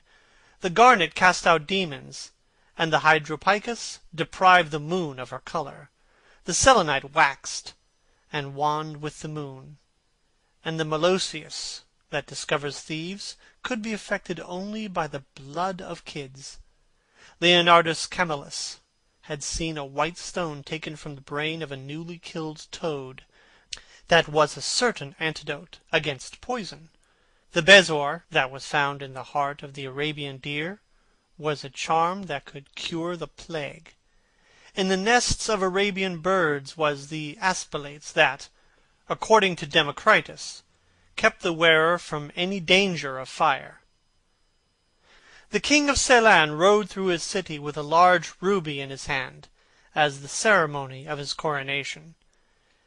The gates of the palace of John the priest were made of sardius, with the horn of the horned snake inwrought, so that no man might bring poison within. Over the gable were 2 golden apples, in which were 2 carbuncles, so that the gold might shine by day and the carbuncles by night. In Lodge's strange romance, A Marguerite of America, it was stated that in the chamber of Marguerite were seen all the chaste ladies of the world, enchased out of silver, looking through fair mirrors of chrysolites, carbuncles, sapphires, and green emeralds. Marco Polo had watched the inhabitants of Zapango place a rose-colored pearl in the mouth of the dead. A sea monster had been enamoured of the pearl that the diver brought to King Perozes, and had slain the thief, and mourned for 7 moons over his loss. When the Huns lured the king into the great pit, he flung it away, Procopius tells the story. Nor was it ever found again, though the Emperor Anastasius offered 500 weight of gold pieces for it.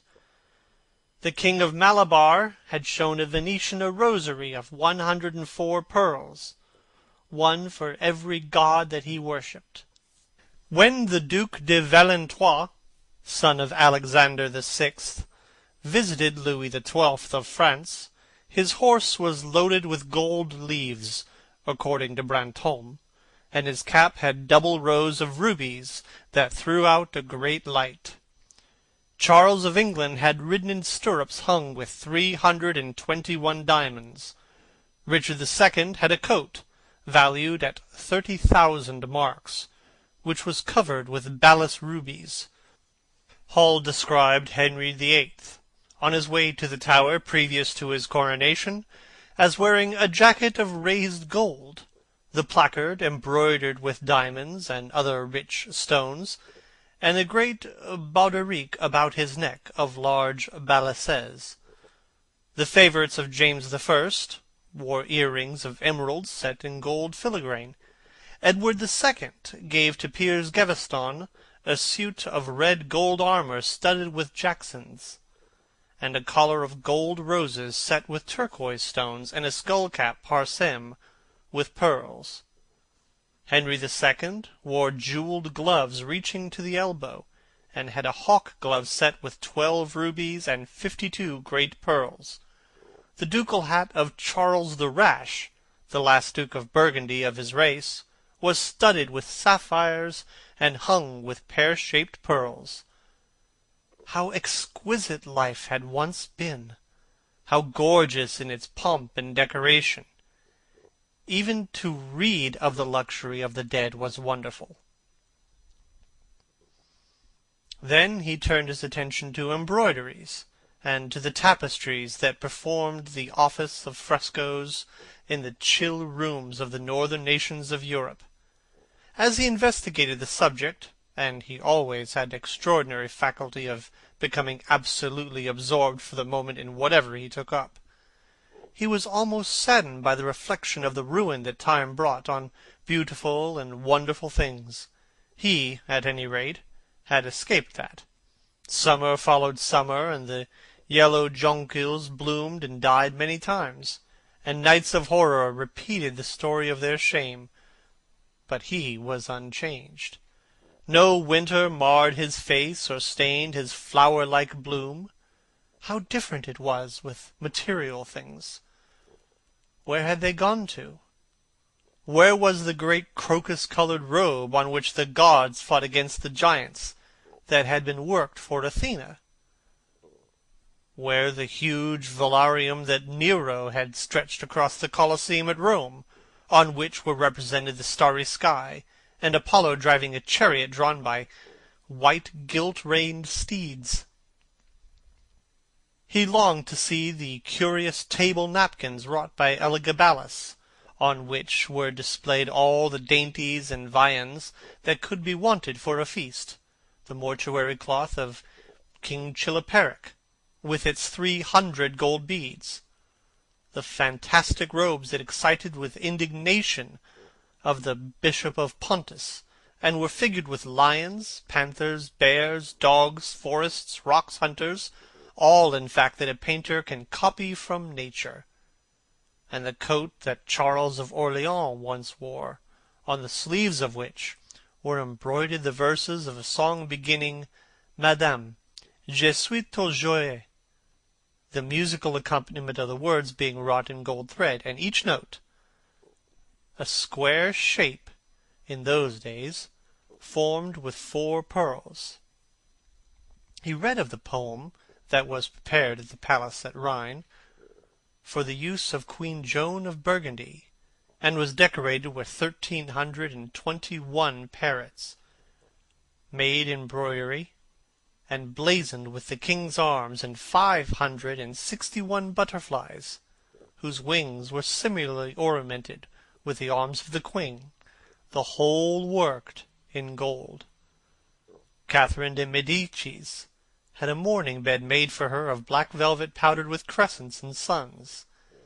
Its curtains were of damask, with leafy wreaths and garlands, figured upon a gold and silver background, and fringed along the edges with broideries of pearls, and it stood in a room hung with rows of the queen's devices in cut black velvet upon cloth of silver. Louis XIV had gold-embroidered caryatides 15 feet high in his apartment. The state bed of Sobieski, King of Poland, was made of Smyrna gold brocade embroidered in turquoises with verses from the Koran. Its supports were of silver gilt, beautifully chased, and profusely set with enamelled and jewelled medallions. It had been taken from the Turkish camp before Vienna, and the standard of Mohammed had stood under it. And so, for a whole year he sought to accumulate the most exquisite specimens that he could find of textile and embroidered work, getting the dainty Delhi muslins, finely wrought with gold thread palmates, and stitched over with iridescent beetles' wings, the Dhaka gauzes, that from their transparency are known in the East as woven air, and running water, and evening dew, strange figured cloths from Java, elaborate yellow Chinese hangings, books bound in tawny satins, or fair blue silks and wrought with fleur-de-lis, birds and images, veils of laces worked in Hungary point, Sicilian brocades, and stiff Spanish velvets, Georgian work with its gilt coins, and Japanese focuses, with their green-toned golds and their marvellously plumaged birds. He had a special passion also for ecclesiastical vestments, as indeed he had for everything connected with the service of the Church. In the long cedar chests that lined the west gallery of his house he had stored away many rare and beautiful specimens of what is really the raiment of the bride of Christ, who must wear purple and jewels and fine linen, that she may hide the pallid, macerated body that is worn by the suffering that she seeks for, and wounded by self-inflicted pain. He had a gorgeous cope of crimson silk and gold thread damask, figured with repeating pattern of gold pomegranates set in six-petalled formal blossoms, beyond which, on either side, was the pineapple device wrought in seed pearls. The orphreys were divided into panels representing scenes from the life of the Virgin, and the coronation of the Virgin was figured in coloured silks upon the hood. This was Italian work of the 15th century. Another cope was of green velvet, embroidered with heart-shaped groups of acanthus leaves, from which spread long-stemmed white blossoms, the details of which were picked out with silver thread and coloured crystals. The morse bore a seraph's head, in gold thread-raised work. The orphreys were woven in a diaper of red and gold silk, and were starred with medallions of many saints and martyrs, among whom was Saint Sebastian. He had chasubles, also, of amber-coloured silk, and blue silk, and gold brocade, and yellow silk damask, and cloth of gold, figured with representations of the Passion and Crucifixion of Christ, and embroidered with lions and peacocks and other emblems, dalmatics of white satin and pink silk damask, decorated with tulips and dolphins and fleur-de-lis, altar frontals of crimson velvet and blue linen, and many corporals, chalice veils, and sudaria. In the mystic offices to which these things were put, there was something that quickened his imagination. For these things, and everything that he collected in his lovely house, were to be to him means of forgetfulness, modes by which he could escape, for a season, from the fear that seemed to him at times to be almost too great to be borne. Upon the walls of the lonely locked room where he had spent so much of his boyhood, he had hung with his own hands the terrible portrait whose changing features showed him the real degradation of his life, and had draped the purple and gold pall in front of it as a curtain. For weeks he would not go there, would forget the hideous painted thing, would get back his light heart, his wonderful joyousness, his passionate pleasure in mere existence. Then, suddenly, some night he would creep out of the house, go down to dreadful places near Bluegate Fields, and stay there, day after day, until he was driven away.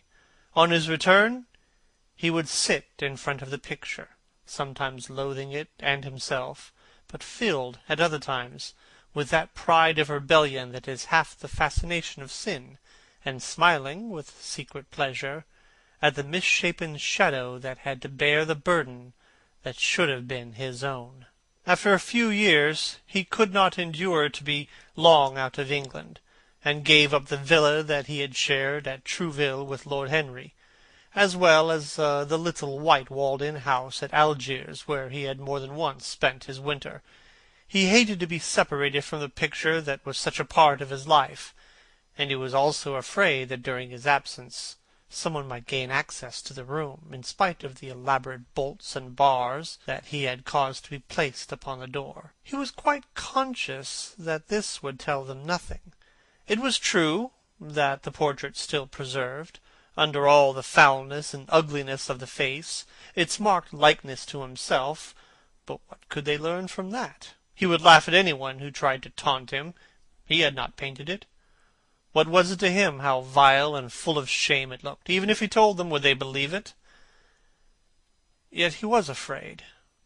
Sometimes, when he was down at his great house in Nottinghamshire, entertaining the fashionable young men of his own rank, who were his chief companions, and astounding the country by the wanton luxury and gorgeous splendor of his mode of life, he would suddenly leave his guests and rush back to town to see that the door had not been tampered with, and that the picture was still there. What if it should be stolen? The mere thought made him cold with horror. Surely the world would know his secret then. Perhaps the world already suspected it. For, while he fascinated many, there were not a few who distrusted him. He was blackballed at a West End club, of which his birth and social position fully entitled him to become a member, and on one occasion, when he was brought by a friend into the smoking-room of the Carlton, the Duke of Berwick and another gentleman got up in a marked manner and went out. Curious stories became current about him after he passed his 25th year. It was said that he had been seen brawling with foreign sailors in a low den in the distant parts of Whitechapel, and that he consorted with thieves and coiners and knew the mysteries of their trade. His extraordinary absences became notorious, and, when he used to reappear again in society, men would whisper to each other in corners, or pass him with a sneer, or look at him with cold, searching eyes, as if they were determined to discover his secret. Of such insolences and attempted slights he, of course, took no notice, and in the opinion of most people his frank debonair manner, his charming boyish smile, and the infinite grace of that wonderful youth that seemed never to leave him, were in themselves a sufficient answer to the calumnies, for so they called them, that were circulated about him.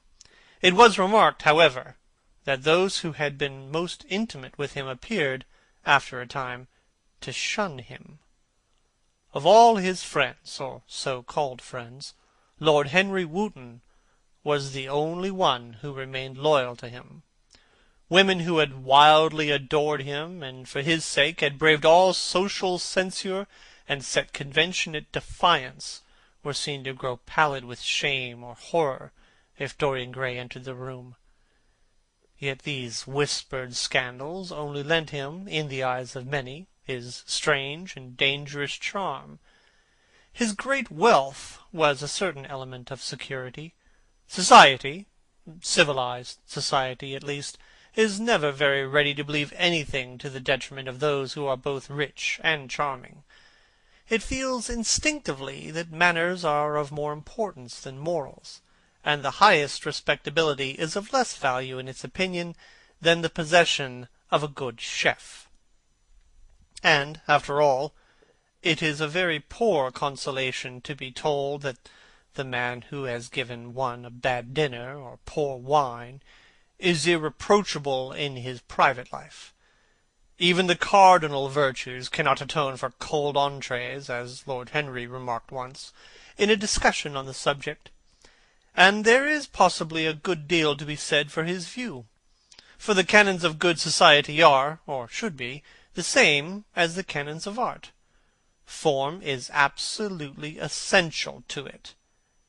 It should have the dignity of a ceremony, as well as its unreality, and should combine the insincere character of a romantic play with the wit and beauty that make such plays charming. Is insincerity such a terrible thing? I think not. It is merely a method by which we can multiply our personalities. Such, at any rate, was Dorian Gray's opinion. He used to wonder at the shallow psychology of those who conceive the ego in man as a thing simple, permanent, reliable, and of one essence. To him, man was a being with myriad lives and myriad sensations, a complex, multiform creature that bore within itself strange legacies of thought and passion, and whose very flesh was tainted with the monstrous maladies of the dead. He loved to stroll through the gaunt portraits of those whose blood flowed in his veins. Here was Philip Herbert, described by Francis Osborne in his Memoirs of the Reigns of Queen Elizabeth and King James, as the one who was caressed by the court for his handsome face, which kept him not long company. Was it young Herbert's life that he sometimes led? Had some strange poisonous germ crept from body to body till it had reached his own? Was it some dim sense of that ruined grace that had made him so suddenly, and almost without cause, give utterance in Basil Hallward's studio to that mad prayer that had so changed his life? Here, in gold-embroidered red doublet, jewelled surcoat, and gilt-edged ruff and waistband, stood Sir Anthony Sherard, with his silver and black armour piled at his feet. What had this man's legacy been? Had the lover of Giovanna of Naples bequeathed him some inheritance of sin and shame? Were his own actions merely the dreams that the dead man had not dared to realize?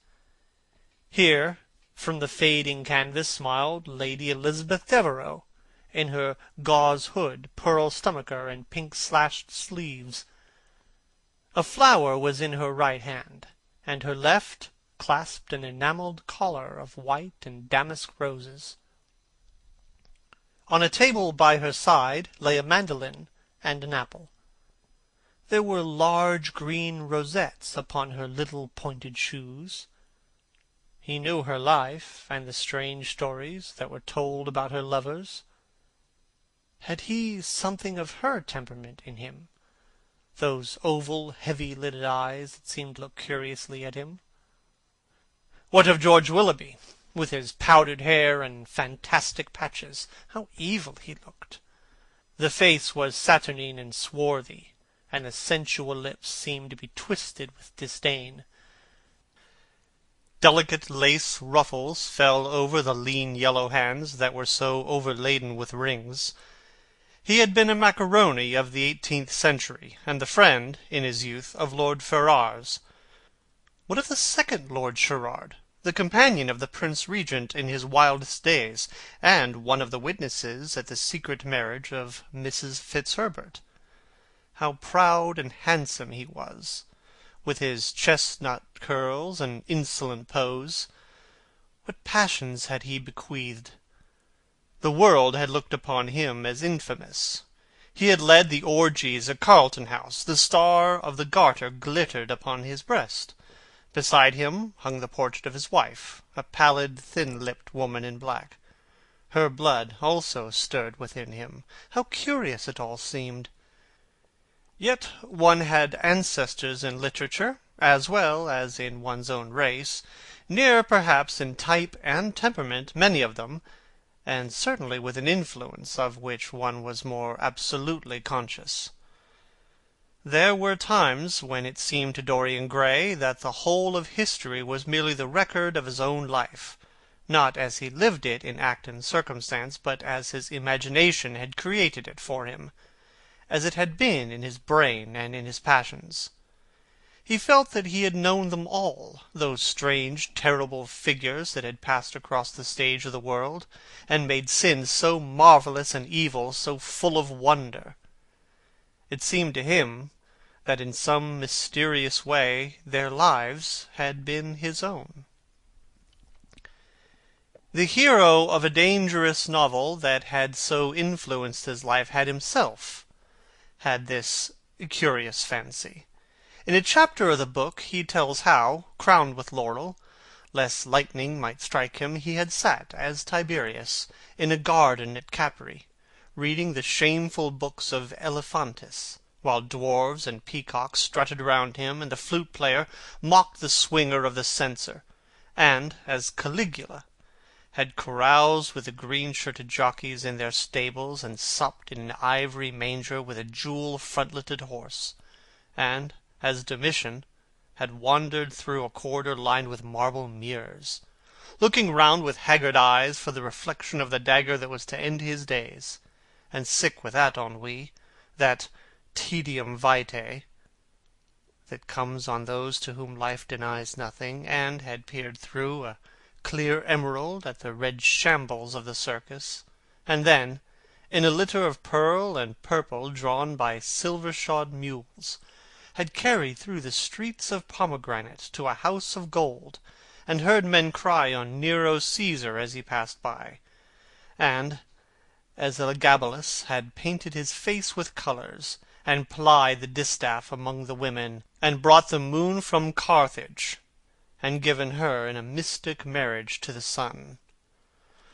Over and over again Dorian used to read this fantastic chapter, and the chapter immediately following, in which the hero describes the curious tapestries that he had woven for him from Gustave Moreau's designs, and on which were pictured the awful and beautiful forms of those whom vice and blood and weariness had made monstrous or mad. Filippo, Duke of Milan, who slew his wife and painted her lips with a scarlet poison. Pietro Barbi, the Venetian, known as Paul II, who sought in his vanity to assume the title of Formosus, and whose tiara, valued at 200,000 florins, was bought at the price of a terrible sin. Gian Maria Visconti, who used hounds to chase living men, and whose murdered body was covered with roses by a harlot who had loved him. The Borgia, on his white horse, with fratricide riding beside him, and his mantle stained with the blood of Porotto. Pietro Riario, the young Cardinal Archbishop of Florence, child and minion of Sixtus IV, whose beauty was equalled only by his debauchery, and who had received Leonora of Aragon in a pavilion of white and crimson silk, filled with nymphs and centaurs, and gilded a boy that he might serve her at the feast as Ganymede or Hylas. Ezelin, whose melancholy could be cured only by the spectacle of death, and who had a passion for red blood, as other men have for red wine. The son of the fiend, as was reported, and one who had cheated his father at dice when gambling with him for his own soul. Giambattista Cibo, who in mockery took the name of Innocent, and into whose torpid veins the blood of 3 lads was infused by a Jewish doctor.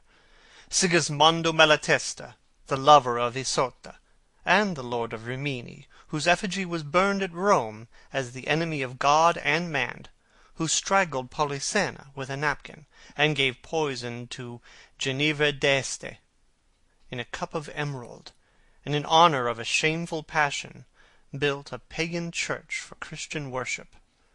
Charles VI, who had so wildly adored his brother's wife that a leper had warned him of the insanity that was coming on him, and who could only be soothed by Saracen cards painted with the images of love and death and madness, and in his trimmed jerkin and jewelled cap and acanthus-like curls, Grinfonetto Baglioni, who slew Astore with his bride, and Sigmonetto with his page, and whose comeliness was such that, as he lay dying in the yellow piazza of Perugia, those who had hated him could not choose but weep, and Atalanta, who had cursed him, blessed him. There was a horrible fascination in them all. He saw them at night, and they troubled his imagination in the day. The Renaissance knew of strange manners of poisoning. poisoning by a helmet and a lighted torch, by an embroidered glove and a jewelled fan, by a gilded pomander, and by an amber chain. Dorian Gray had been poisoned by a book. There were moments when he looked on evil simply as a mode through which he could realize his own conception of the beautiful. It was on the 7th day of November, the eve of his own 32nd birthday, as he often remembered afterwards. He was walking home about 11 o'clock from Lord Henry's, where he had been dining, and was wrapped in heavy furs, as the night was cold and foggy. At the corner of Grosvenor Square and South Audley Street a man passed him in the midst, walking very fast, and with the collar of his grey ulster turned up. He had a bag in his hand. He recognized him. It was Basil Hallward.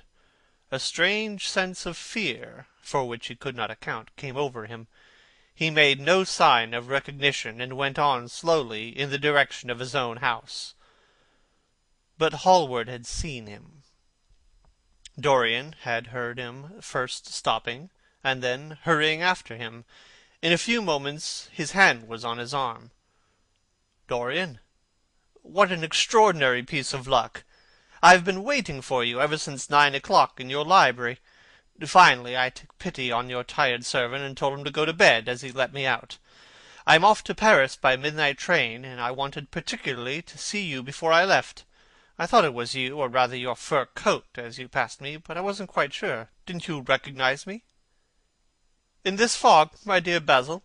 Why, I can't even recognize Grosvenor Square. I believe my house is somewhere about here, but I don't feel at all certain about it. I am sorry you are going away, as I have not seen you for ages, but I suppose you will be back soon?" "No, I am going to be out of England for 6 months. I intend to take a studio in Paris, and shut myself up till I have finished a great picture I have in my head. However, it wasn't about myself I wanted to talk. Here we are at your door. Let me come in for a moment. I have something to say to you." "I shall be charmed. But won't you miss your train?" said Dorian Gray languidly, as he passed up the steps and opened the door with his latchkey. The lamplight struggled out through the fog, and Hallward looked at his watch. "I have heaps of time," he answered. "The train doesn't go till 12:15, and it is only just 11. In fact, I was on my way to the club to look for you when I met you. You see, I shan't have any delay about luggage, as I have sent on my heavy things. All I have with me is in this bag, and I can easily get to Victoria in 20 minutes. Dorian looked at him and smiled. "What a way for a fashionable painter to travel! A Gladstone bag and an ulster! Come in, or the fog will get into the house. And mind you don't talk about anything serious. Nothing is serious nowadays. At least nothing should be." Hallward shook his head as he entered, and followed Dorian into the library. There was a bright wood fire blazing in the large open hearth. The lamps were lit, and an open Dutch silver spirit-case stood, with some siphons of soda-water and large cut-glass tumblers on a little table. "You see, your servant made me quite at home, Dorian. He gave me everything I wanted, including your best cigarettes. He is a most hospitable creature. I like him better than the Frenchman you used to have. What has become of the Frenchman, by the by?" Dorian shrugged his shoulders. "I believe he married Lady Ashton's maid, and has established her in Paris as an English dressmaker. Anglomanie is very fashionable over there now, I hear. It seems silly of the French, doesn't it? But, do you know, he was not at all a bad servant. I never liked him, but I had nothing to complain about. One often imagines things that are quite absurd. He was really very devoted to me, and seemed quite sorry when he went away. Have another brandy and soda? Or would you like a hock and seltzer? I always take hock and seltzer myself. There is sure to be some in the next room." "Thanks, I won't have anything more," said Hallward, taking his cap and coat off and throwing them on the bag that he had placed in the corner. "And now, my dear fellow, I want to speak to you seriously. Don't frown like that. You make it so much more difficult for me.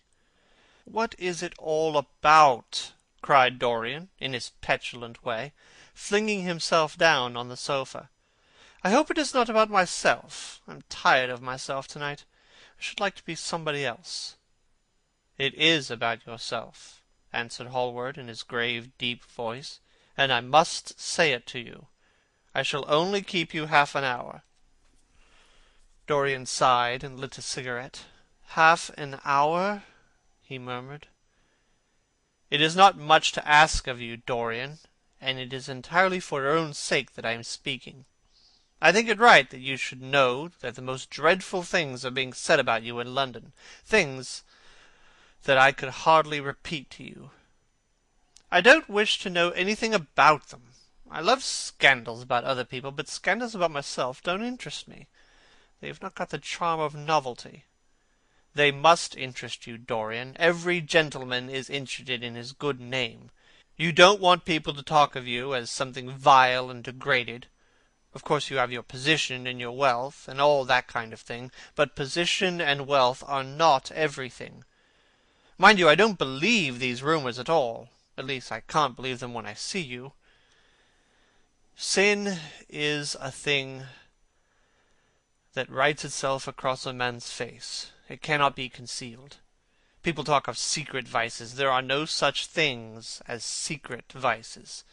If a wretched man has a vice, it shows itself in the lines of his mouth, the droop of his eyelids, the moulding of his hands even. Somebody, I won't mention his name, but you know him, came to me last year to have his portrait done. I had never seen him before, and had never heard anything about him at the time, though I had heard a good deal since. He offered an extravagant price. I refused him. There was something in the shape of his fingers that I hated. I now know that I was quite right in what I fancied about him. His life is dreadful. But you, Dorian, with your pure, bright, innocent face, and your marvellous, untroubled youth, I can't believe anything against you. And yet I see you very seldom, and you never come down to the studio now, and when I am away from you, and I hear all these hideous things that people are whispering about you, I don't know what to say. Why is it, Dorian, that a man like the Duke of Berwick leaves the room of a club when you enter it? Why is it that so many gentlemen in London will neither go to your house nor invite you to theirs? You used to be a friend of Lord Cawdor. I met him at dinner last week. Your name happened to come up in conversation in connection with the miniatures you have lent to the exhibition at the Dudley. Cawdor curled his lip, and said that you might have the most artistic taste, but that you were a man whom no pure-minded girl should be allowed to know, and whom no chaste woman would sit in the same room with. I reminded him that I was a friend of yours, and asked him what he meant. He told me. He told me right out before everybody. It was horrible. Why is your friendship so fateful to young men? There was that wretched boy in the Guards who committed suicide. You were his great friend. There was Sir Henry Ashton, who had to leave England with a tarnished name. You and he were inseparable. What about Adrian Singleton and his dreadful end? What about Lord Kent's only son and his career? I met his father yesterday in St. James Street. He seemed broken with shame and sorrow. What about the young Duke of Perth? What sort of life has he got now? What gentleman would associate with him? Dorian, your reputation is infamous. I know you and Harry are great friends. I say nothing about that now, but surely you need not have made his sister's name a byword. When you met Lady Gwendolen, not a breath of scandal had ever touched her. Is there a single decent woman in London now who would drive with her in the park? Why, even her children are not allowed to live with her. Then there are other stories. Stories that you have been seen creeping at dawn out of dreadful houses, and slinking in disguise into the foulest dens in London. Are they true? Can they be true? When I first heard them, I laughed. I hear them now, and they make me shudder. What about your country house, and the life that is led there? Dorian, you don't know what is said about you. I won't tell you that I don't want to preach to you. I remember Harry saying once that every man who turned himself into an amateur curate for the moment always said that, and then broke his word. I do want to preach to you. I want you to lead such a life as will make the world respect you. I want you to have a clean name and a fair record. I want you to get rid of the dreadful people you associate with. Don't shrug your shoulders like that. Don't be so indifferent. You have a wonderful influence. Let it be for good, not for evil. They say that you corrupt every one whom you become intimate with, and that it is quite sufficient for you to enter a house for shame of some kind to follow after you. Oh, I don't know whether it is so or not. How should I know? But it is said of you. I am told things that it seems impossible to doubt. Lord Gloucester was one of my greatest friends at Oxford. He showed me a letter that his wife had written to him when she was dying alone in her villa at Menton. Your name was implicated in the most terrible confession I ever read. I told him that it was absurd, that I knew you thoroughly, and that you were incapable of anything of the kind. Know you? I wonder, do I know you? Before I could answer that, I should have to see your soul. To see my soul? Muttered Dorian Gray, starting up from the sofa, and turning almost white from fear. Yes, answered Hallward gravely, and with infinite sorrow in his voice. To see your soul. But only God can do that. A bitter laugh of mockery broke from the lips of the younger man. You shall see it yourself to-night, he cried, seizing a lamp from the table. Come, it is your own handiwork. Why shouldn't you look at it? You can tell the world all about it afterwards, if you choose. Nobody would believe you. If they did believe you, they'd like me all the better for it. I know the age better than you do, though you will prate about it so tediously. Come, I tell you. You've chattered enough about corruption. Now you shall look at it face to face. There was the madness of pride in every word he uttered. He stamped his foot upon the ground in his boyish, insolent manner. He felt a terrible joy at the thought that some one else was to share his secret, and that the man who had painted the portrait that was the origin of all his shame was to be burdened for the rest of his life with the hideous memory of what he had done. Yes, he continued, coming closer to him and looking steadfastly into his stern eyes, I will show you my soul. You shall see the thing that you fancy only God can see. Hallward started back. That is blasphemy, Dorian, he cried. You must not say things like that. They are horrible, and they don't mean anything. You don't think so? He laughed again. I know so. As for what I have said to you tonight, I said it for your own good. You know I have been always devoted to you. Don't touch me. Finish what you have to say. A twisted flash of pain shot across Hallward's face. He paused for a moment, and a wild feeling of pity came over him. After all, what right had he to pry into the life of Dorian Gray? If he had done a tithe of what was rumoured about him, how much he must have suffered. Then he straightened himself up and walked over to the fireplace and stood there, looking at the burning logs with their frost-like ashes and their throbbing cores of flame. I am waiting, Basil, said the young man in a hard, clear voice. He turned round. What I have to say is this, he cried. You must give me some answer to these horrible charges that are made against you. If you tell me that they are absolutely untrue from beginning to end, I will believe you. Deny them, Dorian, deny them.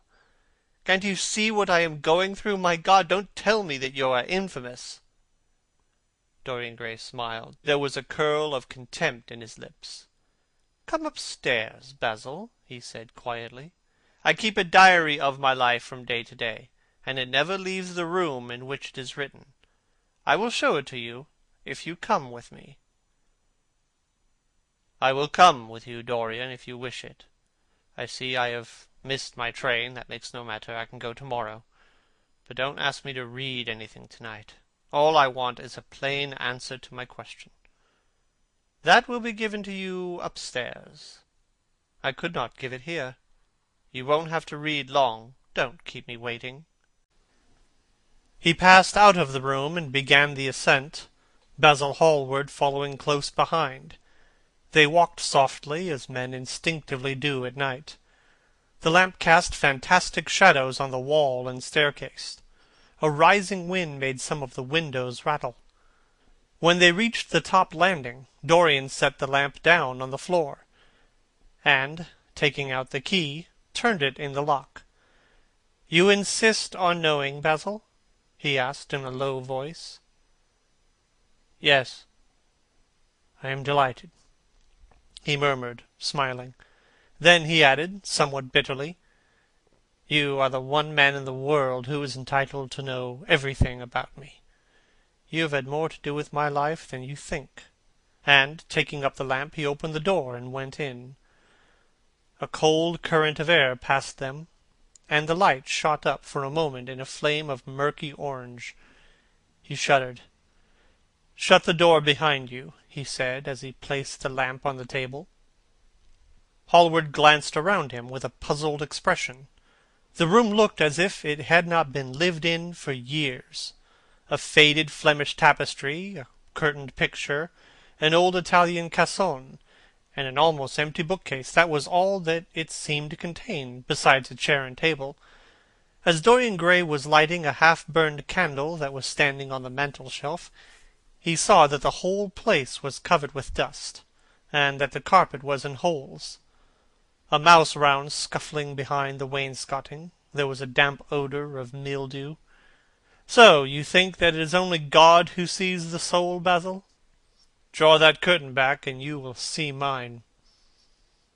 The voice that spoke was cold and cruel. "You are mad, Dorian, or playing a part," muttered Hallward, frowning. "You won't? Then I must do it myself," said the young man, and he tore the curtain from its rod and flung it on the ground. An exclamation of horror broke from Hallward's lips as he saw in the dim light the hideous thing on the canvas leering at him. There was something in its expression that filled him with disgust and loathing. Good heavens! It was Dorian Gray's own face that he was looking at. The horror, whatever it was, had not yet entirely marred that marvellous beauty. There was still some gold in the thinning hair, and some scarlet on the sensual lips. The sodden eyes had kept something of the loveliness of their blue. The noble curves had not yet passed entirely from chiselled nostrils and from plastic throat. Yes, it was Dorian himself, but who had done it? He seemed to recognize his own brushwork, and the frame was his own design. The idea was monstrous, yet he felt afraid. He seized the lighted candle and held it to the picture. In the left-hand corner was his own name, traced in long letters of bright vermilion. It was some foul parody, some infamous, ignoble satire. He had never done that. Still, it was his own picture. He knew it, and he felt as if his blood had changed from fire to sluggish ice in a moment. His own picture. What did it mean? Why had it altered? He turned and looked at Dorian with the eyes of a sick man. His mouth twitched, and his parched tongue seemed unable to articulate. He passed his hand across his forehead. It was dank with clammy sweat. The young man was leaning against the mantel-shelf, watching him with that strange expression that is on the faces of those who are absorbed in a play when a great artist is acting. There was neither real sorrow in it nor real joy. There was simply the passion of the spectator, with perhaps a flicker of triumph in the eyes. He had taken the flower out of his coat and was smelling it, or pretending to do so. "What does this mean?" cried Hallward at last. His own voice sounded shrill and curious in his ears. "Years ago, when I was a boy," said Dorian Gray, "you met me, devoted yourself to me, flattered me, and taught me to be vain of my good looks. One day you introduced me to a friend of yours, who explained to me the wonder of youth, and you finished a portrait of me that revealed to me the wonder of beauty. In a mad moment, that I don't know even now whether I regret or not, I made a wish. Perhaps you would call it a prayer." "I remember it. Oh, how well I remember it! No, the thing is impossible. The room is damp. The mildew has got into the canvas. The paints I had used had some wretched mineral poison in them. I tell you, the thing is impossible." "Ah, what is impossible?" murmured the young man, going over to the window and leaning his forehead against the cold, mist-stained glass. "You told me you destroyed it." "I was wrong. It has destroyed me. I don't believe it is my picture." "Can't you see your romance in it?" said Dorian bitterly. "My romance, as you call it." "As you called it. There was nothing evil in it, nothing shameful. This is the face of a satyr. It is the face of my soul." God, what a thing I must have worshipped! This has the eyes of a devil. "Each of us has heaven and hell in him, Basil," cried Dorian with a gesture of despair. Hallward turned again to the portrait and gazed at it. "My God, if it is true," he exclaimed, "and this is what you have done with your life, why, you must be worse even than those who talk against you fancy you to be." He held the light up again to the canvas and examined it. The surface seemed to be quite undisturbed, and as he had left it. It was from within, apparently, that the foulness and horror had come. Through some strange quickening of inner life, the leprosies of sin were slowly eating the thing away. The rotting of a corpse in a watery grave was not so fearful. His hand shook, and the candle fell from its socket on the floor, and lay there sputtering. He placed his foot on it and put it out. Then he flung himself into the rickety chair that was standing by the table, and buried his face in his hands. Good God, Dorian, what a lesson! What an awful lesson! There was no answer, but he could hear the young man sobbing at the window. "Pray, Dorian, pray," he murmured. "What is it that one taught to say in one's boyhood? Lead us not into temptation, forgive us our sins, wash away our iniquities. Let us say that together. The prayers of your pride has been answered. The prayer of your repentance will be answered also. I worshipped you too much. I am punished for it. You worshipped yourself too much. We are both punished." Dorian Gray turned slowly round and looked at him with tear-dimmed eyes. "It is too late, Basil," he murmured. "It is never too late, Dorian. Let us kneel down and try if we can remember a prayer. Isn't there a verse somewhere? 'Though our sins be as scarlet, yet I will make them as white as snow'? Those words mean nothing to me now." "Hush! Don't say that. You've done enough evil in your life. My God, don't you see that accursed thing leering at us?" Dorian Gray glanced at the picture, and suddenly an uncontrollable feeling of hatred for Basil Hallward came over him. The mad passions of a hunted animal stirred within him, and he loathed the man who was seated at the table more than he had ever loathed anything in his whole life. He glanced wildly around. Something glimmered on the top of the painted chest that faced him. His eye fell on it. He knew what it was. It was a knife that he had brought up some days before to cut a piece of cord, and had forgotten to take it away with him. He moved slowly towards it, passing Hallward as he did so. As soon as he got behind him, he seized it and turned round. Hallward moved in his chair as if he was going to rise. He rushed at him and dug the knife into the great vein that is behind the ear, crushing the man's head down to the table and stabbing again and again. There was a stifled groan, and the horrible sound of someone choking with blood.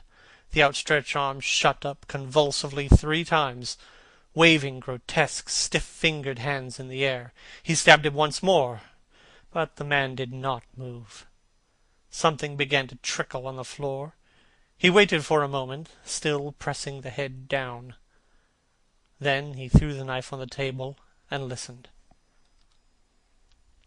He could hear nothing but the drip, drip on the threadbare carpet. He opened the door and went out onto the landing. The house was quite quiet. No one was stirring. He took out the key and returned to the room, locking himself in as he did so. The thing was still seated in the chair, straining over the table with bowed head and humped back and long, fantastic arms. Had it not been for the red, jagged tear in the neck and the clotted black pool that slowly widened on the table, One would have said that the man was simply asleep. How quickly it had all been done! He felt strangely calm, and, walking over to the window, opened it, and stepped out onto the balcony.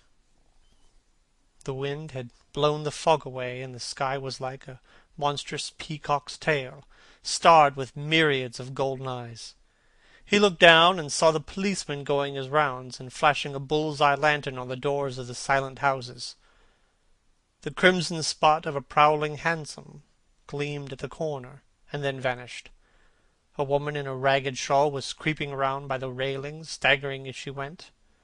Now and then she stopped and peered back. Once again she began to sing in a hoarse voice. The policeman strolled over and said something to her. She stumbled away, laughing. A bitter blast swept across the square. The gas lamps flickered and became blue, and the leafless trees shook their black iron branches as if in pain. He shivered and went back, closing the window behind him. He passed to the door, turned the key, and opened it. He did not even glance at the murdered man. He felt that the secret of the whole thing was not to realize the situation. The friend who had painted the fatal portrait, the portrait to which all his misery had been due, had gone out of his life. That was enough.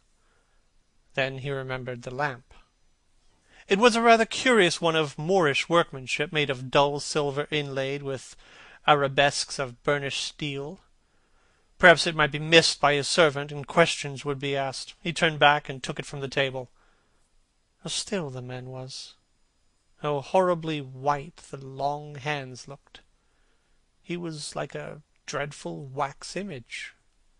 He locked the door behind him and crept quietly downstairs. The woodwork creaked and seemed to cry out as if in pain. He stopped several times and waited. No, everything was still. It was merely the sound of his own footsteps. When he reached the library, he saw the bag and coat in the corner. They must be hidden away somewhere. He unlocked a secret press that was in the wainscoting and put them into it. He could easily burn them afterwards. Then he pulled out his watch. It was 20 minutes to 2. He sat down and began to think. Every year, every month almost, men were strangled in England for what he had done. There had been a madness of murder in the air. Some red star had come too close to the earth. Evidence? What evidence was there against him? Basil Hallward had left the house at 11. No one had seen him come in again. Most of the servants were at Selby Royal. His valet had gone to bed. Paris. Yes, it was to Paris that Basil had gone by the midnight train, as he had intended.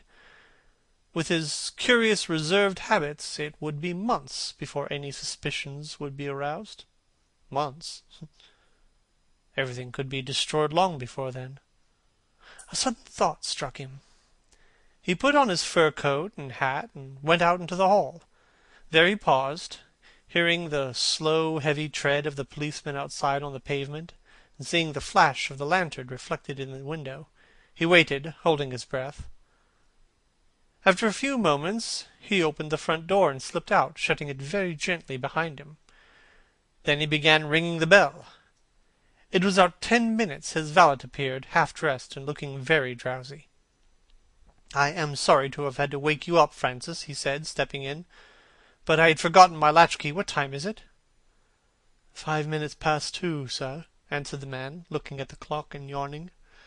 5 minutes past 2? How horribly late! You must wake me up at 9 tomorrow. I have some work to do." "All right, sir. Did anyone call this evening?" "Mr. Hallward, sir. He stayed here till 11. Then he went away to catch his train." "Oh, I am sorry I didn't see him. Did he leave any message?" "No, sir, except that he would write to you." "That will do, Francis. Don't forget to call me at 9 tomorrow." "No, sir." The man shambled down the passage in his slippers. Dorian Gray threw his hat and coat upon the yellow marble table and passed into the library. He walked up and down the room for a quarter of an hour, biting his lip and thinking. Then he took the blue book down from one of the shelves and began to turn over the leaves.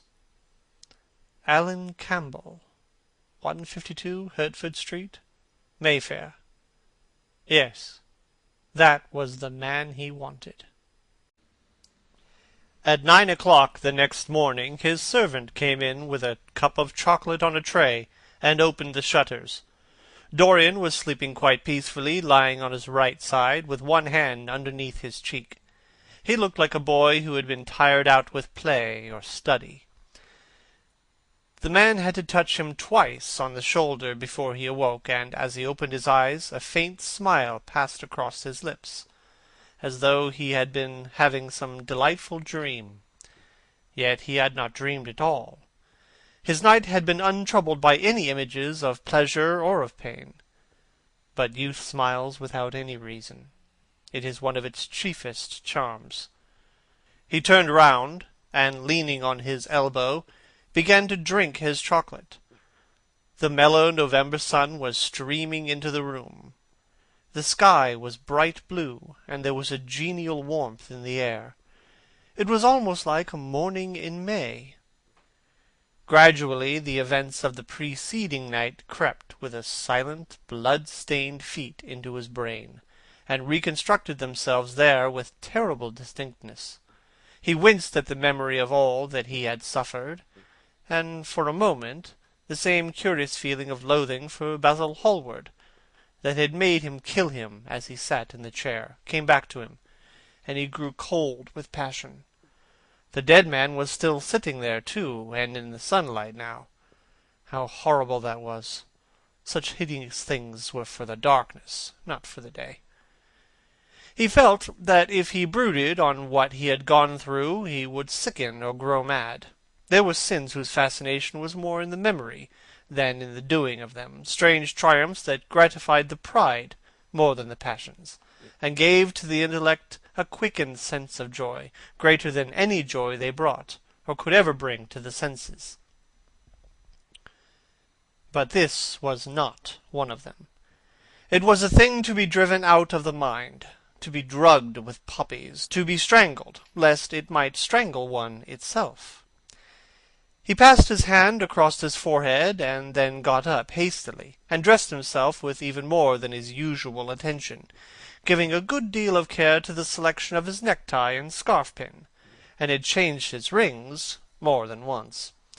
He spent a long time over breakfast, tasting the various dishes, talking to his valet about some new liveries that he was thinking of getting made for the servants at Selby, and going through his correspondence.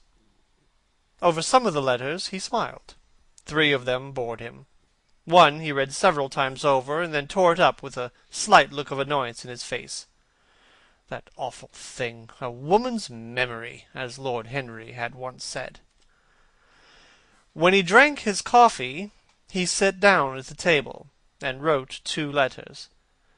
One he put in his pocket, the other he handed to the valet. "Take this round to 152 Hertford Street, Francis, and if Mr. Campbell is out of town, get his address." As soon as he was alone, he lit a cigarette, and began sketching upon a piece of paper, drawing flowers and bits of architecture first, and then faces. Suddenly he remarked that every face that he drew seemed to have an extraordinary likeness to Basil Hallward. He frowned, and getting up, went over to the bookcase and took out a volume at hazard. He was determined that he would not think about what had happened, till it became absolutely necessary to do so. When he stretched himself on the sofa, he looked at the title page of the book. It was Gautier's Un mot à Campbell, Sharpenter's Japanese paper edition with a Jacquemart etching. The binding was citron green leather with a design of gilt trellis work and dotted pomegranates. It had been given to him by Adrian Singleton. As he turned over the pages, his eye fell on the poem about the hand of Lacenaire, the cold yellow hand du supplice encore mal lavé, with its downy red hairs and its doigts de faune. He glanced at his own white taper fingers and passed on, till he came to those lovely verses upon Venice. Sur une gamme chromatique, les scènes de perles ruisselants, la venue de l'Adriatique sortent de lieu son col rose et blanc. Le dôme, sur l'azur de onze, suivait la phrase à peu contour. Ce effluent comme des gorges rondes que soulevait un soupir d'amour. Les esquifs à bord étaient disposés, jetant son amarre à pilier, devant un fossard rose, sur les marbrés d'un escalier. How exquisite they were! As one read them, one seemed to be floating down the green waterways of the pink and pearl city, lying in a black gondola with silver prow and trailing curtains. The mere lines looked to him like those straight lines of turquoise blue that follow as one pushes out to the Lido. The sudden flashes of color reminded him of the gleam of the opal and iris-throated birds that flutter round the tall honeycomb campanile, or stalk, with such stately grace through the dim arcades. Leaning back with half-closed eyes, he kept saying over and over to himself, devant une façade rose sur les marbrés d'un escalier. The whole of Venice was in those two lines. He remembered the autumn that he had passed there, and a wonderful love that had stirred him to delightful, fantastic follies. There was romance in every place, but Venice, like Oxford, had kept the background for romance, and background was everything, or almost everything. Basil had been with him part of the time, and had gone wild over Tintoret. Poor Basil! What a horrible way for a man to die! He sighed, and took up the book again, and tried to forget.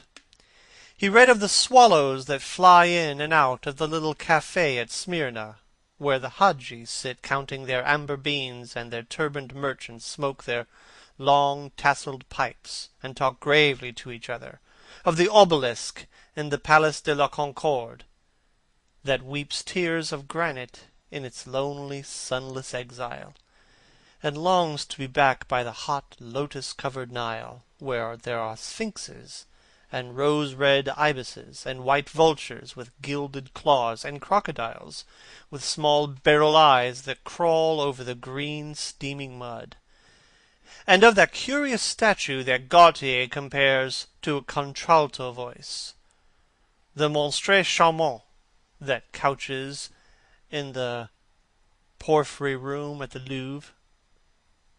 But after a time the book fell from his hand. He grew nervous, and a horrible fit of terror came over him.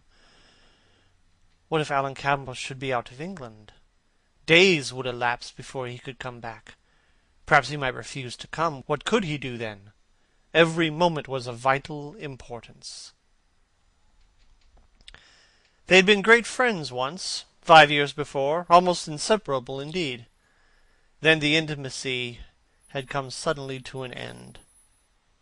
When they met in society now, it was only Dorian Gray who smiled. Alan Campbell never did. He was an extremely clever young man, though he had no real appreciation of the visible arts, and whatever little sense of beauty of poetry he possessed, he had gained entirely from Dorian.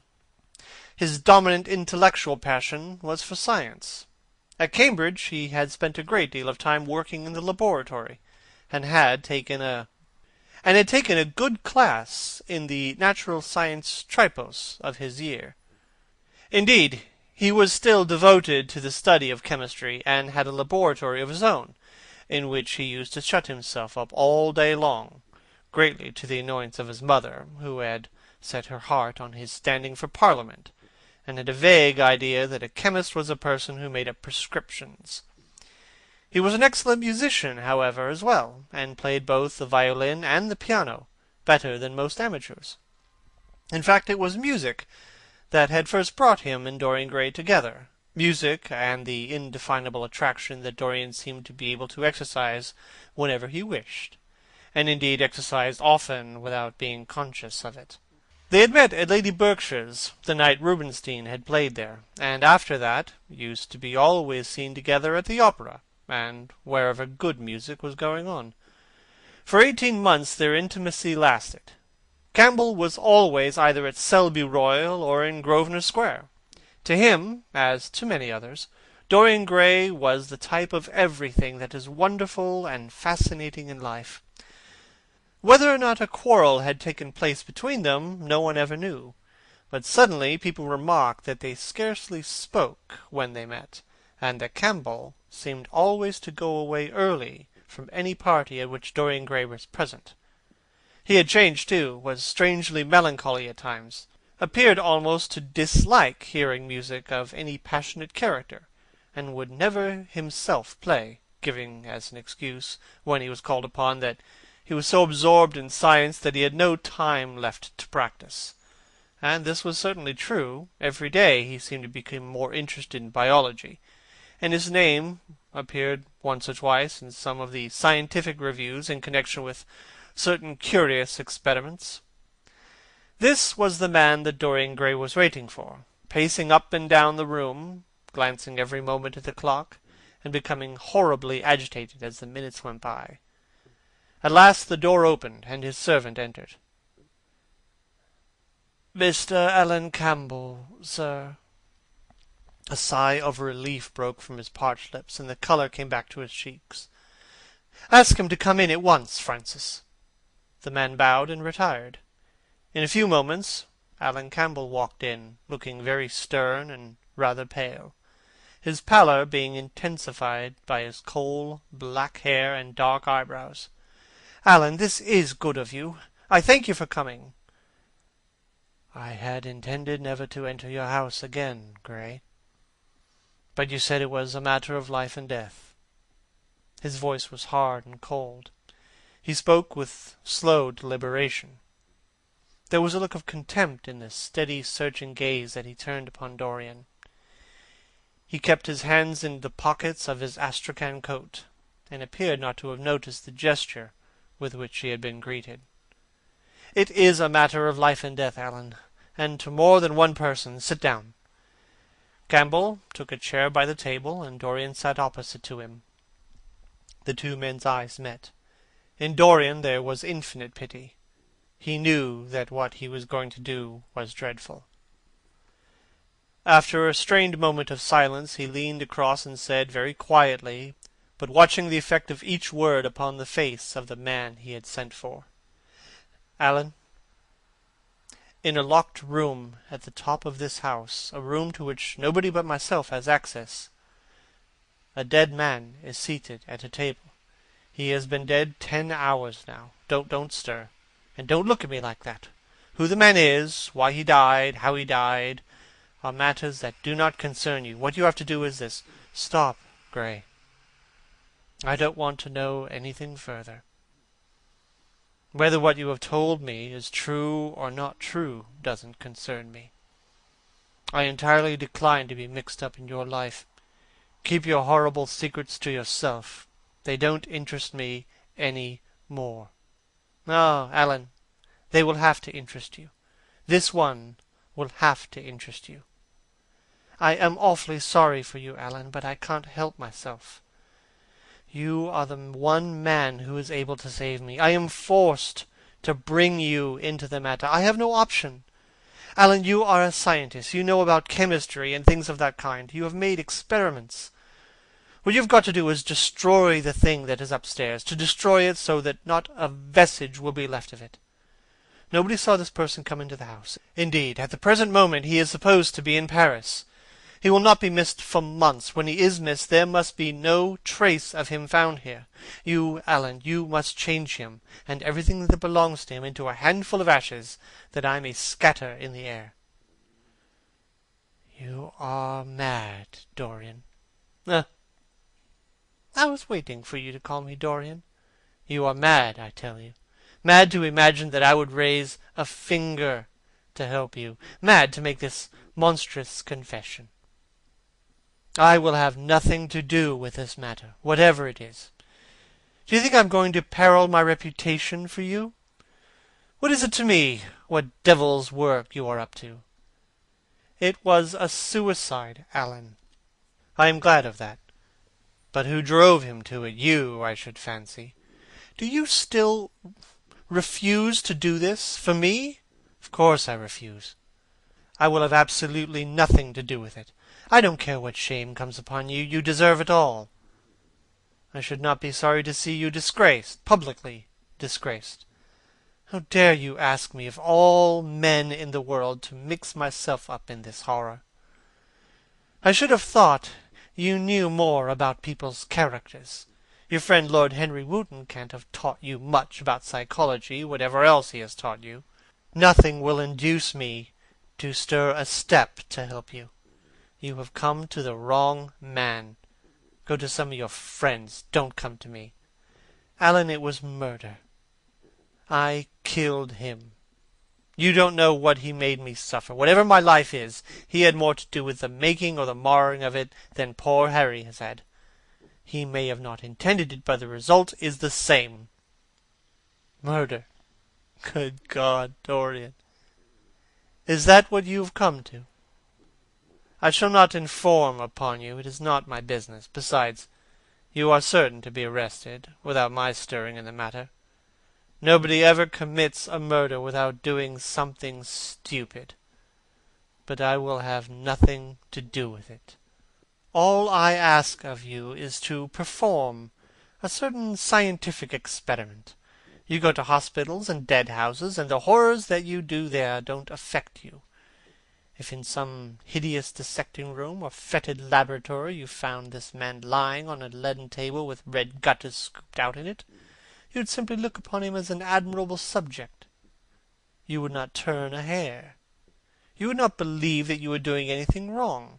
On the contrary, you would probably feel that you were benefiting the human race, or increasing the sum of knowledge in the world, or gratifying intellectual curiosity, or something of that kind. What I want you to do is simply what you have often done before. Indeed, to destroy a body must be less horrible than what you are accustomed to work at. And remember, it is the only piece of evidence against me. If it is discovered, I am lost. And it is sure to be discovered unless you help me. I have no desire to help you. You forget that. I'm simply indifferent to the whole thing. It has nothing to do with me. Alan, I entreat you, think of the position I am in. Just before you came, I almost fainted with terror. No, don't think of that. Look at the matter purely from the scientific point of view. You don't inquire where the dead things on which you experiment come from. Don't inquire now. I've told you too much as it is, but I beg of you to do this. We were once friends, Alan. Don't speak of those days, Dorian. They are dead. The dead linger sometimes. The man upstairs will not go away. He is sitting at the table with a bowed head and outstretched arms. Alan, if you don't come to my assistance, I am ruined. Why, they will hang me, Alan. Don't you understand? They will hang me for what I have done. There is no good in prolonging this scene. I refuse absolutely to do anything in the matter. It is insane of you to ask me. You refuse? Absolutely? Yes. The same look of pity came into Dorian's eyes. Then he stretched out his hand, took a piece of paper, and wrote something on it. He read it over twice, folded it carefully, and pushed it across the table. Having done this, he got up and went over to the window. Campbell looked at him in surprise, and then took up the paper and opened it. As he read it, his face became ghastly pale, and he fell back in his chair. A horrible sense of sickness came over him. He felt as if his heart was beating itself to death in some empty hollow. After 2 or 3 minutes of terrible silence, Dorian turned around and came and stood behind him, putting his hand upon his shoulder. "I am so sorry, Alan," he murmured. "But you leave me no alternative." I have a letter written already. Here it is. You see the address. If you don't help me, I must send it. You know what the result will be. But you are going to help me. It is impossible for you to refuse now. I tried to spare you. You will do me the justice to admit that. You were stern, harsh, offensive. You treated me as no man has ever dared to treat me, no living man, at any rate. I bore it all. Now it is for me to dictate the terms. Campbell buried his face in his hands, and a shudder passed through him. Yes, it is my turn to dictate terms, Alan. You know what they are. The thing is quite simple. Come, don't work yourself into this fever. This thing has to be done. Face it, and do it. A groan broke from Campbell's lips, and he shivered all over. The ticking of the clock on the mantelpiece seemed to him to be dividing time into separate atoms of agony, each of which was too terrible to be borne. He felt as if an iron ring was being slowly tightened round his forehead, and as if the disgrace with which he was threatened had already come upon him. The hand upon his shoulder weighed like a hand of lead. It was intolerable. It seemed to crush him. Come, Alan, you must decide at once. He hesitated for a moment. Is there a fire in the room upstairs? He murmured. Yes, there is a gas fire with asbestos. I will have to go home and get some things from the laboratory. No, Alan, you need not leave the house. Write on a sheet of notepaper what you want, and my servant will take a cab and bring the things back to you. Campbell wrote a few lines, blotted them, and addressed an envelope to his assistant. Dorian took the note up and read it carefully.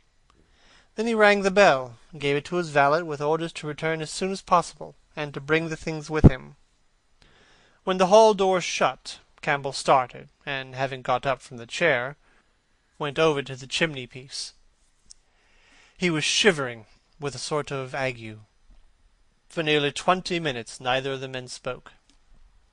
A fly buzzed noisily about the room, and the ticking of the clock was like a beat of a hammer.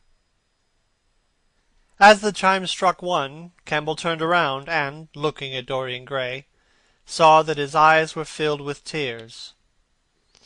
There was something in the purity and refinement of that sad face that seemed to enrage him. You are infamous, absolutely infamous, he muttered. Hush, Alan. You have saved my life, said Dorian. Your life? Good heavens, what a life that is! You have gone from corruption to corruption, and now you have culminated in crime. In doing what I am going to do, what you force me to do, it is not your life that I am thinking. Oh, Alan, murmured Dorian with a sigh. I wish you had 1,000th part of the pity for me that I have for you. He turned away as he spoke, and stood looking out at the garden. Campbell made no answer. After about 10 minutes, a knock came to the door, and the servant entered, carrying a mahogany chest of chemicals, with a small electric battery set on top of it. He placed it on the table and went out again, returning with a long coil of steel and platinum wire and 2 rather curiously shaped iron clamps. "Shall I leave the things here, sir?" he asked Campbell. "Yes," said Dorian. "And I'm afraid, Francis, that I've another errand for you. What is the name of the man at Richmond who supplies Selby with orchids?" "Harden, sir." "Yes, Harden.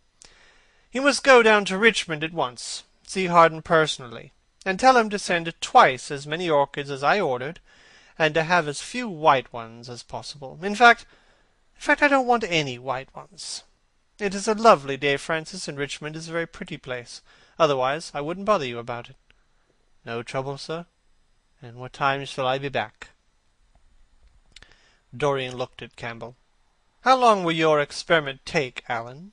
he said in a calm, indifferent voice. The presence of a third person in the room seemed to give him extraordinary courage. Campbell frowned and bit his lip. "It will take about 5 hours," he answered. "It will be time enough, then, if you are back at 7:30, Francis. Or stay, just leave my things out for dressing. You can have the evening to yourself. I am not dining at home, so I shall not want you." "Thank you, sir," said the man, leaving the room. "Now, Alan, there is not a moment to be lost. How heavy this chest is! I'll take it for you. You bring the other things." He spoke rapidly and in an authoritative manner. Campbell felt dominated by him. They left the room together. When they reached the top landing, Dorian took out the key and turned it in the lock. Then he stopped, and a troubled look came into his eyes.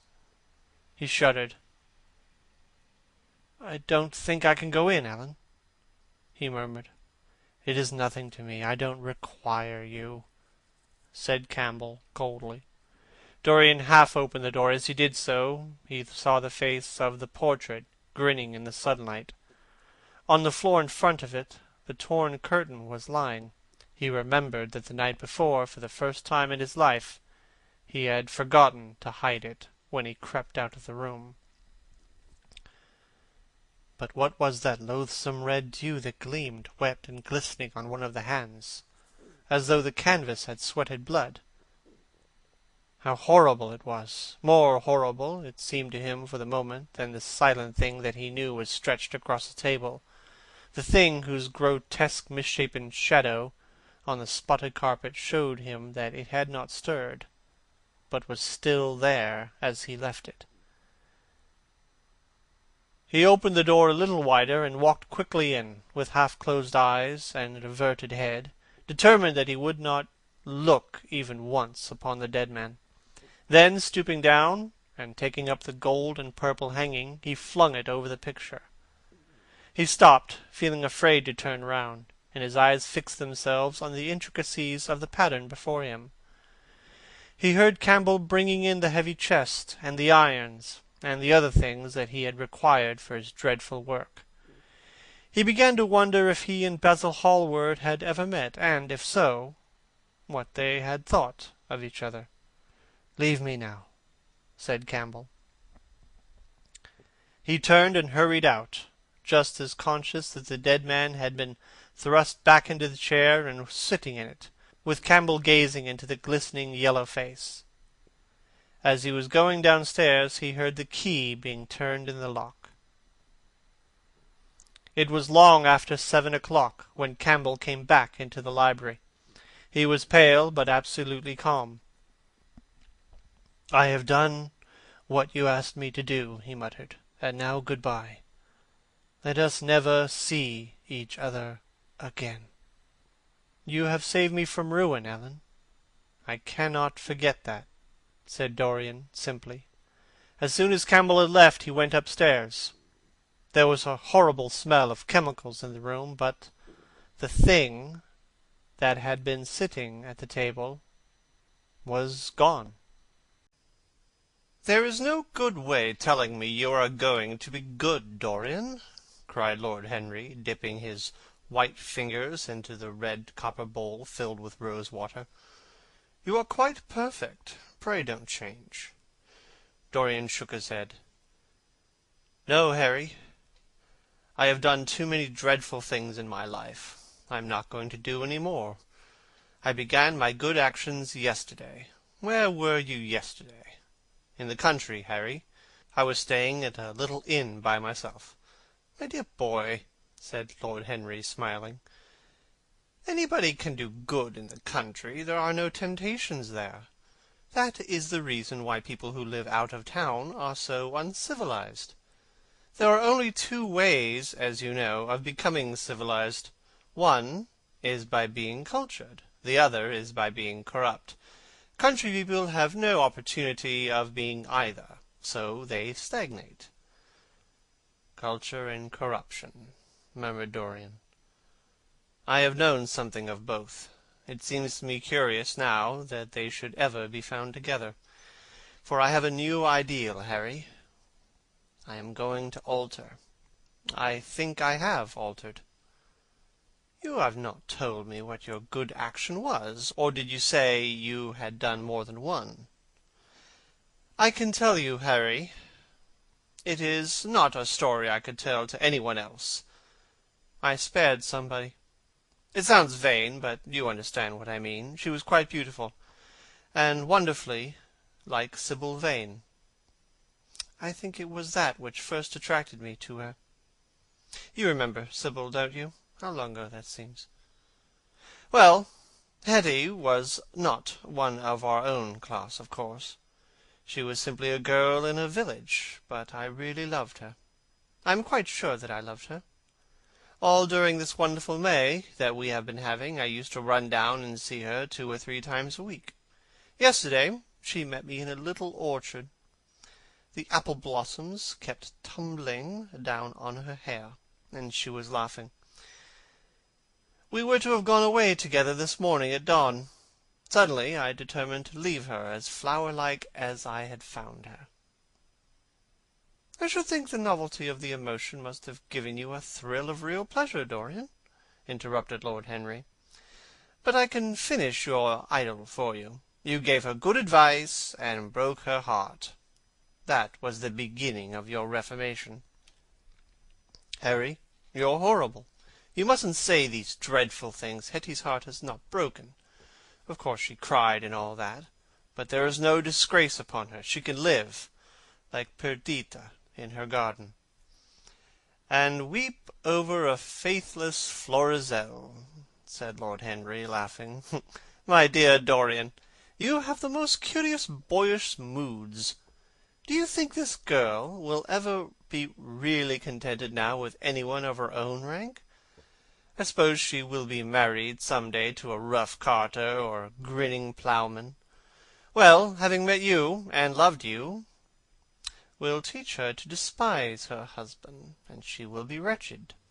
From a moral point of view, I don't really think much of your great renunciation. Even as a beginning, it is poor. Besides, how do you know that Hetty isn't floating at the present moment in some mill-pond, with water-lilies round her head, like Ophelia? I can't bear this, Harry. You mock at everything, and then suggest the most serious tragedies. I am sorry I told you now. I don't care what you say to me. I know I was right in acting as I did. Poor Hetty. As I rode past the farm this morning, I saw her white face at the window, like a spray of jasmine. Don't let me talk about it any more, and don't try to persuade me that the first good action I have done for years, the first little bit of self-sacrifice I have ever known, is really a sort of sin. I want to be better. I am going to be better. Tell me something about yourself. What is going on in town? I have not been to the club for days. The people are still discussing poor Basil's disappearance. I should have thought they had got tired of that by this time, said Dorian, pouring himself out some wine and frowning slightly. My dear boy, they have only been talking about it for 6 weeks, and the public are not really equal to the mental strain of having more than one topic every 3 months. They have been very fortunate lately, however. They have had my own divorce case, and Alan Campbell's suicide. Now they have got the mysterious disappearance of an artist. Scotland Yard still insists that the man in the grey ulster who left Victoria by the midnight train on the 7th of November was poor Basil, and French police declare that Basil never arrived in Paris at all. I suppose in about a fortnight we will be told that he has been seen in San Francisco. It is an odd thing, but every one who disappears is said to be seen at San Francisco. It must be a delightful city, and possess all the attractions of the next world. What do you think has happened to Basil? asked Dorian, holding up his Burgundy against the light, and wondering how it was that he could discuss the matter so calmly. "I have not the slightest idea. If Basil chooses to hide himself, it is no business of mine. If he is dead, I don't want to think about him. Death is the only thing that ever terrifies me. I hate it. One can survive everything nowadays except that. Death and vulgarity are the only two facts in the 19th century that one cannot explain away. Let us have our coffee in the music-room, Dorian. You must play Chopin for me. The man with whom my wife ran away played Chopin exquisitely. Poor Victoria, I was very fond of her. The house is rather lonely without her." Dorian said nothing, but rose from the table, and, passing into the next room, sat down to the piano and let his fingers stray across the keys. After the coffee had been brought in, he stopped, and, looking over at Lord Henry, said, "Harry, did it ever occur to you that Basil was murdered?" Lord Henry yawned. "Basil had no enemies, and always wore a Waterbury watch. Why should he be murdered? He was not clever enough to have enemies. Of course, he had a wonderful genius for painting, but a man can paint like Velasquez, and yet be as dull as possible. Basil was really rather dull. He only interested me once, and that was when he told me years ago that he had a wild adoration for you." "I was very fond of Basil," said Dorian, with a sad look in his eyes. "But don't people say that he was murdered?" "Oh, some of the papers do. It does not seem to be probable. I know there are dreadful places in Paris, but Basil was not the sort of man to have gone to them. He had no curiosity. It was his chief defect. Play me a nocturne, Dorian, and as you play, tell me, in a low voice, how you have kept your youth. You must have some secret. I am only 10 years older than you are, and I am wrinkled and bald and yellow. You are really wonderful, Dorian. You have never looked more charming than you do tonight. You remind me of the day I saw you first. You are rather cheeky, very shy, and absolutely extraordinary. You have changed, of course, but not in appearance. I wish you would tell me your secret.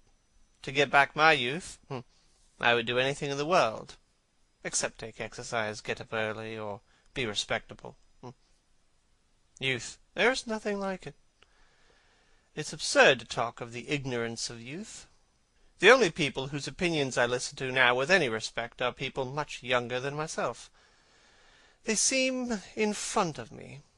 Life has revealed to them her last wonder. As for the aged, I always contradict the aged. I do it on principle. If you ask them their opinion on something that happened yesterday, they solemnly give you their opinions current in 1820, when people wore high stocks and knew absolutely nothing. How wonderful that thing you are playing is! I wonder, did Chopin write it at Majorca, with the sea weeping around the villa, and the spray salt dashing against the panes? This is marvellously romantic. What a blessing it is that there is one art left to us that is not imitative. No, don't stop. I want music tonight. It seems to me that you are the young Apollo, and I am the young Marsyas, listening to you. I have sorrows, Dorian, of my own that even you know nothing of. The tragedy of old age is not that one is old, but that one is young. I am amazed sometimes at my own sincerity. Ah, Dorian, how happy you are! What an exquisite life you have had! You have drunk deeply of everything. You have crushed the grapes against your palate. Nothing has been hidden from you. But it has all been to you no more than the sound of music. It has not marred you.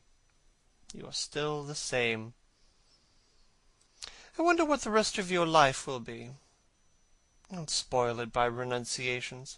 At present you are the perfect type. Don't make yourself incomplete. You are quite flawless now. You need not shake your head. You know you are. Besides, Dorian, don't deceive yourself. Life is not governed by will or intention. Life is a question of nerves, and fibres, and slowly built-up cells in which thought hides itself, and passion has its own dreams. You may fancy yourself safe, and think yourself strong, but a chance tone of colour in a room, or a morning sky, a particular perfume that you had once loved, and that brings strange memories with it, a line from a forgotten poem that you would come across again, a cadence from a piece of music that you had ceased to play. I tell you, Dorian, that it is on things like these that our lives depend. Browning writes about that somewhere, but our own senses will imagine them for us. There are moments when the odor of heliotrope passes suddenly across me, and I have to live the strangest year of my life over again. I wish I could change places with you, Dorian.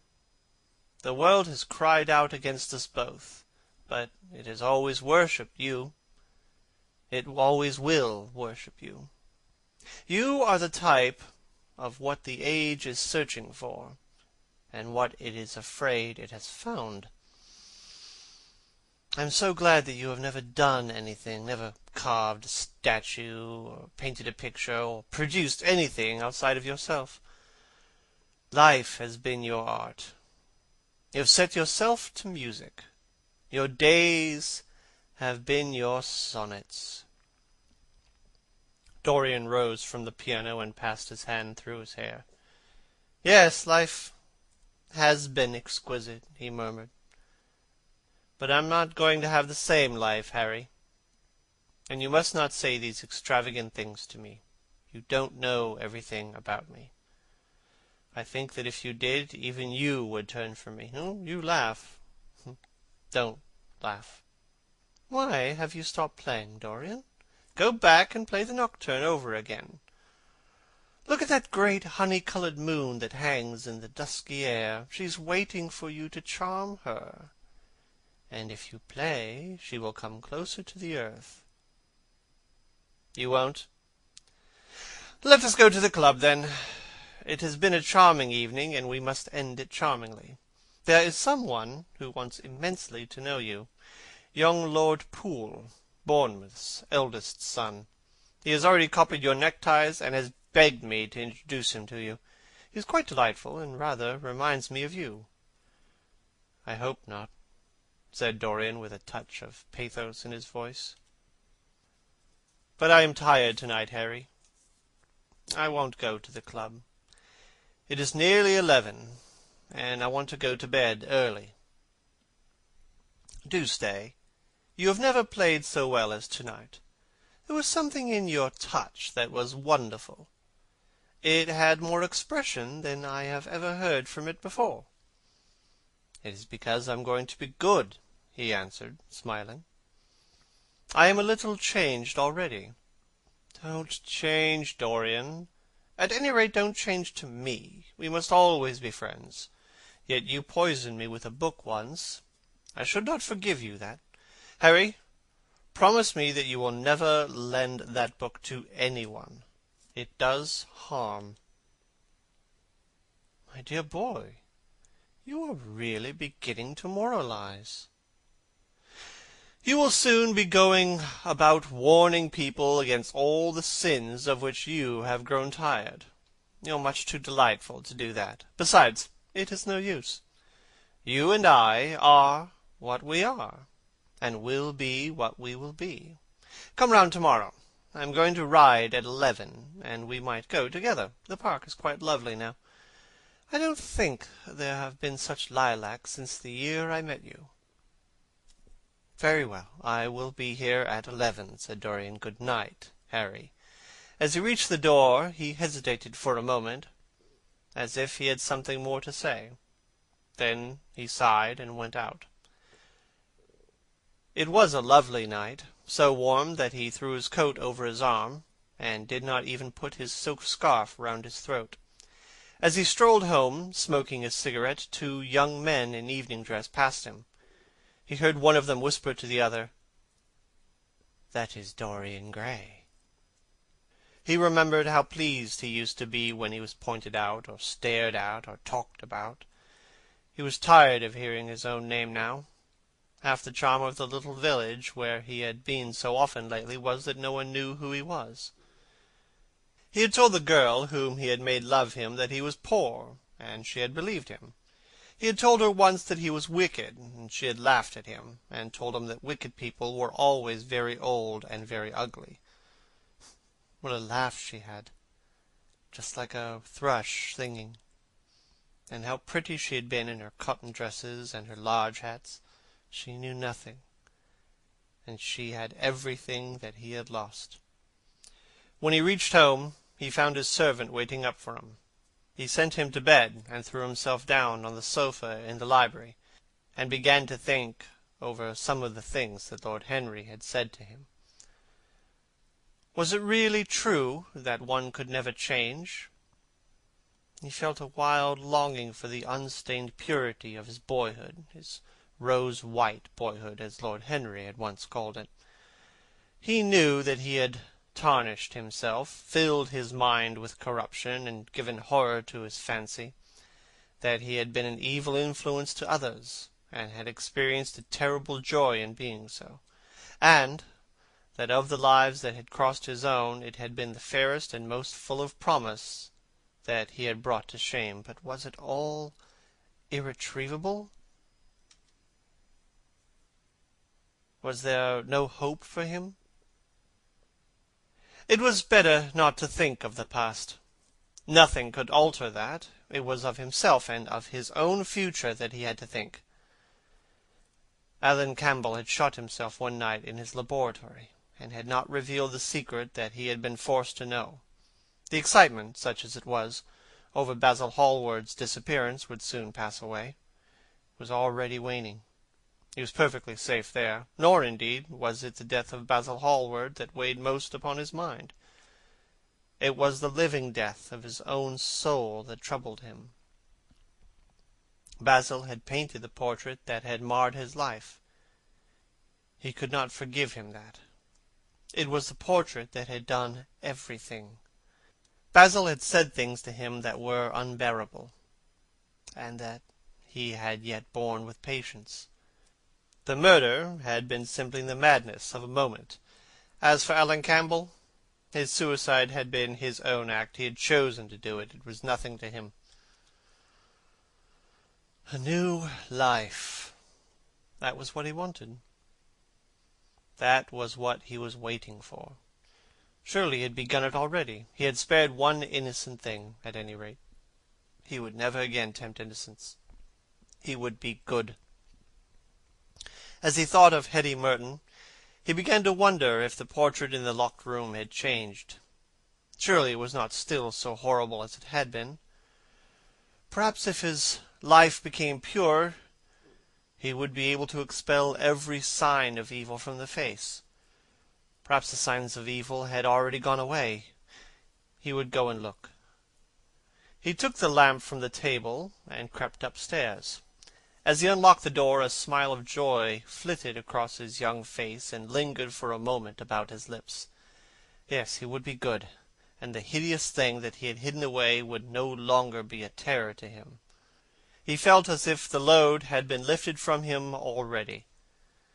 He went in quietly, locking the door behind him, as was his custom, and dragging the purple hanging from the portrait. A cry of pain and indignation broke from him. He could see no change, unless that in the eyes there was a look of cunning, and the mouth the curved wrinkle of the hypocrite. The thing was still loathsome, more loathsome, if possible, than before, and the scarlet dew that spotted the hand seemed brighter, and more like blood newly spilt. Had it been merely vanity that made him do his one good deed, or the desire of a new sensation, as Lord Henry had hinted with his mocking laugh, or that passion to act a part that sometimes makes us do things finer than we are ourselves, or perhaps all these? Why was the red stain larger than it had been? It seemed to have crept like a horrible disease over the wrinkled fingers. There was blood on the painted feet, as though the thing had dripped. blood even on the hand that had not held the knife. Confess? Did it mean that he was to confess, to give himself up and be put to death? He laughed. He felt that the idea was monstrous. Besides, who would believe him, even if he did confess? There was no trace of the murdered man anywhere. Everything belonging to him had been destroyed. He himself had burned what had been below stairs. The world would simply say he was mad. They would shut him up if he persisted in his story. Yet it was his duty to confess, to suffer public shame, and to make public atonement. There was a God who called upon men to tell their sins to earth as well as to heaven. Nothing that he could do would cleanse him till he had told his own sin. His sin? He shrugged his shoulders. The death of Basil Hallward seemed very little to him. He was thinking of Hetty Merton. It was an unjust mirror, this mirror of his soul that he was looking at. Vanity, curiosity, hypocrisy. Had there been nothing more in his renunciation than that? There had been something more, or at least he thought so, but who could tell? And this murder, was it to dog him all his life? Was he never to get rid of the past? Was he really to confess? No. There was only one bit of evidence left against him. The picture itself. That was evidence. He would destroy it. Why had he kept it so long? It had given him pleasure once to watch it changing and growing old. Of late he had felt no pleasure. It had kept him awake at night. When he had been away, he had been filled with terror lest other eyes should look upon it. It had brought melancholy across his passions. Its mere memory had marred many moments of joy. It had been like conscience to him. Yes, it had been conscience. He would destroy it. He looked around and saw the knife that had stabbed Basil Hallward. He had cleaned it many times, till there was no stain left upon it. It was bright, and it glistened. As it had killed the painter, so it would kill the painter's work, and all that that meant. It would kill the past, and when that was dead he would be free. He seized it, and stabbed the canvas with it, ripping the thing right up from top to bottom. There was a crash heard, and a cry. The cry was so horrible in its agony that the frightened servants woke, and crept out of their rooms. 2 gentlemen, who were passing in the square below, stopped, and looked up at the great house. They walked on till they met a policeman, and brought him back. The man rang the bell several times, but there was no answer. The house was all dark, except for a light in one of the top windows. After a time he went away, and stood in the portico of the next house, and watched. "Whose house is that, constable?" asked the elder of 2 gentlemen. "Mr. Dorian Gray, sir." They looked at each other as they walked away, and sneered. One of them was Sir Henry Ashton's uncle. Inside, in the servants' part of the house, the half-clad domestics were talking in low whispers to each other. Old Mrs. Leaf was crying and wringing her hands. Francis was as pale as death. After about a quarter hour, he got the coachman and one of the footmen and crept upstairs. They knocked, but there was no reply. They called out. Everything was still. Finally, after vainly trying to force the door, they got on the roof and dropped down onto the balcony. The windows yielded easily. The bolts were old. When they entered, they found hanging upon the wall a splendid portrait of their master as they had last seen him, in all the wonder of his exquisite youth and beauty. Lying on the floor was a dead man in evening dress, with a knife in his heart. He was withered and wrinkled and loathsome of visage. It was not till they had examined the rings that they had recognized who it was.